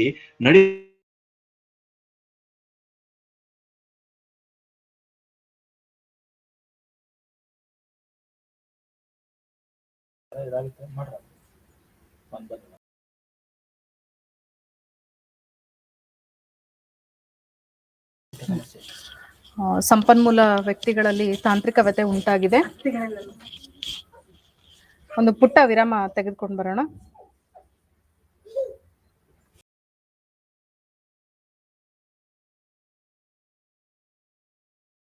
ಶಸ್ತ್ರಗಳನ್ನೆಲ್ಲ ತೆಗೆದು ಯುದ್ಧಕ್ಕೆ ಹೋಗಿ ಅಲ್ಲಿ ಅವರಿಗೆ ಜಯ ಸಿಗುವಂತದ್ದು. ಹೀಗೆ ಆಮೇಲೆ ವಿಕಾಸ್ ಬ್ಯಾಂಕ್ ಬೆಳ್ಳಿ ಹಬ್ಬದ ಸಂಭ್ರಮ. ವರ್ಷದ 365 ದಿನ ರಜರಹಿತ ಸೇವೆ. ಬನ್ನಿ, ನಮ್ಮಲ್ಲಿ ಉಳಿತಾಯ ಖಾತೆ, ಚಾಲ್ತಿ ಖಾತೆ, ಆರ್ಡಿ ಖಾತೆ ಆರಂಭಿಸಿ. ಮುದ್ದತ್ತು ಠೇವಣಿಗಳ ಮೇಲೆ ಆಕರ್ಷಕ ಬಡ್ಡಿದರ. ಎಲ್ಲ ಆಧುನಿಕ ತಂತ್ರಜ್ಞಾನ ಹೊಂದಿದ ನವ ಪೀಳಿಗೆಯ ವಿಕಾಸ್ ಸೌಹಾರ್ದ ಕೋಆಪರೇಟಿವ್ ಬ್ಯಾಂಕ್. ಇದು ಕರ್ನಾಟಕದ ಹೆಮ್ಮೆಯ ಬ್ಯಾಂಕ್. ಇಂದೇ ನಿಮ್ಮ ಹತ್ತಿರದ ಶಾಖೆಗೆ ಭೇಟಿ ನೀಡಿ ಅಥವಾ ಬ್ಯಾಂಕ್ನ ವೆಬ್ಸೈಟ್ ಅನ್ನು ಸಂದರ್ಶಿಸಿ. ಸರ್ ಮಾತಾಡಿ ಸರ್. ನನಗೆ ಗೊತ್ತಾಗ್ಲಿಲ್ಲ. ಸಾರಿ ಸರ್, ಅದೇ ನಿಮ್ದು ಕನೆಕ್ಟಿವಿಟಿ ಇಶ್ಯೂ ಬಂತು, ಅದಕ್ಕೆ ನಾವು ಒಂದು ವಿರಾಮ ತಗೊಂಡಿದ್ವಿ. ಹೌದಾ? ಇವಾಗ ಮಾತಾಡಿ ಸರ್. ಅಂದ್ರೆ ಅಲ್ಲಿ ಪಾಂಡವರು ಆ ವೃಕ್ಷದಲ್ಲಿ ಬಚ್ಚಿಟ್ಟಿದ್ದ ತಮ್ಮ ಶಸ್ತ್ರಗಳನ್ನ ಅವರು ಇಳಿಸಿ ಆಮೇಲೆ ಯುದ್ಧಕ್ಕೆ ಹೋಗಿ ಗೆಲುವು ಪಡೆಯುವಂಥದ್ದು ಇದು ಒಂದಿದೆ ವಿಜಯದಶಮಿ ಹಿನ್ನೆಲೆಯಲ್ಲಿ. ಮತ್ತೆ ರಾಮ ರಾವಣನ ಕೊಂದಿದ್ದು ಕೂಡ ಆವತ್ತೆ ಅಂತ ಹೇಳುವಂಥದ್ದು. ಅಂದ್ರೆ ಏನ್ ಅರ್ಥ ಅಂತ ಹೇಳಿದ್ರೆ, ಈ ಒಳಿತು ಕೆಡುಕುಗಳ ಸಂಘರ್ಷದಲ್ಲಿ ಒಳಿತು ಅನ್ನುವಂಥದ್ದು ಗೆಲ್ತಾ ಇದೆ. ಆ ಗೆಲ್ಲೋದಕ್ಕೆ ಒಂದು ಸಂಕೇತವಾಗಿ ನಾವು ವಿಜಯದಶಮಿಯನ್ನ ಇವತ್ತಿಗೂ ಆಚರಣೆ ಮಾಡ್ತೀವಿ. ಅದಕ್ಕೆ ನಾವು ಈ ವಿಜಯದಶಮಿ ದಿವಸ ಏನಾದ್ರೂ ಶುರು ಮಾಡಿದ್ರೆ ಒಳ್ಳೇದಾಗತ್ತೆ ಅಂತ ಹೇಳುವಂಥದ್ದು, ಅಥವಾ ಅಕ್ಷರಾಭ್ಯಾಸ ಮಾಡಿದ್ರೆ ಮಕ್ಕಳಿಗೆ ಅದು ಒಳ್ಳೇದಾಗತ್ತೆ. ಈ ರೀತಿಯ ಕಲ್ಪನೆಗಳೆಲ್ಲ ಯಾಕೆ ಬಂದಿದೆ ಅಂತ ಹೇಳಿದ್ರೆ, ಅದಕ್ಕೆ ಸಾವಿರಾರು ವರ್ಷಗಳ ಈ ರೀತಿಯ ಒಂದು ಸಾಂಕೇತಿಕವಾದಂಥ ಒಂದು ಅರ್ಥ ವ್ಯಾಪ್ತಿ ಇರುತ್ತೆ. ಅದನ್ನ ನಾವು ಅರ್ಥ ಮಾಡ್ಕೋಬೇಕು. ಹೀಗೆ ಆ ನವರಾತ್ರಿಯ ಉದ್ದಕ್ಕೂ ಕೂಡ ಈ ರೀತಿಯ ವಿಶೇಷಗಳಿದೆ. ಅವತ್ತು ಬನ್ನಿ ಪೂಜೆ ಅಂತ ಮಾಡ್ತೀವಿ. ಆ ಬನ್ನಿ ಅನ್ನುವಂಥದ್ದು ಅದೇ ಶಮಿ ವೃಕ್ಷ. ಅದು ಈ ಬನ್ನಿ ಅನ್ನುವಂಥದ್ದು ಸಂಸ್ಕೃತದ ವನ್ಹಿ ಅನ್ನುವಂಥ ಶಬ್ದದಿಂದ ಬಂದಿರುವಂಥದ್ದು. ವನ್ನಿ ಅಂತ ಹೇಳಿದ್ರೆ ಅದು ಅಗ್ನಿ ಅಂತ ಹೆಸರು. ಅಲ್ಲಿ ಅಗ್ನಿಯನ್ನ ಆ ಶಮಿ ವೃಕ್ಷದಿಂದ ಹಿಂದೆ ಯಜ್ಞವನ್ನ ಮಾಡಬೇಕಾದ್ರೆ ಅಲ್ಲಿ ಅಗ್ನಿಯನ್ನ ಮಥನ ಮಾಡ್ತಿದ್ರು ಅದರಿಂದ ಅನ್ನುವಂಥದ್ದು ಗೊತ್ತಾಗತ್ತೆ. ಅದು ದುರ್ಗೆಯ ಆವಾಸ ಸ್ಥಾನ ಅಂತ, ದುರ್ಗೆ ಅಲ್ಲಿರ್ತಾಳೆ ಅನ್ನುವಂಥದ್ದು. ಇದೆಲ್ಲ ನಾವು ಒಂದೊಂದು ಬಿಡಿಸ್ತಾ ಹೋದ್ರೆ ಗೊತ್ತಾಗುತ್ತೆ. ದುರ್ಗಾ ಅನ್ನೋದಕ್ಕೆ ಒಂದು ಹೆಸರಿದೆ. ಅದಕ್ಕೆ ನಾವು ದುರ್ಗಾಷ್ಟಮಿ ಅಂತಾನೆ ಒಂದ್ ಮಾಡ್ತೀವಿ. ದುರ್ಗಾ ಅಂತ ಹೇಳಿದ್ರೆ ಕಷ್ಟ ಕೋಟಲೆಗಳು ಅಂತ ಹೇಳಿ. ನಾವು ದುರ್ಗೆಯನ್ನ ಯಾಕೆ ನಾವು ಪೂಜೆ ಮಾಡ್ಬೇಕು ಅಂತ ಹೇಳಿದ್ರೆ, ನನಗೆ ಬಂದಿರುವಂತ ಕಷ್ಟ ಕೋಟಲೆಗಳನ್ನ ಆ ತಾಯಿನೇ ನಮ್ಗೆ ಪರಿಹಾರ ಮಾಡಬೇಕು ಅಂತ. ಹೇಗೆ ನನ್ನ ಶರೀರಕ್ಕೆ ಅಥವಾ ನನಗೆ ತೊಂದರೆ ಆದಾಗ ಫಸ್ಟ್ ಯಾರಿಗೆ ಗೊತ್ತಾಗತ್ತೆ? ಅದು ತಾಯಿಗೆ ಗೊತ್ತಾಗತ್ತೆ. ಅದು ಎಷ್ಟು ಸಾವಯವ ಸಂಬಂಧ ತಾಯಿಗೂ ಮತ್ತೆ ಮಕ್ಕಳಿಗೂ ಅಲ್ವಾ? ತಾಯಿನಲ್ಲಿ ಏನಾದ್ರೂ ಆರೋಗ್ಯ ವ್ಯತ್ಯಾಸ ಆಗಿದ್ರೆ ಅದು ಮಕ್ಕಳಿಗೆ ತಕ್ಷಣ ಬಂದ್ಬಿಡತ್ತೆ ಅಂತ. ಮಕ್ಕಳಿಗೆ ಏನಾದ್ರೂ ಇದ್ರೆ ಅದು ತಾಯಿಗೂ ಬಂದ್ಬಿಡತ್ತೆ. ಅದು ಈ ಮಟ್ಟದಲ್ಲಿ ಇರುತ್ತೆ ಅವರ ಒಂದು ಕರಳು, ಅದು ನೇರ ಸಂಬಂಧ ತಾನೇ ಅದು. ಹಾಗೆ ಯಾರಿಗೆ ಗೊತ್ತಾಗತ್ತೆ ನನ್ನ ಕಷ್ಟ ಅಂತ ಹೇಳಿ? ಅದನ್ನ ಪರಿಹಾರ ಮಾಡುವಂಥದ್ದು ಆ ತಾಯ್ತನಕ್ಕೆ ಮಾತ್ರ ಸಾಧ್ಯ ಅನ್ನುವಂತ ಒಂದು ಕಲ್ಪನೆ ಈ ನವರಾತ್ರಿಯಲ್ಲಿ ಗೊತ್ತಾಗತ್ತೆ. ಈ ತಾಯ್ತನದ ಬಗ್ಗೆ ನಾನು ಹೇಳಿದೆ. ಈ ತಾಯ್ತನ ಅನ್ನುವಂಥದ್ದು ಬಹಳ ಸಾವಿರಾರು ವರ್ಷಗಳಿಂದ ಎಲ್ಲ ಸಂಸ್ಕೃತಿಗಳಲ್ಲೂ ಪ್ರಧಾನ ಒಂದು ಸಂಸ್ಕೃತಿಯ ಭಾಗವಾಗಿದ್ದಂತ ಒಂದು ಮುಖ್ಯವಾದಂತ ಒಂದು ವಿಚಾರ. ಅದು ನಮ್ಮಲ್ಲೂ ಇದೆ, ಅದು ವೇದ ಕಾಲದಿಂದಲೂ ನಾವು ಅದನ್ನ ನೋಡ್ತೀವಿ. ಬೇರೆ ಸಂಸ್ಕೃತಿಗಳಲ್ಲೂ ಅದು ತುಂಬಾ ಅದ್ಭುತವಾಗಿ ನಾವು ಅಲ್ಲೂ ಕೂಡ ಬಂದಿರೋದನ್ನ ನೋಡ್ತೀವಿ. ನಮ್ಮಲ್ಲಿ ಇದಕ್ಕೊಂದು ಸಣ್ಣ ಉದಾಹರಣೆಯನ್ನ ನಾನು ಹೇಳ್ಬೋದು. ನಮ್ಮಲ್ಲಿ ಈಗ ಸರಸ್ವತಿಯನ್ನು ನಾವು ಪೂಜೆ ಮಾಡ್ತೀವಿ, ಸರಸ್ವತಿ ಪೂಜೆ ಅಂತಾನೆ ಒಂದ್ ದಿವಸ ಮಾಡ್ತೀವಿ. ಅದಲ್ಲದೆ 3 ದಿನಗಳನ್ನ ಸರಸ್ವತಿಗೋಸ್ಕರ ಅಂತಾನೆ ನಾವು ಈ ನವರಾತ್ರಿಯಲ್ಲಿ ಮಾಡ್ತೀವಿ. ಈ ಸರಸ್ವತಿಯ ಈ ಕಲ್ಪನೆ ನಮ್ಗೆ ವೇದಗಳಲ್ಲೇ ಕಾಣುತ್ತೆ. ವೇದಗಳಲ್ಲಿ ಹೇಗೆ ಕಾಣುತ್ತೆ ಅಂತ ಹೇಳಿದ್ರೆ, ವೇದಗಳಲ್ಲಿ 2 ಅರ್ಥದಲ್ಲಿ, 2 ರೀತಿಯಲ್ಲಿ, 2 ಆಯಾಮಗಳಲ್ಲಿ ಸರಸ್ವತಿಯನ್ನ ಕಾಣಿಸಿದ್ದಾರೆ ಅಂತ. ಏನು ನಮ್ಗೆ ಗೊತ್ತು, ಸರಸ್ವತಿ ಅಂತ ಕೇಳಿದ್ರೆ ನಾವು ಸರಸ್ವತಿ ಏನು ವಿದ್ಯೆಗೆ ದೇವತೆ ಈ ತರದೆಲ್ಲ ಹೊಳೆಯುತ್ತೆ. ಅದ್ರ ಜೊತೆಗೆ ಸರಸ್ವತಿ ಅಂದ್ರೆ ನದಿ ಅನ್ನುವಂಥದ್ದು ಹೊಳೆಯುತ್ತೆ ಅಂತ. ಅದು ವೇದದಲ್ಲೇ ಬರುವಂಥದ್ದು. ಅಲ್ಲಿ ಬರುತ್ತೆ ಏನು, ಅಂಬಿತಮೆ, ನದಿತಮೆ, ದೇವಿತಮೆ, ಸರಸ್ವತಿ ಅಂತ ಬರುತ್ತೆ, ನದಿ ಸ್ವರೂಪದಲ್ಲಿ ಅವಳು ನೋಡುವಂಥದ್ದು. ಮತ್ತೆ ಚೋದಯಿತ್ರಿ, ಸುನೃತಾನಾಂ, ಚೇತಂತಿ, ಸುಮತೀನಾಂ, ಒಳ್ಳೆ ಬುದ್ಧಿ ಕೊಡುವಂಥವಳು, ಚೈತನ್ಯವನ್ನು ಕೊಡುವಂಥವಳು, ಹೀಗೇನು ಪ್ರಶಂಸೆ ಮಾಡಿದ್ದಾರೆ. ಅಂದ್ರೆ ಅಲ್ಲಿ ನೀರಿನ ರೂಪದಲ್ಲಿ ಸರಸ್ವತಿಯನ್ನ ನೋಡ್ತಾ ಇದ್ದಾರೆ, ಮಾತಿನ ರೂಪದಲ್ಲಿ ನೋಡ್ತಾ ಇದ್ದಾರೆ ಅಂತ. ಆರಂಭದಲ್ಲಿ ನಾನು ಅದನ್ನೇ ಹೇಳ್ತಾ ಸಂಸ್ಕೃತಿ ಎರಡು ತಾಯ್ತನದಲ್ಲಿ ಅರಳಿತು ಅಂತ, ಕೃಷಿಗೂ ಮತ್ತೆ ತಾಯ್ತನಕ್ಕೂ ಇರುವಂತ ಸಂಬಂಧ ಅಂತ. ಹಾಗೆ ಇಲ್ಲಿ ಒಂದು ಅರ್ಥ ಇದೆ. ಏನದು ಅಂತ ಹೇಳಿದ್ರೆ, ಈ ಕೃಷಿಗೆ ಬೇಕಾಗಿರುವಂತದ್ದು ನೀರ್ ತಾನೆ. ಅಂದ್ರೆ ಎಲ್ಲ ಸಂಸ್ಕೃತಿಗಳು ಕೂಡ ನದಿಯ ದಡದಲ್ಲೇ ಅರಳಿರುವಂಥದ್ದು. ನೀರು ಇಲ್ಲ ಅಂತ ಹೇಳಿದ್ರೆ, ನದಿ ಎನ್ನುವಂಥದ್ದು ಇಲ್ಲ ಅಂತ ಹೇಳಿದ್ರೆ ಯಾವುದೇ ಸಂಸ್ಕೃತಿ ಅರಳಕ್ ಸಾಧ್ಯ ಇಲ್ಲ. ನಾಗೆ ಮನುಷ್ಯರು ಹೇಗೆ ಬದುಕೋದಿಕ್ ಸಾಧ್ಯ ನೀರಿಲ್ಲ ಅಂತ ಹೇಳಿದ್ರೆ, ನದಿ ಇಲ್ಲ ಅಂತ ಹೇಳಿದ್ರೆ? ಹಾಗಾಗಿ ಇಲ್ಲಿ ಸರಸ್ವತಿ ನದಿ ರೂಪದಲ್ಲಿ ಇದ್ದಾಳೆ ಅಂತ ಹೇಳಿದ್ರೆ ಅವಳು ನಮಗೆ ಸಂಸ್ಕೃತಿಯನ್ನು ಕಟ್ಟಿಕೊಟ್ಟಿದ್ದಾಳೆ, ನಮ್ಮ ಸಂಸ್ಕೃತಿಯ ಉಗಮಕ್ಕೆ ಅವಳು ಕಾರಣಲಾಗಿದ್ದಾಳೆ. ಹಾಗಾಗಿ ಆ ಸರಸ್ವತಿ ಅನ್ನುವಂಥದ್ದು ತಾಯಿ, ಅದು ಅಲ್ಲಿ ಒಂದು ಆರಾಧನೆ ಆಯ್ತು. ಮತ್ತೆ ಮನುಷ್ಯನನ್ನ ಬೇರೆ ಪ್ರಾಣಿಗಳಿಗಿಂತ ಭಿನ್ನ ಮಾಡಿದ್ದು ಯಾವುದು? ಮನುಷ್ಯ ಕೂಡ ಪ್ರಾಣಿನೇ, ಪ್ರಾಣಿಗಳು ಮಾಡೋದೆಲ್ಲ ಮನುಷ್ಯನು ಮಾಡ್ತಾನೆ. ಆದ್ರೆ ಪ್ರಾಣಿಗಳು ಮಾಡದೇ ಇರುವಂತ ಒಂದು ವಿಶೇಷವಾದಂತ ಒಂದು ಶಕ್ತಿ ಅವನಿಗಿದೆ ಅಂತ. ಏನು? ಅವನು ತನ್ನ ಸಂಸ್ಕೃತಿಯನ್ನ ರೂಪಿಸ್ಕೊಂಡಿದ್ದಾನೆ, ತನ್ನದೇ ಆದಂತ ಒಂದು ಸಂಸ್ಕೃತಿಯನ್ನ ರೂಪಿಸ್ಕೊಂಡಿದ್ದಾನೆ. ಒಬ್ಬ ಸೈಂಟಿಸ್ಟ್ ತುಂಬಾ ಚೆನ್ನಾಗಿ ಹೇಳ್ತಾನೆ, ಏನು, ಬೇರೆ ಪ್ರಾಣಿಗಳೆಲ್ಲವೂ ಕೂಡ ಇರುವ ಪರಿಸರಕ್ಕೆ ಹೊಂದಾಣಿಕೆ ಮಾಡ್ಕೊಳ್ಳುತ್ತೆ. ಏನು, ಅದು ಲ್ಯಾಂಡ್ಸ್ಕೇಪ್ ಅಂತ ನಾವು ಕರಿತೀವಲ್ಲ, ಅದಕ್ಕೆ ಸರಿಯಾಗಿ ತಮ್ಮ ಜೀವನವನ್ನ ರೂಪಿಸ್ಕೊಳ್ಳುತ್ತೆ. ಗೂಡು ಕಟ್ಬೋದು, ಅದೆಲ್ಲ ಬೇರೆ, ಅದು ಏನು ಒಂದು ಸಣ್ಣ ಏರ್ಪಾಟು, ಅಲ್ಲೇ ಸಿಗುವಂತದ್ದು ಏನ್ ಸಿಗತ್ತೆ ಅದನ್ನ ಮಾಡುತ್ತೆ, ಅದು ಉಪಯೋಗಿಸ್ಕೊಂಡು ಮಾಡುತ್ತೆ. ಆದರೆ ಮನುಷ್ಯ ಆ ಲ್ಯಾಂಡ್ಸ್ಕೇಪ್ ಅನ್ನೇ ಬದಲಾಯಿಸಬಲ್ಲ ಅಂತ. ಇದು ಒಂದು ವಿಶೇಷವಾದಂತ ಅದು ಶಕ್ತಿನೋ ಅಥವಾ ಮನುಕುಲಕ್ಕೆ ಶಾಪವೋ ಏನೋ ಒಂದು ಆಗಿದೆ ಒಟ್ಟಿನಲ್ಲಿ. ಅದು ಒಂದು ಆರಂಭದಲ್ಲಂತ ಒಂದು ಶಕ್ತಿ ಅಂತ ನಾವು ಅಂದ್ಕೋಬಹುದು, ಪಾಸಿಟಿವ್ ಆಗಿ ನೋಡೋದಿದ್ರೆ. ಅದು ಈಗ ವಿನಾಶಕ್ಕೆ ಬಂದ್ಬಿಟ್ಟಿದೆ, ಅದು ಬೇರೆ ಪ್ರಶ್ನೆ. ಇದು ಯಾಕೆ ಅವನಿಗೆ ಬಂತು, ಹೇಗೆ ಬಂತು ಅಂತ ಹೇಳಿದ್ರೆ, ಅಲ್ಲಿ ಸರಸ್ವತಿಯ ಇನ್ನೊಂದು ತತ್ವ ಇದೆ. ಏನದು ಅಂತ ಹೇಳಿದ್ರೆ ವಾಕ್ ತತ್ವ, ಮಾತು ಅಂದ್ರೆ ಬುದ್ಧಿ, ಮಾತು.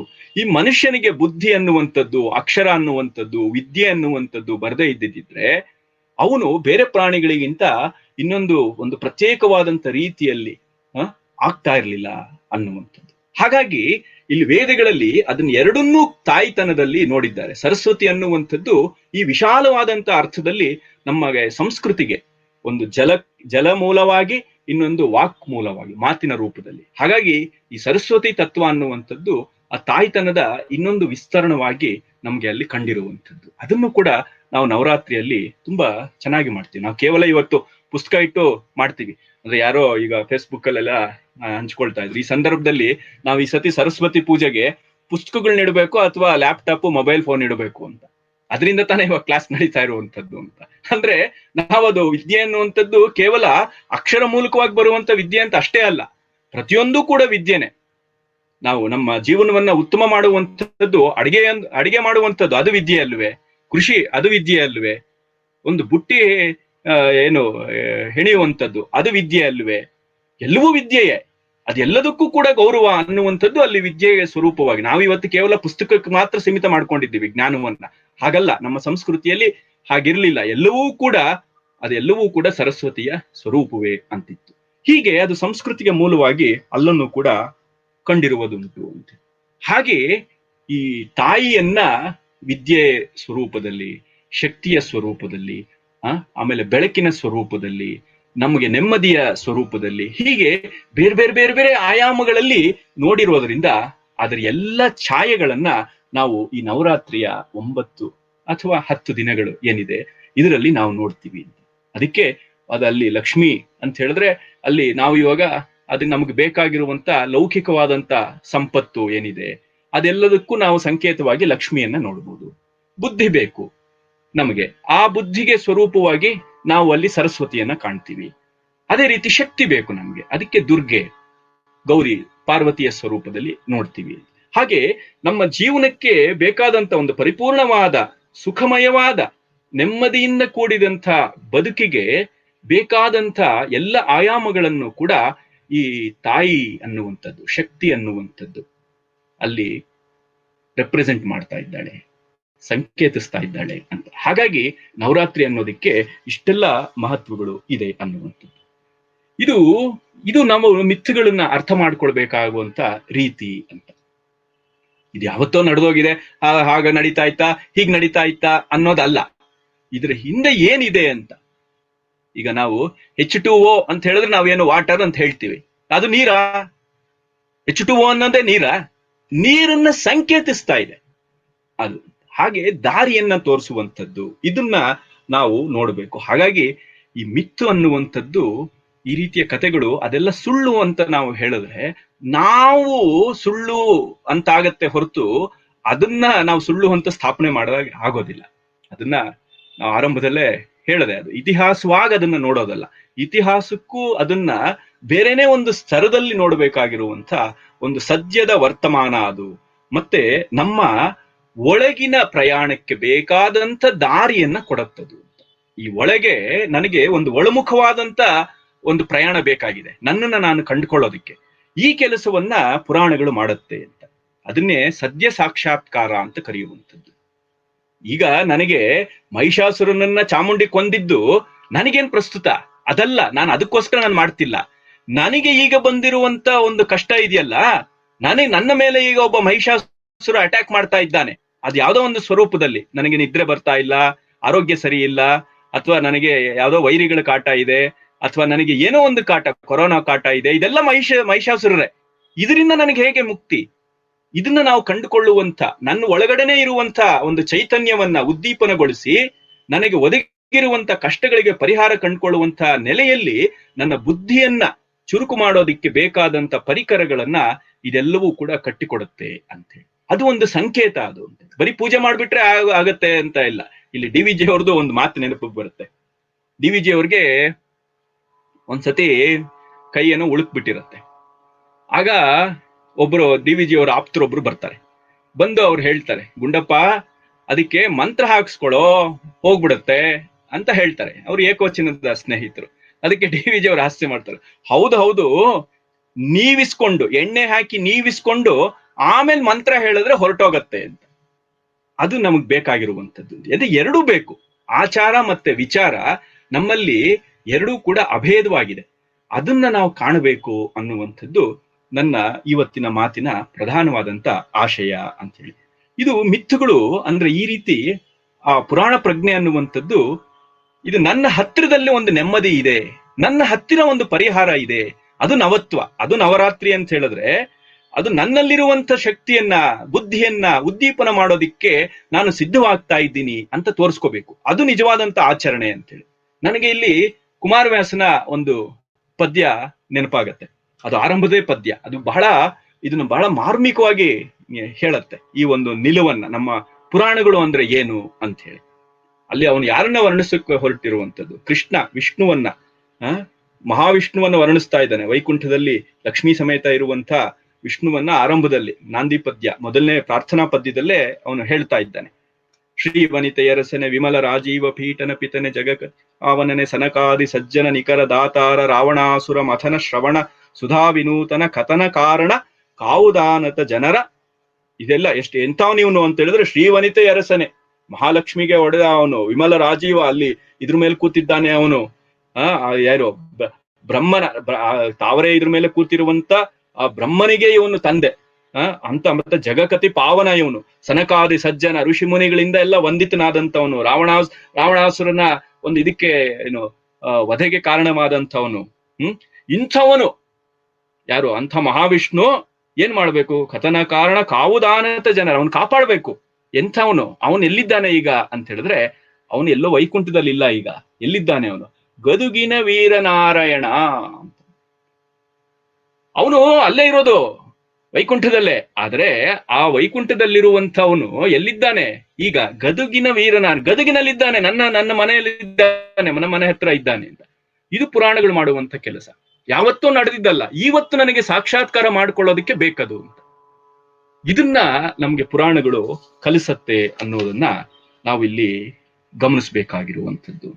ಅದಕ್ಕೆ ತುಂಬಾ ಅದ್ಭುತವಾದಂತ ಈ ಪುರಾಣಗಳನ್ನ ಇಂಟರ್ಪ್ರಿಟ್ ಮಾಡಿರುವಂತ ಒಂದು ಸಂಗತಿಗಳು ನಮ್ಗೆ ಗೋಚರ. ನಮ್ಗೆ ನಾವು ಇದನ್ನ ಆಳವಾಗಿ ನೋಡ್ತಾ ಹೋದ್ರೆ ನಮ್ಗೆ ಗೊತ್ತಾಗತ್ತೆ. ಅದು ಆಸಕ್ತರು ನಾನು ಅದನ್ನೆಲ್ಲ ನೋಡಿ ಅಂತ ಹೇಳ್ತೀನಿ. ನೀವು ಆನಂದ್ ಕುಮಾರ್ ಸ್ವಾಮಿ ಅಂತ ಅವ್ರನ್ನ ಓದಿದ್ರೆ ವಿಶೇಷವಾಗಿ ಗೊತ್ತಾಗತ್ತೆ. ಕುರ್ತಕೋಟಿ ಅಂತ ಅವ್ರನ್ನ ಓದಿ, ಪುತಿನ ನರಸಿಂಹಾಚಾರ್ಯ, ಇವರೆಲ್ಲ ಕನ್ನಡದಲ್ಲೇ ಬರ್ದಿರೋಂಥವ್ರು. ಪುತಿನ ಮತ್ತೆ ನಮ್ಮ ಕುರ್ತಕೋಟಿ ಅಂತವ್ರು ಇದನ್ನ ಬಹಳ ಅದ್ಭುತವಾಗಿ ಈ ತರ ವಿಷಯಗಳನ್ನ ಅವರು ತಮ್ಮ ಬರಹಗಳಲ್ಲಿ ಕಾಣಿಸಿದ್ದಾರೆ. ಅದನ್ನ ನಾವು ಅರ್ಥ ಮಾಡ್ಕೊಂಡ್ರೆ ಬಹಳ ಅದ್ಭುತವಾದಂತ ಈ ಒಂದು ಪರಂಪರೆಯ ಒಳನೋಟ ಅನ್ನುವಂಥದ್ದು ನಮಗೆ ದಕ್ಕತ್ತೆ ಅಂತ. ಈ ಪುರಾಣಗಳಲ್ಲಿ ನಾವು ಏನು ಮಾಡ್ತಾ ಇರ್ತೀವಿ ಅಂತ ಹೇಳಿದ್ರೆ ಅದಕ್ಕೆ ಒಂದು ಮಾತಿದೆ. ಏನದು ಅಂತ ಹೇಳಿದ್ರೆ, ಇದು ಒಂದ್ ರೀತಿ ದೇವರನ್ನ ಸಾಕ್ಷಾತ್ಕಾರ ಮಾಡುವಂತ ಕೆಲಸ ಮಾಡುತ್ತೆ. ಎಂಥ ದೇವರು ಅಂತ ಹೇಳಿದ್ರೆ ಅದು ಒಂದು ಮಾತಿದೆ. ಒಬ್ಬ ಹೇಳ್ತಾನೆ, ಏನಿದು ಅಂತ ಹೇಳಿದ್ರೆ ಇದು ಒಂದು ಅರಿವನ್ನು ಉಂಟು ಮಾಡುತ್ತೆ ನಮಗೆ. ಎಂಥ ಅರಿವನ್ನು ಉಂಟು ಮಾಡುತ್ತೆ ಅಂತ ಹೇಳಿದ್ರೆ, ಗಾಡ್ ಈಸ್ ಎ ಸರ್ಕಲ್. ದೇವರು ಅನ್ನುವಂಥದ್ದು ಒಂದು ವೃತ್ತ ಅನ್ನುವಂಥ ಒಂದು ಅರಿವನ್ನು ಉಂಟು ಮಾಡುತ್ತೆ. ವೃತ್ತ ಅನ್ನೋದಕ್ಕೆ ನಾವು ಸಾಕಷ್ಟು ಅರ್ಥಗಳನ್ನು ಮಾಡ್ಬೋದು. ಪರಿಪೂರ್ಣ, ಇದಕ್ಕೆ ಯಾವುದೂ ಕೂಡ ಕೊನೆ ಆಗ್ಬೋದು, ಯಾವುದೂ ಮೊದಲಾಗ್ಬೋದು ವೃತ್ತಕ್ಕೆ, ಅಲ್ವಾ? ವೃತ್ತದಲ್ಲಿ ಇದೇ ಮೊದಲು ಇದೇ ಕೊನೆ ಅಂತಿಲ್ಲ. ಅದು ನಿರಂತರವಾಗಿ ಒಂದು ಚಕ್ರದಲ್ಲಿ ಇರೋದ್ರಿಂದ ಯಾವುದೂ ಆಗ್ಬೋದು. ಹಾಗೆ ಈ ಗಾಡ್ ಅನ್ನುವಂಥದ್ದು ಒಂದು ಸರ್ಕಲ್, ವೃತ್ತ ಇದ್ದ ಹಾಗೆ ದೇವರು ಅನ್ನುವಂಥದ್ದು. Of which centre is everywhere. ಈಗ ಒಂದು ಸರ್ಕಲ್, ವೃತ್ತ ಬೇಕು ಅಂತ ಹೇಳಿದ್ರೆ ಅದಕ್ಕೊಂದು ಕೇಂದ್ರ ಬಿಂದು ಅಂತ ಇರಬೇಕು. ಈ ದೇವರು ಅನ್ನುವಂಥ ವೃತ್ತಕ್ಕೆ ಕೇಂದ್ರ ಅನ್ನುವಂಥದ್ದು ಯಾವುದೂ ಆಗ್ಬಹುದು. ನೀವು ಒಂದು ಸರ್ಕಲ್ ರಚನೆ ಮಾಡೋದಕ್ಕೆ ಇದು ಬಿಂದು ಅಂತ ನೀವು ಆಯ್ಕೆ ಮಾಡ್ಕೊಂಡ್ರೆ ಅದ್ರ ಪ್ರಕಾರ ನೀವೇನ್ ರೇಡಿಯಸ್ ಇಟ್ಕೊಳ್ತೀರೋ ಅದ್ರ ಪ್ರಕಾರ ಅದರ ಸರ್ಕಂಫರೆನ್ಸ್ ಸಿದ್ಧವಾಗತ್ತೆ, ಅಲ್ವಾ? ಹಾಗೆ ದೇವರು ಅನ್ನುವಂಥದ್ದು ಪ್ರಪಂಚದಲ್ಲಿ ದೇವರು ಅನ್ನುವಂತ ಒಂದು ವೃತ್ತವನ್ನ ಎಳೆಯೋದಿಕ್ಕೆ ಪ್ರಪಂಚದ ಯಾವುದೇ ಒಂದು ಜಾಗವು, ಯಾವುದೇ ಒಂದು ಕಾಲವು, ಯಾವುದೇ ಒಂದು ವ್ಯಕ್ತಿಯೂ ಕೂಡ ಕೇಂದ್ರವಾಗ್ಬೋದು, ಪಾಯಿಂಟ್ ಆಗ್ಬಹುದು ಅದು. ಆದರೆ centre is everywhere, but circumference is nowhere. ಆದ್ರೆ ಅದರ ಪರಿಧಿ ಇದೆಯಲ್ಲ, ಸರ್ಕಂಫರೆನ್ಸು, ಅದನ್ನ ನಾವು ಕಂಡ್ಕೊಳ್ಳೋದಕ್ಕೆ ಆಗೋದಿಲ್ಲ. ಸೆಂಟರ್ ಯಾವುದು ಆಗ್ಬೋದು, ನಾನು ಆಗ್ಬೋದು, ನೀವು ಆಗ್ಬೋದು, ಕಲ್ಲು ಆಗ್ಬೋದು, ಮರ ಆಗ್ಬೋದು, ಗಿಡ ಆಗ್ಬೋದು, ಯಾವ್ದು ಆಗ್ಬೋದು ಸೆಂಟರ್. ಆದ್ರೆ ಅದ್ರ ವ್ಯಾಪ್ತಿ ಇಷ್ಟೇ ನೋಡಿ, ಅದ್ರ ಸರ್ಕಂಫರೆನ್ಸ್ ಇದಿಷ್ಟು ನೋಡಿ ಅಂತ ನಾವು ಕಂಡುಹಿಡಿಯೋದಕ್ಕೆ ಆಗೋದಿಲ್ಲ. ಯಾಕೆ ಅಂತ ಹೇಳಿದ್ರೆ ಅದು ಅಷ್ಟು ಸರ್ವವ್ಯಾಪಕ. ಅದನ್ನೇ ವೇದದಲ್ಲಿ ಹೇಳ್ತಾ ಇರುವಂಥದ್ದು ಅತ್ಯತಿಷ್ಠ ದಶಾಂಗುಲಂ ಅಂತ. ಅದನ್ನ ನಾವು ಅಳಿಯಕ್ಕಾಗೋದಿಲ್ಲ. ನೀವಿಷ್ಟು ಒಂದು 100 ದೇವ್ರ ಎತ್ತರ ಎಷ್ಟಪ್ಪ ಅಂತ ಹೇಳಿದ್ರೆ ಏನೋ ಒಂದು 100 ಕಿಲೋಮೀಟರ್ ಇದೆ ಅಂತ ನಾವು ಕಂಡಿಡಿದು ಬಿಟ್ರೆ ವೇದ ಹೇಳುತ್ತಿದೆ ಅದನ್ನು ಮೀರಿ ಅತ್ಯತಿಷ್ಠ ದಶಾಂಗುಲಂ, ಅದನ್ನ ಮೀರಿ ಇನ್ನು 10 ಅಂಗುಲ ಇದೆ ಅಂತೇಳಿ. ಹಾಗಿದ್ರೆ ಒಂದು 1000 ಅಂತ ಅಳತೆ ಮಾಡಿದ್ವಿ, 1000 ಕಿಲೋಮೀಟರ್ ಎತ್ತರ ಇದೆಯಪ್ಪ ದೇವ್ರು ಅಂತ ಹೇಳಿದ್ರೆ ಆಮೇಲೆ ಅದ್ರ ಮೇಲೆ ಇನ್ನು 10 ಅಂಗುಲ ಅಂತ. ಇದು ಯಾವತ್ತೂ ಮುಗಿಯೋದಿಲ್ಲ ಇದು. ಹಾಗಾಗಿ ದೇವರು ದೈವತ್ವವನ್ನ ಎಲ್ಲೂ ಕಾಣಬಹುದು. ಅದಕ್ಕೆ ಅಭಿನವ್ ಗುಪ್ತರು ಹೇಳ್ತಾರೆ, ನನ್ನ ಮನಸ್ಸಿನಲ್ಲಿ ಶಿವ ಅನ್ನುವಂಥದ್ದು ಇದ್ರೆ ವಸ್ತುತಃ ಶಿವಮಯ ಹೃದಯ ನನ್ನ ಮನಸ್ಸಿನಲ್ಲಿ ಇದ್ರೆ ಆಗ ಸರ್ವತಃ ಶಿವಮಯಂ ವಿರಾಜತೆ. ನನ್ನ ಮನಸ್ಸಿನಲ್ಲಿ ಶಿವ ಅನ್ನುವಂಥದ್ದು ಇದ್ರೆ, ಒಳಿತು ಅನ್ನುವಂಥದ್ದು, ಶಿವ ಅನ್ನುವಂಥದ್ದು ಇದ್ರೆ ಇಡೀ ಜಗತ್ತೇ ಶಿವಮಯವಾಗಿ ಕಾಣುತ್ತೆ ಅಂತ. ಹಾಗೆ ಈ ಶಿವತ್ವಕ್ಕೆ ಯಾವುದೂ ಸೆಂಟರ್ ಆಗ್ಬಹುದು, ಆದರೆ ಅದಿಷ್ಟೇ ಅಂತ ನಾವು ಹೇಳೋದಿಕ್ಕೆ ಆಗೋದಿಲ್ಲ ಅಂತ. ಇದನ್ನ ನಮಗೆ ಪುರಾಣಗಳು ಅರ್ಥ ಮಾಡಿಸ್ಕೊಡುತ್ತೆ. ಹಾಗಾಗಿ ಈ ಧರ್ಮಕ್ಷೇತ್ರ ಕುರುಕ್ಷೇತ್ರ ಅನ್ನುವಂಥದ್ದು ಯಾವುದೋ ಒಂದು ಕಾಲದಲ್ಲಿ ನಡೆದೋಗಿದೆ ಅಂತಲ್ಲ, ನಿರಂತರವಾಗಿ ನಡೀತಾ ಇರುವಂಥದ್ದು. ಚಾಮುಂಡಿ ಮಹಿಷಾಸುರರ ಯುದ್ಧ ಅದು ಯಾವತ್ತೋ ಒಂದು ದಿನದಲ್ಲಿ ನಡೆದು ಮುಗಿದೋಗಿದೆ ಅಂತಲ್ಲ, ಅದು ನಿರಂತರವಾಗಿ ನಡೀತಾ ಇದೆ. ತುಳಸಿ ಮದುವೆ ಅನ್ನುವಂಥದ್ದು ಯಾವತ್ತೂ ನಡೆದಿದೆ. ಹಾಗೆ ಒಂದು ಕಾಮಾತೀತವಾದಂತ ಒಂದು ತತ್ವ ಅದು ವಿದ್ಯೆ ಮತ್ತೆ ಸಿದ್ಧಿಯನ್ನು ಕೊಡುತ್ತೆ ಗಣಪತಿ ಸ್ವರೂಪದಲ್ಲಿ ಅಂತ ಹೇಳಿದ್ರೆ ಹಾಗೆ. ಕಾಮನೆ ಅಂತ ಹೇಳಿದ್ರೆ ಏನು? ಅದು ಒಂದು ರೀತಿಯ ಒಂದು ನಮ್ಮನ್ನ ಬೀಳಿಸುವಂತ ಒಂದು ಶಕ್ತಿ ಅದು ಅಂತ, ಎಳಿತಾ ಇರತ್ತೆ ಅದು ಅಂತ. ವಿಕ್ಟರ್ ಹ್ಯೂಗೋ ಅಂತೇಳಿ ಒಬ್ಬ ಮಹಾಕಾದಂಬರಿಕಾರ ಹೇಳ್ತಾನೆ, ಏನು ಪ್ರತಿ ಮನುಷ್ಯನಿಗೂ ಕೂಡ ದೈವತ್ವಕ್ಕೆ ಹಾರುವಂತ ಒಂದು ಸಾಮರ್ಥ್ಯ ಇರುತ್ತೆ ಸಹಜವಾಗಿ. ಆದ್ರೆ ಅವನು ಬೀಳ್ತಾ ಇರ್ತಾನೆ. ಯಾಕೆ ಬೀಳ್ತಾ ಇರ್ತಾನೆ ಅಂತ ಹೇಳಿದ್ರೆ ಅವನನ್ನ ಒಂದು ಎಳಿತಾ ಇರುತ್ತೆ. ಇದು ಗ್ರಾವಿಟಿ ಅನ್ನುವಂಥದ್ದು ಅದೇ ತಾನೆ, ನಮ್ಗೆ ಮೇಲಕ್ಕೆ ಹೋಗೋದಕ್ಕೆ ಅವಕಾಶ ಕೊಡಲ್ಲ, ಎಳಿತಾ ಇರುತ್ತೆ ಅದು. ಅದನ್ನ ಅವನು ಹೇಳ್ತಾನೆ, ಸಿನ್ ಈಸ್ ಎ ಗ್ರಾವಿಟೇಷನ್ ಅಂತ. ಪಾಪ ಅನ್ನುವಂಥದ್ದು, ಕೇಡು ಅನ್ನುವಂಥದ್ದು ಮನುಷ್ಯನನ್ನ ದೈವತ್ವದ ಕಡೆಗೆ ಹೋಗೋದಕ್ಕೆ ಬಿಡೋದೇ ಇಲ್ಲ, ಎಳಿತಾ ಇರುತ್ತೆ ಅಂತೇಳಿ. ಹಾಗೆ ನಮ್ಗೆಲ್ಲರಿಗೂ ಅವಕಾಶ ಇದೆ, ಆದ್ರೆ ನಾವು ಆಗ್ತಾ ಇರೋದಿಲ್ಲ. ಅದನ್ನ ಮತ್ತೆ ನಾವು ಬಿಡಿಸ್ಕೊಳ್ಳುವಂಥದ್ದು, ಅದೇ ತಾನೇ ಹೋರಾಟ. ಒಳಿತು ಕೆಡುಕು ಅದು ಎಲ್ಲ ಹೊರಗಡೆ ರಸ್ತೆಯಲ್ಲಿ ನಡೀತಾ ಇರುವಂತದ್ದಲ್ಲ, ಆಗ್ಬೇಕಾಗಿಲ್ಲ, ಅಲ್ಲೂ ನಡೀತಾ ಇರ್ಬೋದು. ನನ್ ಒಳಗಡೆ ಒಂದು ನಡೀತಾ ಇದೆ ಅಂತ ಹೇಳಿ 5 ಗಂಟೆಗೆ ಹೇಳ್ಬೇಕು ಅಂತ ಅನ್ಕೊಳ್ತೀನಿ, ಅಯ್ಯೋ ಇನ್ ಸ್ವಲ್ಪ ಹೊತ್ತು ಮಲಗೋಣ ಅನ್ನುವಂಥದ್ದು, ಅದು ಒಂದ್ ರೀತಿ ಹೋರಾಟ ತಾನೆ. ಅದೇನು ಹೋರಾಟ ಅಂತ ಹೇಳಿದ್ರೆ ಯಾವುದೋ ಒಂದು ರಾಜಕೀಯ ಪಕ್ಷದ್ದು ದೇಶಕ್ಕೋಸ್ಕರ ನಡೆಯುವಂತ ಯುದ್ಧವು ಅಷ್ಟೇ ಆಗ್ಬೇಕಾಗಿಲ್ಲ.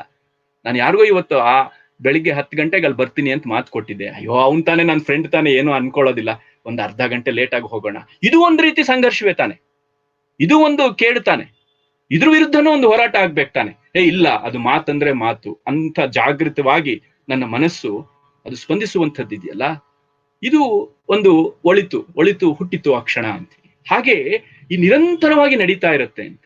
ಈ ರೀತಿಯ ಒಂದು ನಿರಂತರ ಸಾಕ್ಷಾತ್ಕಾರವನ್ನ ಯಾವುದು ನಮಗೆ ನೆನಪಿಸತ್ತೋ ಅದು ಪುರಾಣಗಳು. ಹೀಗೆ ನಮ್ಮ ಎಲ್ಲ ಹಬ್ಬ ಆಚರಣೆಗಳ ಹಿಂದೆ ಹೀಗೆ ನಮ್ಮಲ್ಲಿ ಏನು ಒಂದು ಕೆಂಡವನ್ನ ಬೂದಿ ಮುಚ್ಚಿದ ಹಾಗೆ ಇರುತ್ತೆ ನಮ್ಮ ಸ್ಥಿತಿ. ನಾವೆಲ್ಲರೂ ಕೂಡ ಒಳ್ಳೆಯವರೇ, ಎಲ್ಲ ಮನುಷ್ಯರು ಒಳ್ಳೆಯವರೇ. ಆದ್ರೆ ಆ ಒಳ್ಳೆತನ ಹೊರಗಡೆ ಬರೋದಕ್ಕೆ ಬೇಕಾದಂತ ಒಂದು ವಾತಾವರಣ ಸಿದ್ಧವಾಗುವುದಿಲ್ಲ. ಅದು ಗಾಳಿ ಬಂದು ಆ ಬೂದಿಯನ್ನ ಅದು ಹಾರಿಸ್ಕೊಂಡು ಹೋದ್ರೆ ಕೆಂಡ ನಮ್ಗೆ ಅವಾಗ ಸಿಗತ್ತೆ. ಅಂಥ ಒಂದು ಕೆಲಸ ನಿನ್ನ ಒಳಗಡೆನೆ ಚೈತನ್ಯ ಇದೆ. ಈ ಶಕ್ತಿ ಅನ್ನುವಂಥದ್ದು, ಬುದ್ಧಿ ಅನ್ನುವಂಥದ್ದು, ಸಂಪತ್ತು ಅನ್ನುವಂಥದ್ದು ಎಲ್ಲೋ ಹೊರಗಡೆ ಇಲ್ಲಪ್ಪ, ನಿನ್ನಲ್ಲೇ ಇದೆ ನೋಡು ಅಂತ ನೆನಪಿಸುವಂತ ಕೆಲಸವನ್ನ ನಮ್ಮ ಈ ಆಚರಣೆಗಳೆಲ್ಲ ಕೂಡ ಮಾಡ್ತಾ ಇರುತ್ತೆ. ಹಾಗಾಗಿ ನಮ್ಮ ದೇಶದಲ್ಲಿ ಅದನ್ನು ಪಟ್ಟಿ ಮಾಡಿದ್ದಾರೆ. ಪಿ ವಿ ಕಾಣೆಯವರು ತಮ್ಮ ಒಂದು ಅಮೂಲ್ಯವಾದಂತ ಒಂದು ಕೊಡುಗೆ ಏನಿದೆ ಹಿಸ್ಟ್ರಿ ಆಫ್ ಧರ್ಮಶಾಸ್ತ್ರ, ಅದರಲ್ಲಿ ಒಂದು ಪಟ್ಟಿ ಮಾಡ್ತಾ, ವರ್ಷದಲ್ಲಿ ನಮ್ಗೆ ಎಷ್ಟು ದಿನ ಇದೆ? 365 ದಿನ ಇದೆ. ಆದ್ರೆ ಅಲ್ಲಿ ವ್ರತಗಳು ಹಬ್ಬಗಳ ಸಂಖ್ಯೆ ಸುಮಾರು 500-600 ಇವೆ. ಅಂದ್ರೆ ದಿನಕ್ಕೆ 2 ಹಬ್ಬಗಳು ಅಂತ. ಅರ್ಥ ಏನು? ದಿನವೂ ನಮ್ಗೆ ಹಬ್ಬವೇ. ಯಾವಾಗ? ನಮ್ಮ ಮನಸ್ಸು ಸಂತೋಷದಲ್ಲಿದ್ದಾಗ, ನಮ್ಮ ಮನಸ್ಸು ನೆಮ್ಮದಿಯಲ್ಲಿದ್ದಾಗ, ನಮ್ಮ ಮನಸ್ಸು ಒಳ್ಳೆದ್ರಲ್ಲಿದ್ದಾಗ. ನಾವು ಹೋಳಿಗೆ ತಿಂದ್ರೆ ಮಾತ್ರ ಹಬ್ಬ ಅಲ್ಲ, ಸಿಹಿಯಾದ ಮಾತನ್ನ ಹಾಡಿದ್ರೆ ಅದು ಹಬ್ಬವೇ. ನಾವು ಏನು ಹೊಸ ಬಟ್ಟೆ ಹಾಕೊಂಡ್ರೆ ಅಲ್ಲ, ಹೊಸ ಒಂದು ಆಲೋಚನೆ, ಅದು ಒಂದು ಹಬ್ಬವೇ. ಈ ರೀತಿ ಆ ಹಬ್ಬವನ್ನ ನವತ್ವ ಹೊಸ ರೀತಿಯಲ್ಲಿ ಕಾಣಿಸುವಂತ ಕೆಲಸವನ್ನ, ನಮ್ಮ ಜೀವನವನ್ನೇ ನಿತ್ಯೋತ್ಸವ ಈ ರೀತಿ ಮಾಡಬಲ್ಲಂತ ಕೆಲಸವನ್ನ ಈ ಹಬ್ಬಗಳ ಹಿಂದಿರುವ ತಾತ್ವಿಕತೆ ನಮ್ಗೆ ಮಾಡಿದೆ. ಅದರಿಂದನೇ ಹಬ್ಬಗಳ ಆಚರಣೆ ಬಂದಿರುವಂತದ್ದು. ನಮ್ಗೆ ಇವಾಗ ಗೊತ್ತಿಲ್ಲ, ಹಾಗೆ ನಾವು ಅದನ್ನ ಬೇರೆ ಏನೋ ಒಂದು ರೀತಿಯಲ್ಲಿ ತಗೊಳ್ತಾ ಇದ್ದೀವಿ ಅಂತ ಆಯ್ತಲ್ಲ. ಹಾಗಾಗಿ ಈ ಹಬ್ಬಗಳ ಹಿಂದಿರುವ ಈ ರೀತಿಯ ಒಂದು ತಾತ್ವಿಕತೆ ಏನಿದೆ, ಈ ಪುರಾಣ ಪ್ರಜ್ಞೆ ಅಂದ್ರೆ ಏನಿದೆ, ಇದನ್ನೆಲ್ಲವೂ ಕೂಡ ನಾವು ಚೆನ್ನಾಗಿ ಅರ್ಥ ಮಾಡ್ಕೊಂಡ್ರೆ ಅದು ಬಹಳ ಒಂದು ಅದ್ಭುತವಾದಂತ ಒಂದು ಬದುಕು ನಮ್ಗೆ ನಿರ್ಮಾಣ ಆಗತ್ತೆ. ಅದನ್ನ ನಾವು ಗಮನಿಸ್ಬೇಕಾಗಿರುವಂಥದ್ದು. ಇನ್ನು ನಾನು ಸಾಕಷ್ಟು ವಿಷಯಗಳನ್ನ ಹೇಳಬೇಕು ಅಂತ ಅಂದ್ಕೊಂಡೆ, ಅದು ಆಗ್ತಾ ಇಲ್ಲ, ಸಮಯ ಮೀರಿದೆ. 7:15 ಅಂತಂದಿದ್ರು, 7:15 ಆಗ್ತಾ ಇದೆ. ಕೊನೆಯಲ್ಲಿ ಈ ಶಕ್ತಿ ಸಂಬಂಧಪಟ್ಟಿದ್ದಿರೋದ್ರಿಂದ ಆ ಒಂದು ಸೌಂದರ್ಯ ಲಹರಿಯ ಒಂದು ಪದ್ಯದ ಆಶಯವನ್ನ ಹೇಳಿ, ಒಂದು ಶ್ಲೋಕದ ಆಶಯವನ್ನ ಹೇಳಿ, ಹೇಗೆ ನಮ್ಮಲ್ಲಿ ನೋಡಿ ಪುರಾಣಗಳು ಒಂದು ಸಂದರ್ಭದಲ್ಲಿ ತ್ರಿಮೂರ್ತಿಗಳನ್ನ ಮುಖ್ಯ ಅಂತ ಹೇಳುತ್ತೆ. ಅದೇ ತ್ರಿಮೂರ್ತಿಗಳು ಈ ದೇವಿಗೆ, ತಾಯಿಗೆ, ಮಾತೃಶಕ್ತಿಗೆ ಅದು ಅಧೀನ ಅನ್ನುವಂಥದ್ದನ್ನ ಪರಂಪರೆ ಹೇಳುತ್ತೆ ಅಂತ. ಏನಿದ್ರ ಅರ್ಥ ಅಂತ ಹೇಳಿದ್ರೆ, ಒಂದು ಸಾಮರಸ್ಯ. ನಮ್ಮಲ್ಲಿ ದೇವತೆಗಳು ಹೆಣ್ಣು ಗಂಡು ಅನ್ನುವಂಥ ವಿಭಾಗ ಇದೆ, ಅದೊಂದು ಚರ್ಚೆ.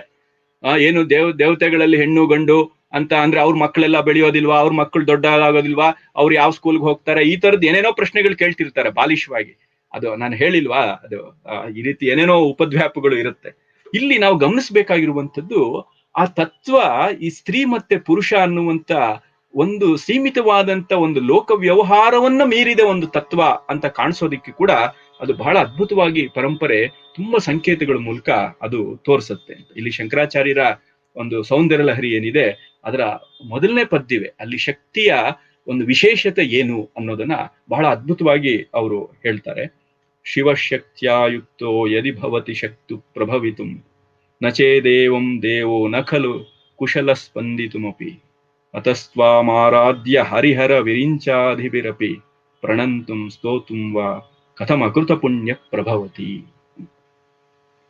ಇದ್ರ ತಾತ್ಪರ್ಯ ಏನು ಅಂತ ಹೇಳಿದ್ರೆ, ಬ್ರಹ್ಮ ಸೃಷ್ಟಿ ಮಾಡ್ದ, ವಿಷ್ಣುವು ಕಾಪಾಡ್ತಾ ಇರ್ತಾನೆ, ಶಿವ ಸಂಹಾರ ಮಾಡ್ತಾನೆ ಅನ್ನುವಂಥದ್ದು ಅಲ್ವಾ. ಆದ್ರೆ ಇವ್ರು ಯಾರಿಗೂ ಕೂಡ ನಿಜವಾಗ್ಲೂ ಏನು ಮಾಡಕ್ಕಾಗಲ್ಲ ಅಂತ. ಏನು ತಾಯಿ ನಿನ್ನ ಅನುಗ್ರಹ ಇಲ್ಲ ಅಂತ ಹೇಳಿದ್ರೆ ಇವ್ರು 3 ಜನ ಮಿಸುಕಾಡೋದಕ್ಕೂ ಆಗೋದಿಲ್ಲ ಅಂತ. ಹಾಗಾಗಿ ಇವರೆಲ್ಲರಿಗೂ ಕೂಡ ನೀನು ನಿಜವಾಗ್ಲೂ ಕೂಡ ಏನು ಕಾರಣಕರ್ತಳು, ಅವ್ರಿಗೆ ಶಕ್ತಿಯನ್ನು ಕೊಡ್ತಾ ಇರುವಂಥವಳು ನೀನು. ಅಂಥ ನಿನ್ನನ್ನ ನಾನು ಹೇಗೆ ನಮಸ್ಕಾರ ಮಾಡೋದು, ಸ್ತುತಿಸುವಂಥದ್ದು, ಇದಕ್ಕೆ ಪೂರ್ವ ಜನ್ಮದ ಪುಣ್ಯ ಇಲ್ಲದೆ ಹೋದ್ರೆ ಅನ್ನುವಂಥದ್ದು ಅದ್ರ ತಾತ್ಪರ್ಯ.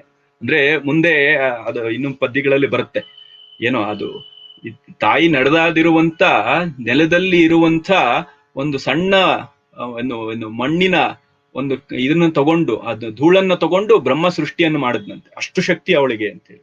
ಇದ್ರ ತಾತ್ಪರ್ಯ ಏನು ಅಂತ ಹೇಳಿದ್ರೆ, ಇಲ್ಲಿ ಮತ್ತೆ ಸ್ತ್ರೀಯರು ಪುರುಷರು ಈ ತರದ್ ಏನೇನೋ ತರುವಂಥದ್ದಲ್ಲ. ಈ ತತ್ವ ಅನ್ನುವಂಥದ್ದು ಒಂದೇ. ಅದು ಈ ಒಂದೇ ಆಗಿರುವಂತ ತತ್ವ ನಮ್ಮ ಈ ರೀತಿಯ ಒಂದು ಭೇದ ಬುದ್ಧಿ, ಒಂದು ಸೀಮಿತವಾದ ತಿಳುವಳಿಕೆಯಿಂದ ಏನೇನೋ ಫ್ರೇಮ್ಗಳು ಹಾಕ್ತಿವಲ್ವಾ, ಅದನ್ನೆಲ್ಲವನ್ನು ಮೀರಿರುವಂಥದ್ದು ಅನ್ನೋದನ್ನ ತೋರಿಸ್ತಾ ಇದೆ. ಹಾಗಾಗಿ ಅದಕ್ಕೆ ಅದನ್ನ ಒಂದು ದೇವರು ಅಂತ ಹೇಳಿದ್ರೆ ನಾವು ನಮ್ಮ ಅನುಕೂಲಕ್ಕಾಗಿ, ಅಂದ್ರೆ ಅದಕ್ಕೆ ನಾನು ಆರಂಭದಲ್ಲೇ ಒಂದು ಹೇಳಿದೆ, ಅದೇನು ಪ್ರತಿಮೆ ಅಂದ್ರೆ ಒಂದು ಸಂಕೇತದಲ್ಲಿ, ಒಂದು ವಿಗ್ರಹದಲ್ಲಿ ನೋಡುವಂಥದ್ದೇನು, ಅದು ನಮ್ಮ ತಿಳುವಳಿಕೆಯ ಮಿತಿಯನ್ನು ತೋರಿಸತ್ತೆ ಹೊರತು ಅದು ಅದರ ಒಂದು ಎಲ್ಲ ಸಾಧ್ಯತೆಯನ್ನು ತೋರಿಸ್ತಾ ಇಲ್ಲ ಅಂತ. ಈಗ ಉದಾಹರಣೆ, ಒಂದು ಲೌಕಿಕವಾದ ಒಂದು ಉದಾಹರಣೆ ಕೊಡಬಹುದು. ಈಗ ಹಾಲನ್ನ ನಾನು ತಗೊಂಡ್ಬರ್ತೀನಿ ಡೈರಿಯಿಂದ. ಏನಕ್ಕೆ ತಗೊಂಡ್ಬರ್ತೀನಿ? ನಾನು ಕಾಫಿ ಮಾಡ್ಕೊಳ್ಳೋದಕ್ಕೆ ತರ್ತೀನಿ ಹಾಲನ್ನ ಅಂತೇಳಿ. ಹಾಲು ಅಷ್ಟಕ್ಕೇನೋ ಇರೋದು? ಇನ್ಯಾರೋ ಟೀ ಮಾಡ್ಕೊಳ್ತಾರೆ, ನಾನು ಬರೀ ಕಾಫಿ ಮಾಡ್ತಾ ಇದ್ದೀನಿ, ಇನ್ನೊಂದು ಟೀಗೆ ಸಾಧ್ಯತೆ ಇದೆಯಲ್ಲ. ಸರಿ, ಟೀಗ್ ಅಷ್ಟೇನೋ ಅಂತ ಹೇಳಿದ್ರೆ ಇನ್ನೊಬ್ರು ಯಾರೋ ಮೊಸರು ತರ್ತಾರೆ, ಮೊಸರು ಅಷ್ಟೇನೋ. ಮೊಸರಿಂದ ಬೆಣ್ಣೆ ತೆಗಿತಾರೆ, ಬೆಣ್ಣೆ ಅಷ್ಟೇನೋ. ಬೆಣ್ಣೆಯಿಂದ ತುಪ್ಪ ಆಗತ್ತೆ, ತುಪ್ಪ ಅಷ್ಟೇನೋ. ತುಪ್ಪದಿಂದ ಏನೆಲ್ಲ ಮಾಡ್ತಾರೆ. ಆದ್ರೆ ನನ್ನನ್ನು ಯಾರಾದ್ರೂ ಕೇಳಿದ್ರೆ, ಏನಕ್ರಿ ಹಾಲು ತಗೊಂಡು ಹೋಗ್ತಾ ಇದ್ದೀರಿ ಅಂತ ಹೇಳಿದ್ರೆ ನಾನೇನ್ ಹೇಳ್ತೀನಿ? ಅದು ಏನಿದೆ, ಇದು ಬೆಣ್ಣೆ, ಹಾಲಿಂದ ಬೆಣ್ಣೆ, ಬೆಣ್ಣೆಯಿಂದ ಮೊಸರಿಂದ ಬೆಣ್ಣೆ, ಬೆಣ್ಣೆಯಿಂದ ತುಪ್ಪದಿಂದ ಆಮೇಲೆ ಹಾಲು ಕೋವಾ ಮಾಡ್ತಾರೆ. ಆಮೇಲೆ ಎಲ್ಲ ಸ್ವೀಟ್ಸ್ ಹೇಳ್ತೀನಿ ನಾನು. ಮೈಸೂರು ಪಾಕ್ ಮಾಡ್ತಾರೆ, ಜಾಂಗೀರ್ ಮಾಡ್ತಾರೆ, ಅದು ಮಾಡ್ತಾರೆ, ಹೋಳಿಗೆಗೆ ಹಾಕೊಳ್ಳೋದಕ್ಕೆ, ಅದಕ್ಕೆ ಇದಕ್ಕೆ ತುಪ್ಪದಿಂದ ಏನಕ್ಕೆಲ್ಲ ಬೈತಾರೆ ಅದೆಲ್ಲವೂ ನಾನು ಹೇಳ್ತೀನ? ಗೊತ್ತೇ ಇಲ್ಲ ನನಗೆ. ಎಷ್ಟೋ ಸ್ವೀಟ್ಸೇ ನನ್ಗೆ ಗೊತ್ತಿಲ್ಲ. ಪ್ರಪಂಚದಲ್ಲಿ ಯಾರ್ಯಾರು ತುಪ್ಪವನ್ನು ಹೇಗೆ ಬಳಸ್ತಾ ಇದ್ರು ನನಗೆ ಹೆಂಗ್ ಗೊತ್ತೇ ಇಲ್ಲ.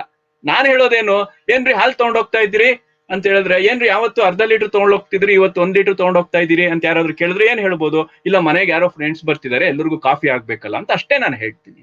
ಇದು ನನ್ನ ಸೀಮಿತವಾದಂತ ಹಾಲಿನ ತಿಳುವಳಿಕೆನೆ ಹೊರತು ಹಾಲು ಅಂದ್ರೆ ಇಷ್ಟು ಅಂತ ನನ್ಗೆ ಗೊತ್ತಿಲ್ಲ. ಹಾಗೆ ನಾವು ದೈವವನ್ನ ಕಾಣಿಸ್ತಾ ಇರುವಂಥದ್ದು, ದೈವವನ್ನು ಆರಾಧನೆ ಮಾಡ್ತಾ ಇರುವಂಥದ್ದು ನನ್ನ ಅಗತ್ಯ, ನನ್ನ ಸೀಮಿತವಾದ ಒಂದು ಚೌಕಟ್ಟಿನ ಒಳಗಡೆನೆ ಹೊರತು ಅದರ ಎಲ್ಲ ಸಾಧ್ಯತೆಗಳನ್ನು ಅಲ್ಲ ಅಂತ. ಅದನ್ನೇ ಅಲ್ಲಿ ಹೇಳ್ತಾ ಇರುವಂಥದ್ದು. ಸೆಂಟರ್ ಈಸ್ ಎವರಿವೇರ್ ದೇವರದು, ಅದರ ಸರ್ಕಂಫರೆನ್ಸ್ ಇಸ್ ನೋವೇರ್ ಅಂತ. ಇದನ್ನ ಪುರಾಣಗಳು ನಮ್ಗೆ ಹೇಳ್ತಾ ಇರುತ್ತೆ. ನೀನು ಸೆಂಟರ್ ನಿನ್ನೊಳಗಡೆನೆ ಇದೆ ಅದು. ಹಾಗಾಗಿ ನಿನಗ್ ಬೇಕಾಗಿರೋದು ಒಳಗಡೆ ಇರೋದ್ರಿಂದ ನಿನಗೆ ಹಾಲು ಕಾಫಿಗೆ ಬೇಕು, ತಗೋ.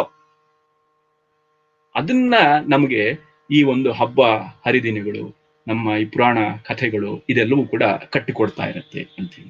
ಇನ್ನು ಇದ್ರ ಬಗ್ಗೆ ತುಂಬಾ ಇದೆ. ನಾನು ಬಹಳ ಆಗಿ ಮಾತಾಡಿದ್ದೀನಿ. ಒಂದೊಂದೊಂದೊಂದನ್ನು ಆಳವಾಗಿ ಸೂಕ್ಷ್ಮವಾಗಿ ಹೋದಷ್ಟು ನಮ್ಗೆ ಅದ್ರ ಸವಿನೇ ಸವಿ. ನನಗೆ ಬಹಳ ಇಷ್ಟವಾದಂತ ಒಂದು ವಿಷಯ ಇದು. ಹಾಗಾಗಿ ಇಷ್ಟವಾದ ವಿಷಯನ ಹೇಳ್ಬೇಕು ಅಂತ ಹೊರಟಾಗ ಏನೇನೋ ಅದ್ ಹೇಳ್ಬೇಕು ಇದು ಹೇಳ್ಬೇಕು ಅಂತ ಹೇಳಿ ನಮ್ಗೆ ಬಹಳ ಕಷ್ಟ ಆಗತ್ತೆ. ಒಂದ್ ರೀತಿ ಇಷ್ಟವಾದ ಮನೆಯಲ್ಲಿ ಊಟಕ್ಕೆ ಕರೆದಿರ್ತಾರೆ, ಅವತ್ತು ನಮ್ಗೆ ಇಷ್ಟವಾದ್ದು ಒಂದ್ ಮಾಡ್ಬಿಟ್ಟಿರ್ತಾರೆ, ಆದ್ರೆ 10 ತರಾನು ಬೇರೆನೋ ಬಡಿಸ್ಬಿಟ್ಟಿರ್ತಾರೆ. ಹಾಗಾಗಿ ಇಷ್ಟವಾಗಿರೋದು ಕೊನೆಯಲ್ಲಿ ತಿನ್ನೋಣ ಅಂತ ಹೇಳಿ ಮೊದ್ಲು ಇದೆಲ್ಲ ತಿನ್ಬಿಡೋಣ ಅಂತ ಹೇಳಿ ಅದೆಲ್ಲ ತಿಂತೀವಿ. ಅವ್ರೇನ್ ಅನ್ಕೊಳ್ತಾರೆ ಅಂತ ಹೇಳಿದ್ರೆ, ಇವ್ರಿಗೆ ಇದಿಷ್ಟವನೋ ಅಂತೇಳಿ ಅದನ್ನ ಬಡಿಸ್ಬಿಡ್ತಾರೆ ಅಂತ ಹೇಳಿ. ಹಾಗಾಗಿ ಇಷ್ಟವಾಗಿರೋದು ನಾವು ತಿನ್ನೋದಕ್ಕೆ ಆಗೋದಿಲ್ಲ ತೃಪ್ತಿಯಿಂದ, ಸಂತೋಷದಿಂದ, ಆ ತರ ಆಗ್ಬಿಡುತ್ತೆ ಅಂತ. ಆದ್ರೆ ಇದ್ರ ಬಗ್ಗೆ ನಿರಂತರವಾಗಿ ಒಂದು ಮನನ ಮಾಡುವಂತ ಒಂದು ಸಂತೋಷಕ್ಕೆ ಇವತ್ತು ನನಗೆ ಮತ್ತೆ ಕಾರಣವಾಗಿದೆ.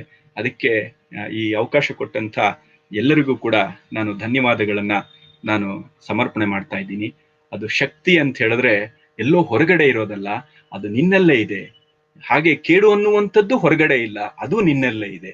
ಹಾಗಾಗಿ ಈ ಕೇಡು ಮತ್ತೆ ಒಳಿತು ಕೆಡುಕುಗಳ ಸಂಘರ್ಷ ನಿನ್ನಲ್ಲೇ ಆಗ್ತಾ ಇದೆ, ನಿನ್ನಲ್ಲೇ ಅದು ಜಯ ಕಾಣಬೇಕಾಗಿದೆ. ಹಾಗಾಗಿ ನವತ್ವ ಅನ್ನುವಂಥದ್ದು ನಿನ್ನಲ್ಲೇ ಉಂಟು ಮಾಡಬೇಕಾಗಿದೆ. ಇದು ಸಮಾಜದಲ್ಲೂ ಇದೆ. ಒಂದು ಕೊರೋನಾ ಕೂಡ ಇವತ್ತು ಮಹಿಷಾಸುರನ್ ತರಾನೇ, ನಾವು ಅದ್ರ ವಿರುದ್ಧನೂ ನಾವು ಹೋರಾಟ ಮಾಡಬೇಕಾಗಿದೆ. ಇದೆಲ್ಲ ಆಯಾಮಗಳಲ್ಲಿ ನಮ್ಮ ಪುರಾಣಗಳು ನಮಗೆ ಮತ್ತೆ ಮತ್ತೆ ಆ ರೀತಿ ಜೀವನಕ್ಕೆ ಬೇಕಾದಂತ ಪುಷ್ಟಿಯನ್ನ, ತುಷ್ಟಿಯನ್ನ, ಸಂತುಷ್ಟಿಯನ್ನ ಕೊಡ್ತಾ ಇರತ್ತೆ ಅಂತ ಹೇಳ್ತಾ ನನ್ನ ಇವತ್ತಿನ ಮಾತುಗಳನ್ನ ಮುಗಿಸ್ತಾ ಇದ್ದೀನಿ. ಎಲ್ಲರಿಗೂ ನಮಸ್ಕಾರ. ಈ ನವರಾತ್ರಿ ಹಬ್ಬದ ವಿಶೇಷ ಸಂದರ್ಭದಲ್ಲಿ ಶಕ್ತಿಯ ಆರಾಧನೆಯ ಮಹತ್ವವನ್ನು ಉಪನ್ಯಾಸದ ಮೂಲಕ ಮಾಹಿತಿ ನೀಡಿದ ಸನ್ಮಾನ್ಯ ಶ್ರೀ ಸೂರ್ಯಪ್ರಕಾಶ್ ಪಂಡಿತ್ ಇವರಿಗೆ ಹೃತ್ಪೂರ್ವಕ ವಂದನೆಗಳು. ಸರ್, ಚಾಟ್ ಬಾಕ್ಸ್ ಅಲ್ಲಿ ಕೆಲವು ಅಭಿಪ್ರಾಯಗಳು ಬಂದಿದೆ, ಹಾಗೆ ಪ್ರಶ್ನೆಗಳಿದಾವೆ ಸರ್. ಕೇಳ್ಬೋದು, ನನ್ಗೆ ಗೊತ್ತಿದ್ರೆ ಹೇಳ್ತೀನಿ, ಓಕೆ ಸರ್. ಇಲ್ಲಾಂದ್ರೆ ಪಾಸ್ ಅಂತ ಹೇಳ್ಬಿಡ್ತೀನಿ ಅಷ್ಟೇ. ಇಲ್ಲ, ಸಮಯ ತುಂಬಾ ಆಗಿರೋದ್ ಕಾರಣ ಸರ್ ಪ್ರಶ್ನೆಗಳು ಜಸ್ಟ್ ಮಾಹಿತಿಗಾಗಿ ತಿಳಿಸ್ತೇವೆ ಸರ್. ಆಮೇಲೆ ಪ್ರಶಂಸೆಗಳು ಕೂಡ ಇದೆ, ಅದನ್ನು ಕೂಡ ಓದ್ತೇನೆ sir. Okay sir. Anant Joshi ಅನ್ನೋರು, ನಮ್ಮ ಆರಾಧನೆಗಳನ್ನು ವೈಚಾರಿಕ ಹಿನ್ನೆಲೆಯಲ್ಲಿ ವಿಶ್ಲೇಷಣೆ ಮಾಡಿ ಅವುಗಳ ಮೌಲ್ಯವನ್ನು ಹೆಚ್ಚಿಸಿದ ಶ್ರೀಯುತರಿಗೆ ಧನ್ಯವಾದಗಳು. ಇಂಥ ವೈಜ್ಞಾನಿಕ ವಿಚಾರಧಾರೆಯನ್ನು ಉಣಬಡಿಸಿದ ಬ್ಯಾಂಕ್ ಆಡಳಿತ ವರ್ಗಕ್ಕೂ ಧನ್ಯವಾದಗಳು ಅಂತ ತಿಳಿಸಿದ್ದಾರೆ ಸರ್. ಆಮೇಲೆ ಇನ್ನೊಂದು ವೆಂಕಟಲಕ್ಷ್ಮ ಅನ್ನೋರು, ಅದ್ಭುತ ಕಾರ್ಯಕ್ರಮದ ಆಯೋಜಕರಿಗೆ ಧನ್ಯವಾದಗಳು ಹಾಗೂ ಅದ್ಭುತ ಮಾಹಿತಿಗಳೊಂದಿಗೆ ಪ್ರಸ್ತುತ ಸಮಾಜಕ್ಕೆ ಅವಶ್ಯಕ ಮಾಹಿತಿ ನೀಡುತ್ತಾ ಪುರಾಣಿತ ಇತಿಹಾಸಗಳ ವ್ಯತ್ಯಾಸ ವಿವರಿಸುತ್ತಾ ನಮ್ಮ ಸಂಸ್ಕೃತಿಯ ಅಗತ್ಯತೆಯ ಬಗ್ಗೆ ಅವಗಾಹನ ನೀಡುತ್ತಾ ಪುರಾಣಗಳ ಪ್ರಸ್ತುತೆಯನ್ನು ನಿತ್ಯ ನೂತನ ಎಂಬ ಮಾಹಿತಿ ಅದ್ಭುತ ಅನ್ನೋದು ಹೇಳ್ತಾರೆ ಸರ್. ಆಮೇಲೆ ವೆಂಕಟಲಕ್ಷ್ಮಮ್ಮ ಅವರು ಇನ್ನೊಂದು ಪ್ರಶಂಸೆ ಅಭಿಪ್ರಾಯ ತಿಳಿಸಿದ್ದಾರೆ ಸರ್. ಪ್ರವಚನಕಾರರು ನವರಾತ್ರಿಯ ಆಚರಣೆ ಬಗ್ಗೆ ವೈಚಾರಿಕೆ ಹಿನ್ನೆಲೆ ಮೂಲಕ ಪ್ರಸ್ತುತ ಸಮಾಜಕ್ಕೆ ಅವಶ್ಯಕ ಮಾಹಿತಿ ನೀಡುತ್ತಾ ಒಳಿತು ಕೆಡುಕುಗಳ ಸಾಂಕೇತಿಕ ಮಹತ್ವ ಅದ್ಭುತವಾಗಿ ತಿಳಿಸಿದ್ದಾರೆ. ಇದಿಷ್ಟು ಪ್ರಶಂಸೆ ಮತ್ತು ಅಭಿಪ್ರಾಯಗಳು ಸರ್. ಪ್ರಶ್ನೆಗಳು ಅಂದರೆ ಒಂದು ಪ್ರಶ್ನೆ ಇದೆ ಸರ್. ಎಲ್ಲ ಶಕುಂತಲಾ ಮಹೇಶ್ ಪಿಳ್ಳಿಕ್ಯಾತನವರು, ಎಲ್ಲ ಕಾಲಗಳಲ್ಲೂ ನಮ್ಮ ಧರ್ಮ, ಸಂಸ್ಕೃತಿ, ಪರಂಪರೆ ವಿರುದ್ಧ ದಾಳಿಗಳಾಗಿವೆ ಮತ್ತು ಈಗಲೂ ನಡೀತಿದೆ. ಅನ್ಯ ಧರ್ಮದಂತೆ ನಮ್ಮ ಧರ್ಮವು ಸಂಭ್ರಮಗೊಳ್ಳುವುದು, ವೈಭವಗೊಳ್ಳುವುದು ಯಾವಾಗ ಅನ್ನುವುದು ಪ್ರಶ್ನೆ ಆಗಿತ್ತು ಸರ್. ಅದು ಅವ್ರ ಪ್ರಶ್ನೆ ನಮ್ಮ ಪ್ರಶ್ನೆನೂ ಆಗಿದೆ. ಈ ಪ್ರಶ್ನೆಗೆ ಜ್ಯೋತಿಷಿಗಳಷ್ಟೇ ಉತ್ತರ ಕೊಡ್ಬೋದು ಅಂತ. ಹಾಗಾಗಿ ನಾವೆಲ್ಲರೂ ಅದ್ರ ವಿರುದ್ಧ ಕೆಲಸ ಮಾಡಿದ್ರೆ ನಮ್ಮ ಸಂಸ್ಕೃತಿ ವಿರುದ್ಧ ದಾಳಿಯನ್ನ ತಡೆಗಟ್ಟುವಂಥದ್ದು ಅದು ಬೇಗ ಆಗ್ಬಹುದು ಅಂತ ಅನ್ಸುತ್ತೆ. ಆದ್ರೆ ನಿಖರವಾಗಿ ಜ್ಯೋತಿಷಿಗಳೇ ಹೇಳ್ಬೋದೇನೋ ಗೊತ್ತಿಲ್ಲ. ಮಹೇಶ್ ಕಿಳಿಕ್ಯಾತನವರು ಅವ್ರದೊಂದು ಪ್ರಶ್ನೆ ಸರ್. ತುಂಬ ಮೌಲ್ಯವಿದೆ ಉಪನ್ಯಾಸವನ್ನು ನೀಡಿದ್ದೀರಿ, ಧನ್ಯವಾದಗಳು ಸರ್. ಈಗಿನ ಯುವಕರಲ್ಲಿ ನಮ್ಮ ಧರ್ಮ, ಸಂಸ್ಕೃತಿ, ಪರಂಪರೆ ಇವುಗಳ ಬಗ್ಗೆ ಹೆಚ್ಚಿನ ಆಸಕ್ತಿ ಇಲ್ಲ, ಅಲ್ಲದೆ ಗೌರವಿಸುವ ಯಾವುದವನ್ನೂ ಕೂಡ ಇಲ್ಲ. ಇಂದು ನಾವೆಲ್ಲ ಆರ್ಯ, ದ್ರಾವಿಡ, ಬ್ರಾಹ್ಮಣ ಅಂತ ಇದ್ದೀವಿ. ಇದೆಲ್ಲ ಸರಿಯಾಗುವುದು ಯಾವಾಗ? ಅದಕ್ಕೆ ಆ ಪ್ರಶ್ನೆಗೆ ಏನು ಉತ್ತರನೋ ಇದಕ್ಕೂ ಅದೇ ಉತ್ತರ ಅಷ್ಟೇ. ಪೂರಕವಾಗಿ ಸರ್. ಧನ್ಯವಾದಗಳು ಸರ್. ಇವತ್ತು ಅದೇ ನಾನು ಯೂಟ್ಯೂಬ್ ಮತ್ತು ಫೇಸ್ಬುಕ್ ಅಲ್ಲಿ ಬಹಳಷ್ಟು ಪ್ರಶಂಸೆಗಳು ಕೂಡ ಬಂದಿದೆ ಸರ್ ತಮ್ಮ ಇವತ್ತಿನ ಉಪನ್ಯಾಸದ ಬಗ್ಗೆ. ತುಂಬ ಉಪಯುಕ್ತ ಆಗಿತ್ತು ಮತ್ತು ಚೆನ್ನಾಗಿ ವಿವರಣೆ ಕೂಡ ಇತ್ತು ಅಂತೇಳಿ ಪ್ರಶಂಸೆ ಇದೆ ಸರ್. ಇಷ್ಟು ಅಭಿಪ್ರಾಯಗಳು ಮತ್ತು ಪ್ರಶಂಸೆಗಳು. ಧನ್ಯವಾದ.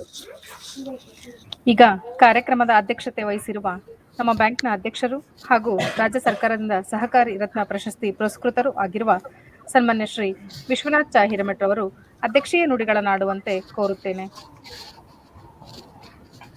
ಆತ್ಮೀಯರೇ, ವಿಕಾಸ್ ಬ್ಯಾಂಕಿನ ಬೆಳ್ಳಿ ಹಬ್ಬದ ಈ ಸರಣಿ ಕಾರ್ಯಕ್ರಮದೊಳಗಡೆ ಪ್ರತಿ ಶನಿವಾರ ಬೆಳ್ಳಿ ಹಬ್ಬದ ಉಪನ್ಯಾಸ ಮಾಲೆ ಅಂತ ಹೇಳಿ ನಾವು ಹಮ್ಮಿಕೊಳ್ತಾ ಬಂದಿದ್ದೀವಿ. ಈ ರೀತಿ ಬೆಳ್ಳಿ ಹಬ್ಬದ ಸಂದರ್ಭದೊಳಗಡೆ ವಿಶೇಷವಾದ ದಿನ ಅಂತ ಭಾವಿಸ್ತೀನಿ. ಇವತ್ತು ಬೆಳ್ಳಿ ಹಬ್ಬದ ಆಚರಣೆ ಆರಂಭ ಆಗಿ ಇವತ್ತಿಗೆ 50ನೇ ದಿನ ಆಯಿತು.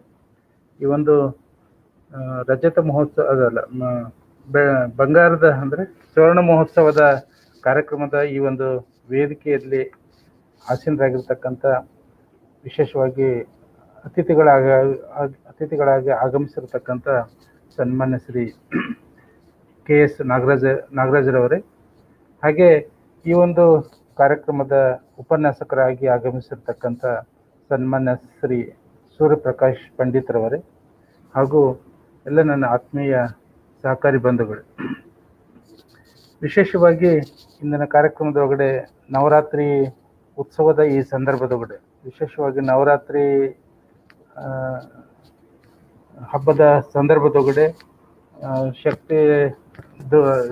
ಶಕ್ತಿಯನ್ನು ನಾವು ಆರಾಧನೆ ಮಾಡ್ತಾ ಇದ್ದೀವಿ. ಇಂಥ ಒಂದು ಸನ್ನಿವೇಶದೊಳಗಡೆ ಇದು ಕಾಲಕ್ರಮೇಣದೊಳಗಡೆ ನಾಡ ಹಬ್ಬ ಆಗಿ ದಸರಾ ಅಂತ ಹೇಳಿ ನಾವು ಆಚರಣೆ ಮಾಡ್ತಿರುವಂಥ ಈ ಶುಭ ಸಂದರ್ಭದೊಳಗಡೆ ವಿಶೇಷವಾಗಿ ನನ್ನೆಲ್ಲ ಆತ್ಮೀಯ ಸಹಕಾರಿ ಬಂಧುಗಳಿಗೆ ಈ ಒಂದು ನವರಾತ್ರಿ ಹಾಗೂ ದಸರಾ ಹಬ್ಬದ ಶುಭಾಶಯಗಳನ್ನ ಆರಂಭದಲ್ಲಿ ಹೇಳ್ತಾ, ಈ ಒಂದು ಸಂದರ್ಭದೊಳಗಡೆ ವಿಶೇಷವಾಗಿ ಇವತ್ತಿನ ಅತಿಥಿಗಳಾಗಿ ಆಗಮಿಸಿರ್ತಕ್ಕಂಥ ಸನ್ಮಾನ್ಯ ಶ್ರೀ KS ನಾಗರಾಜರವರು ನಮ್ಮ ಸಮಕಾಲೀನ ಬ್ಯಾಂಕ್ಗಳು ಅಂದರೆ ಸುಮಾರು 24-25 ವರ್ಷಗಳ ಹಿಂದೆ ನಾವು ಅವರೇ ಹೇಳಿದಂತೆ ವಿಶೇಷವಾಗಿ ಬ್ಯಾಂಕಿಂಗ್ ಲೈಸೆನ್ಸನ್ನು ರಿಸರ್ವ್ ಬ್ಯಾಂಕ್ ಅದರ ಹಿಂದಿನ ಒಂದು 25 ವರ್ಷ ಯಾವುದೇ ಸಹಕಾರಿ ಬ್ಯಾಂಕ್ಗಳಿಗೆ ಲೈಸೆನ್ಸ್ ಕೊಟ್ಟಿರಲಿಲ್ಲ. ಅಂಥ ಒಂದು ಸನ್ನಿವೇಶದೊಳಗಡೆ ವಿಶೇಷವಾಗಿ ಹೊಸದಾಗಿ ಲೈಸೆನ್ಸನ್ನು ಕೊಡೋಕ್ಕೆ ಆರಂಭ ಮಾಡಿದಾಗ ವಿಶೇಷವಾಗಿ ಇವತ್ತಿನ ಕಲ್ಯಾಣ ಕರ್ನಾಟಕದ ಬೀದರಿಂದ ಹಿಡಿದು ಅದು ಬಳ್ಳಾರಿ ಒಳಗಡೆ ಸಾಕಷ್ಟು ಸಹಕಾರಿ ಸಂಸ್ಥೆಗಳು ಆರಂಭಗೊಂಡು ಎಲ್ಲರೂ ಸಹಿತ ಒಬ್ಬರು ನೋಡಿ ಒಬ್ಬರು ಪ್ರೇರಣೆ ಆಯಿತು. ಅಂಥ ಒಂದು ಪ್ರೇರಣೆ ಒಳಗಡೆ ನಾವೆಲ್ಲರೂ ಸಹಿತ ಒಂದು ಸಹಕಾರಿ ಸಂಸ್ಥೆಯನ್ನು ಆರಂಭ ಮಾಡಿದ್ವಿ. ವಿಶೇಷವಾಗಿ KS ನಾಗರಾಜರವರು ಹೇಳಿದರು ಅಂದರೆ ಒಂದು ಬೇರೆ ಅವರ ಒಟ್ಟು ಮಾತಿನುದ್ದಕ್ಕೂ ಸಹಿತ ಅವರ ಬ್ಯಾಂಕ್ ಆರಂಭಕ್ಕೆ ವಿಕಾಸ್ ಬ್ಯಾಂಕು ಸಹಿತ ಸಾಕಷ್ಟು ನೆರವು ನೀಡಿದೆ ಅಂತ ಹೇಳಿ ಇತ್ಯಾದಿ ಎಲ್ಲ ಹೇಳಿದಾಗೂ ಸಹಿತ KS ನಾಗರಾಜ್ ಮತ್ತು ಅವರ ತಂಡದ ಒಂದು ವಿಚಾರ ಮಾತ್ರ ನನಗೆ ಇವತ್ತು ಸಹಿತ ನೆನಪಿದೆ ಮತ್ತು ಸಾಕಷ್ಟು ಸಂದರ್ಭದೊಳಗಡೆ ಅದನ್ನು ನಾನು ಪ್ರಸ್ತಾಪ ಮಾಡ್ತಿರ್ತೀನಿ. ಯಾಕಂದರೆ ನನ್ನ ಮನಸ್ಸಿಗೆ ಅಷ್ಟೊಂದು ತೀರಾ ಖುಷಿ ಕೊಟ್ಟಿರುವಂಥ ವಿಷಯ ಅದು. ಯಾವುದೇ ಒಂದು ಸಂಸ್ಥೆಯನ್ನು ನಾವು ಆರಂಭ ಮಾಡಬೇಕಾದಾಗ ಸಹಜವಾಗಿ ಅದರ ಒಂದು ಟೀಮ್ ಏನಿರ್ತಾ ಆ ಟೀಮ್ನ ಕೂಡ ಒಂದಿಷ್ಟು ಅಪೇಕ್ಷೆಗಳು ಇದ್ದೇ ಇರ್ತಾವೆ. ಈಗ ಅವರೇ ಹೇಳಿದಂಗೆ ಉದಾಹರಣೆಗೆ ಅವರ ಬ್ಯಾಂಕಿನ ರಿಕ್ರೂಟ್ಮೆಂಟ್ ಏನಿದೆಯಲ್ಲ, ಅವರ ಬ್ಯಾಂಕಿನ ಸಿಬ್ಬಂದಿಗಳ ನೇಮಕಾತಿ ಪ್ರಕ್ರಿಯೆ ಏನಿದೆಯಲ್ಲ, ಅದು ನಮ್ಮ ಬ್ಯಾಂಕ್ನೊಳಗಡೆ ನಡೆದಿದೆ. ನಮ್ಮ ಬ್ಯಾಂಕ್ನೊಳಗಡೆ ನಡೆದಿದೆ ಅಷ್ಟೇ ಅಲ್ಲ, ಅವರೇ ಹೇಳಿದಂಗೆ ಒಂದು ರಿಸರ್ವ್ ಬ್ಯಾಂಕಿನ ನಿವೃತ್ತ ಅಧಿಕಾರಿಗಳೊಬ್ಬರು ಇದ್ದರು, KR ರಂಗನಾಥ್ ಅಂತ ಹೇಳಿ. ಅವರ ನೇತೃತ್ವದೊಳಗಡೆ ನನ್ನ ಬ್ಯಾಂಕಿನ ಆಡಳಿತ ಮಂಡಳಿಯವರು ರಿಕ್ರೂಟ್ಮೆಂಟ್ ಮಾಡಿ ನಾವೇನು ಪಟ್ಟಿಯನ್ನು ಕೊಟ್ಟಿದ್ವಿ ಅದೇ ಪಟ್ಟಿಯನ್ನು ಅವರು ಒಪ್ಪಿಕೊಂಡ್ರು, ಅದರ ಆಡಳಿತ ಮಂಡಳಿಯವರು ಒಪ್ಪಿಕೊಂಡ್ರು. ಒಂದು ಬ್ಯಾಂಕನ್ನು ಆರಂಭ ಮಾಡೋ ಹೊತ್ತಿಗೆ ವಿಶೇಷವಾಗಿ ಇವತ್ತು ನಮಗೆ ಸಾಕಷ್ಟು ಕಡೆ ಅವಕಾಶಗಳೇ ಅಥವಾ ಸಾಕಷ್ಟು ಕಡೆ ಉದಾಹರಣೆಗಳು ಏನು ಸಿಗ್ತಾವೆ ಅಂದರೆ, ತಮ್ಮ ರಿಲೇಟಿವ್ಸು ತಮಗೆ ಪರಿಚಯ ಇರೋರಿಗೆ ಅವಕಾಶ ಮಾಡಿಕೊಡ್ಬೇಕನ್ನುವಂಥ ಸನ್ನಿವೇಶದೊಳಗಡೆನೂ ಸಹಿತ ಪ್ರಾಮಾಣಿಕವಾಗಿ ಮೆರಿಟ್ ಮೇಲೆ ಮಾಡ್ತೀವಿ ಅಂತ ಹೇಳಿ ನಾವು ಮೆರಿಟ್ ಮೇಲೆ ಮಾಡಿದ್ವಿ. ಆದರೆ ನಮ್ಮ ಆಡಳಿತ ಮಂಡಳಿಯವರು ನಾವು ಇಂಟರ್ವ್ಯೂ ಮಾಡಿ ನಮ್ಮ ಮೆರಿಟನ್ನು ನಾವು ಆಯ್ಕೆ ಮಾಡಿ ನಮ್ಮ ಸಿಬ್ಬಂದಿಗಳನ್ನ ಆಯ್ಕೆ ಮಾಡ್ಕೊಂಡಿದ್ವಿ. ಆದರೆ ಇದಕ್ಕೂ ಒಂದು ಹೆಜ್ಜೆ ಮೀರಿ ನಾಗರಾಜ್ ಮತ್ತು ಅವರ ತಂಡದವರು ಏನು KS ನಾಗರಾಜ್ ಅವರ ಮತ್ತು ತಂಡದವರು ಏನಂತ ಹೇಳಿದ್ರೆ, ಯಾವುದೇ ವಿಷಯ ಇಲ್ಲ, ಒಟ್ಟು ನಮ್ಮ ಬ್ಯಾಂಕಿನ ಆಡಳಿತ ಮಂಡಳಿಯ ಜವಾಬ್ದಾರಿ ಮೇಲೆ ಅವರ ಬ್ಯಾಂಕಿನ ಸಿಬ್ಬಂದಿಗಳ ನೇಮಕಾತಿಯ ಜವಾಬ್ದಾರಿಯನ್ನು ನಮಗೆ ಕೊಟ್ಟರೆ ನಾವೇನು ಪಟ್ಟಿ ಮಾಡಿಕೊಟ್ಟಿದ್ದೀವಿ ಅದನ್ನು ಒಪ್ಕೊಂಡಿದ್ದಾರೆ. ಇದು ಸಾಮಾನ್ಯ ವಿಷಯ ಅಲ್ಲ.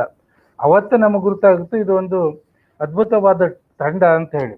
ಹಾಗಾಗಿ ಅವರದೇ ಆದ ರೀತಿ ಒಳಗಡೆ ಅದನ್ನು ನಡೆಸ್ಕೊಂಡು ಬಂದಿದ್ದಾರೆ. ಈಗಾಗಲೇ ಅವರೇ ಹೇಳಿದಂತೆ ಸುಮಾರು ಅವರ ಬ್ಯಾಂಕಿನ ಬಗ್ಗೆ ಅವರು ಏನು ಹೇಳಿದರು ತುಂಬ ಖುಷಿ ಕೊಡ್ತು.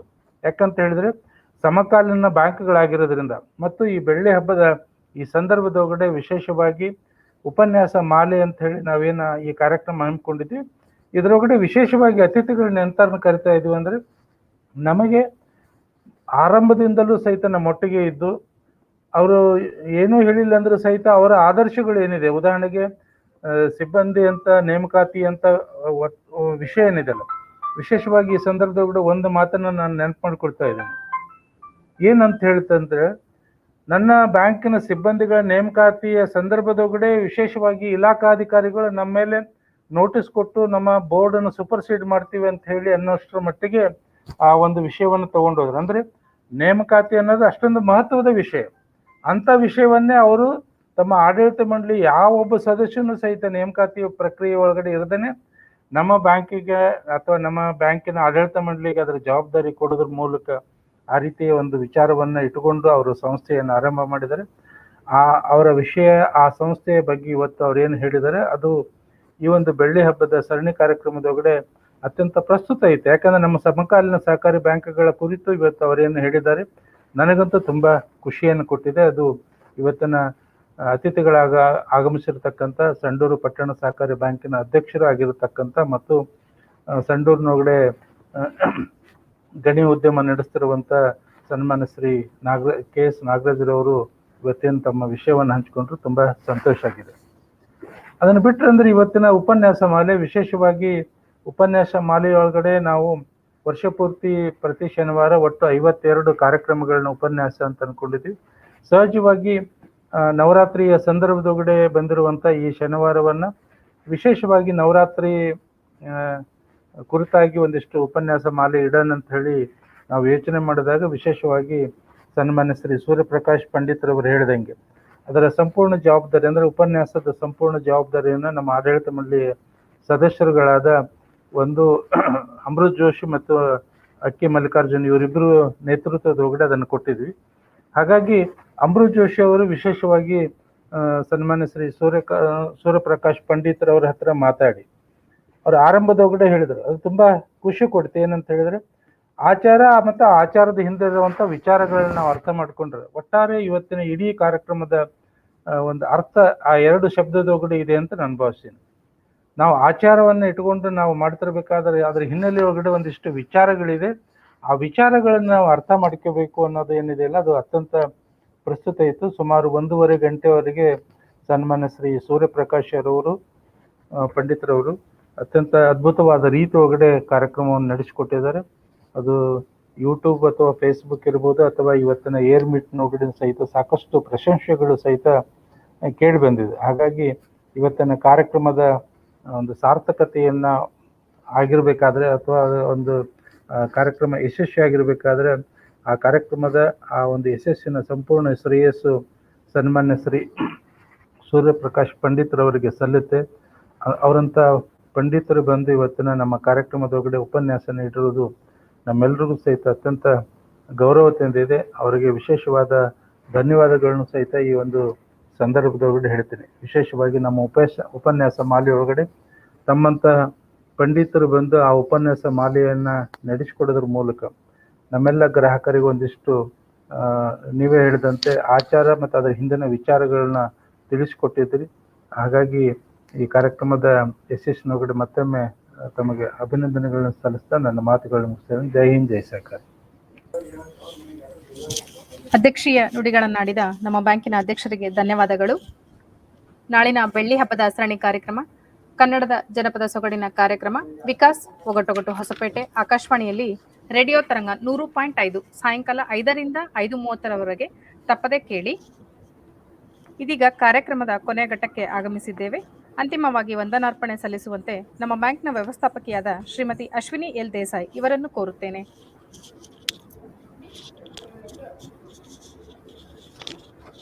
ಸನ್ಮಾನ್ಯ ಗ್ರಾಹಕ ಬಂಧುಗಳೇ, ನಮ್ಮ ಬ್ಯಾಂಕ್ನ ಬೆಳ್ಳಿ ಹಬ್ಬದ ಸರಣಿ ಕಾರ್ಯಕ್ರಮದಲ್ಲೊಂದಾದ ಉಪನ್ಯಾಸ ಮಾಲೆ ಕಾರ್ಯಕ್ರಮಕ್ಕೆ ಆಗಮಿಸಿದ ತಮ್ಮೆಲ್ಲರಿಗೂ ನಮಸ್ಕರಿಸುತ್ತಾ, ಇಂದಿನ ಕಾರ್ಯಕ್ರಮದ ಉಪನ್ಯಾಸಕರಾದ ಸನ್ಮಾನ್ಯ ಶ್ರೀ ಸೂರ್ಯಪ್ರಕಾಶ್ ಪಂಡಿತ್ ಇವರು ದಸರಾ ಹಬ್ಬದ ಪ್ರಯುಕ್ತ ಶಕ್ತಿ ದೇವತೆಗಳ ಆರಾಧನೆಯ ಜೊತೆಗೆ ಆಚಾರ ಮತ್ತು ವಿಚಾರಗಳ ಬಗ್ಗೆ ಮಹತ್ವವಾಗಿ ತಿಳಿಸಿಕೊಟ್ಟಿದ್ದಾರೆ. ಸೊ ಇವರಿಗೂ ಸಹ ನಿಮ್ಮೆಲ್ಲರ ಪರವಾಗಿ ಹೃತ್ಪೂರ್ವಕವಾದ ವಂದನೆಗಳನ್ನು ಸಲ್ಲಿಸ್ತಾ ಇದ್ದೀನಿ. ಇಂದಿನ ಕಾರ್ಯಕ್ರಮದ ಮುಖ್ಯ ಅತಿಥಿಗಳಾದ ಸನ್ಮಾನ್ಯ ಶ್ರೀ KS ನಾಗರಾಜ್ ಇವರಿಗೂ ಸಹ ನಿಮ್ಮೆಲ್ಲರ ಪರವಾಗಿ ಹೃತ್ಪೂರ್ವಕವಾದ ವಂದನೆಗಳನ್ನು ತಿಳಿಸ್ತಾ ಇದ್ದೀನಿ.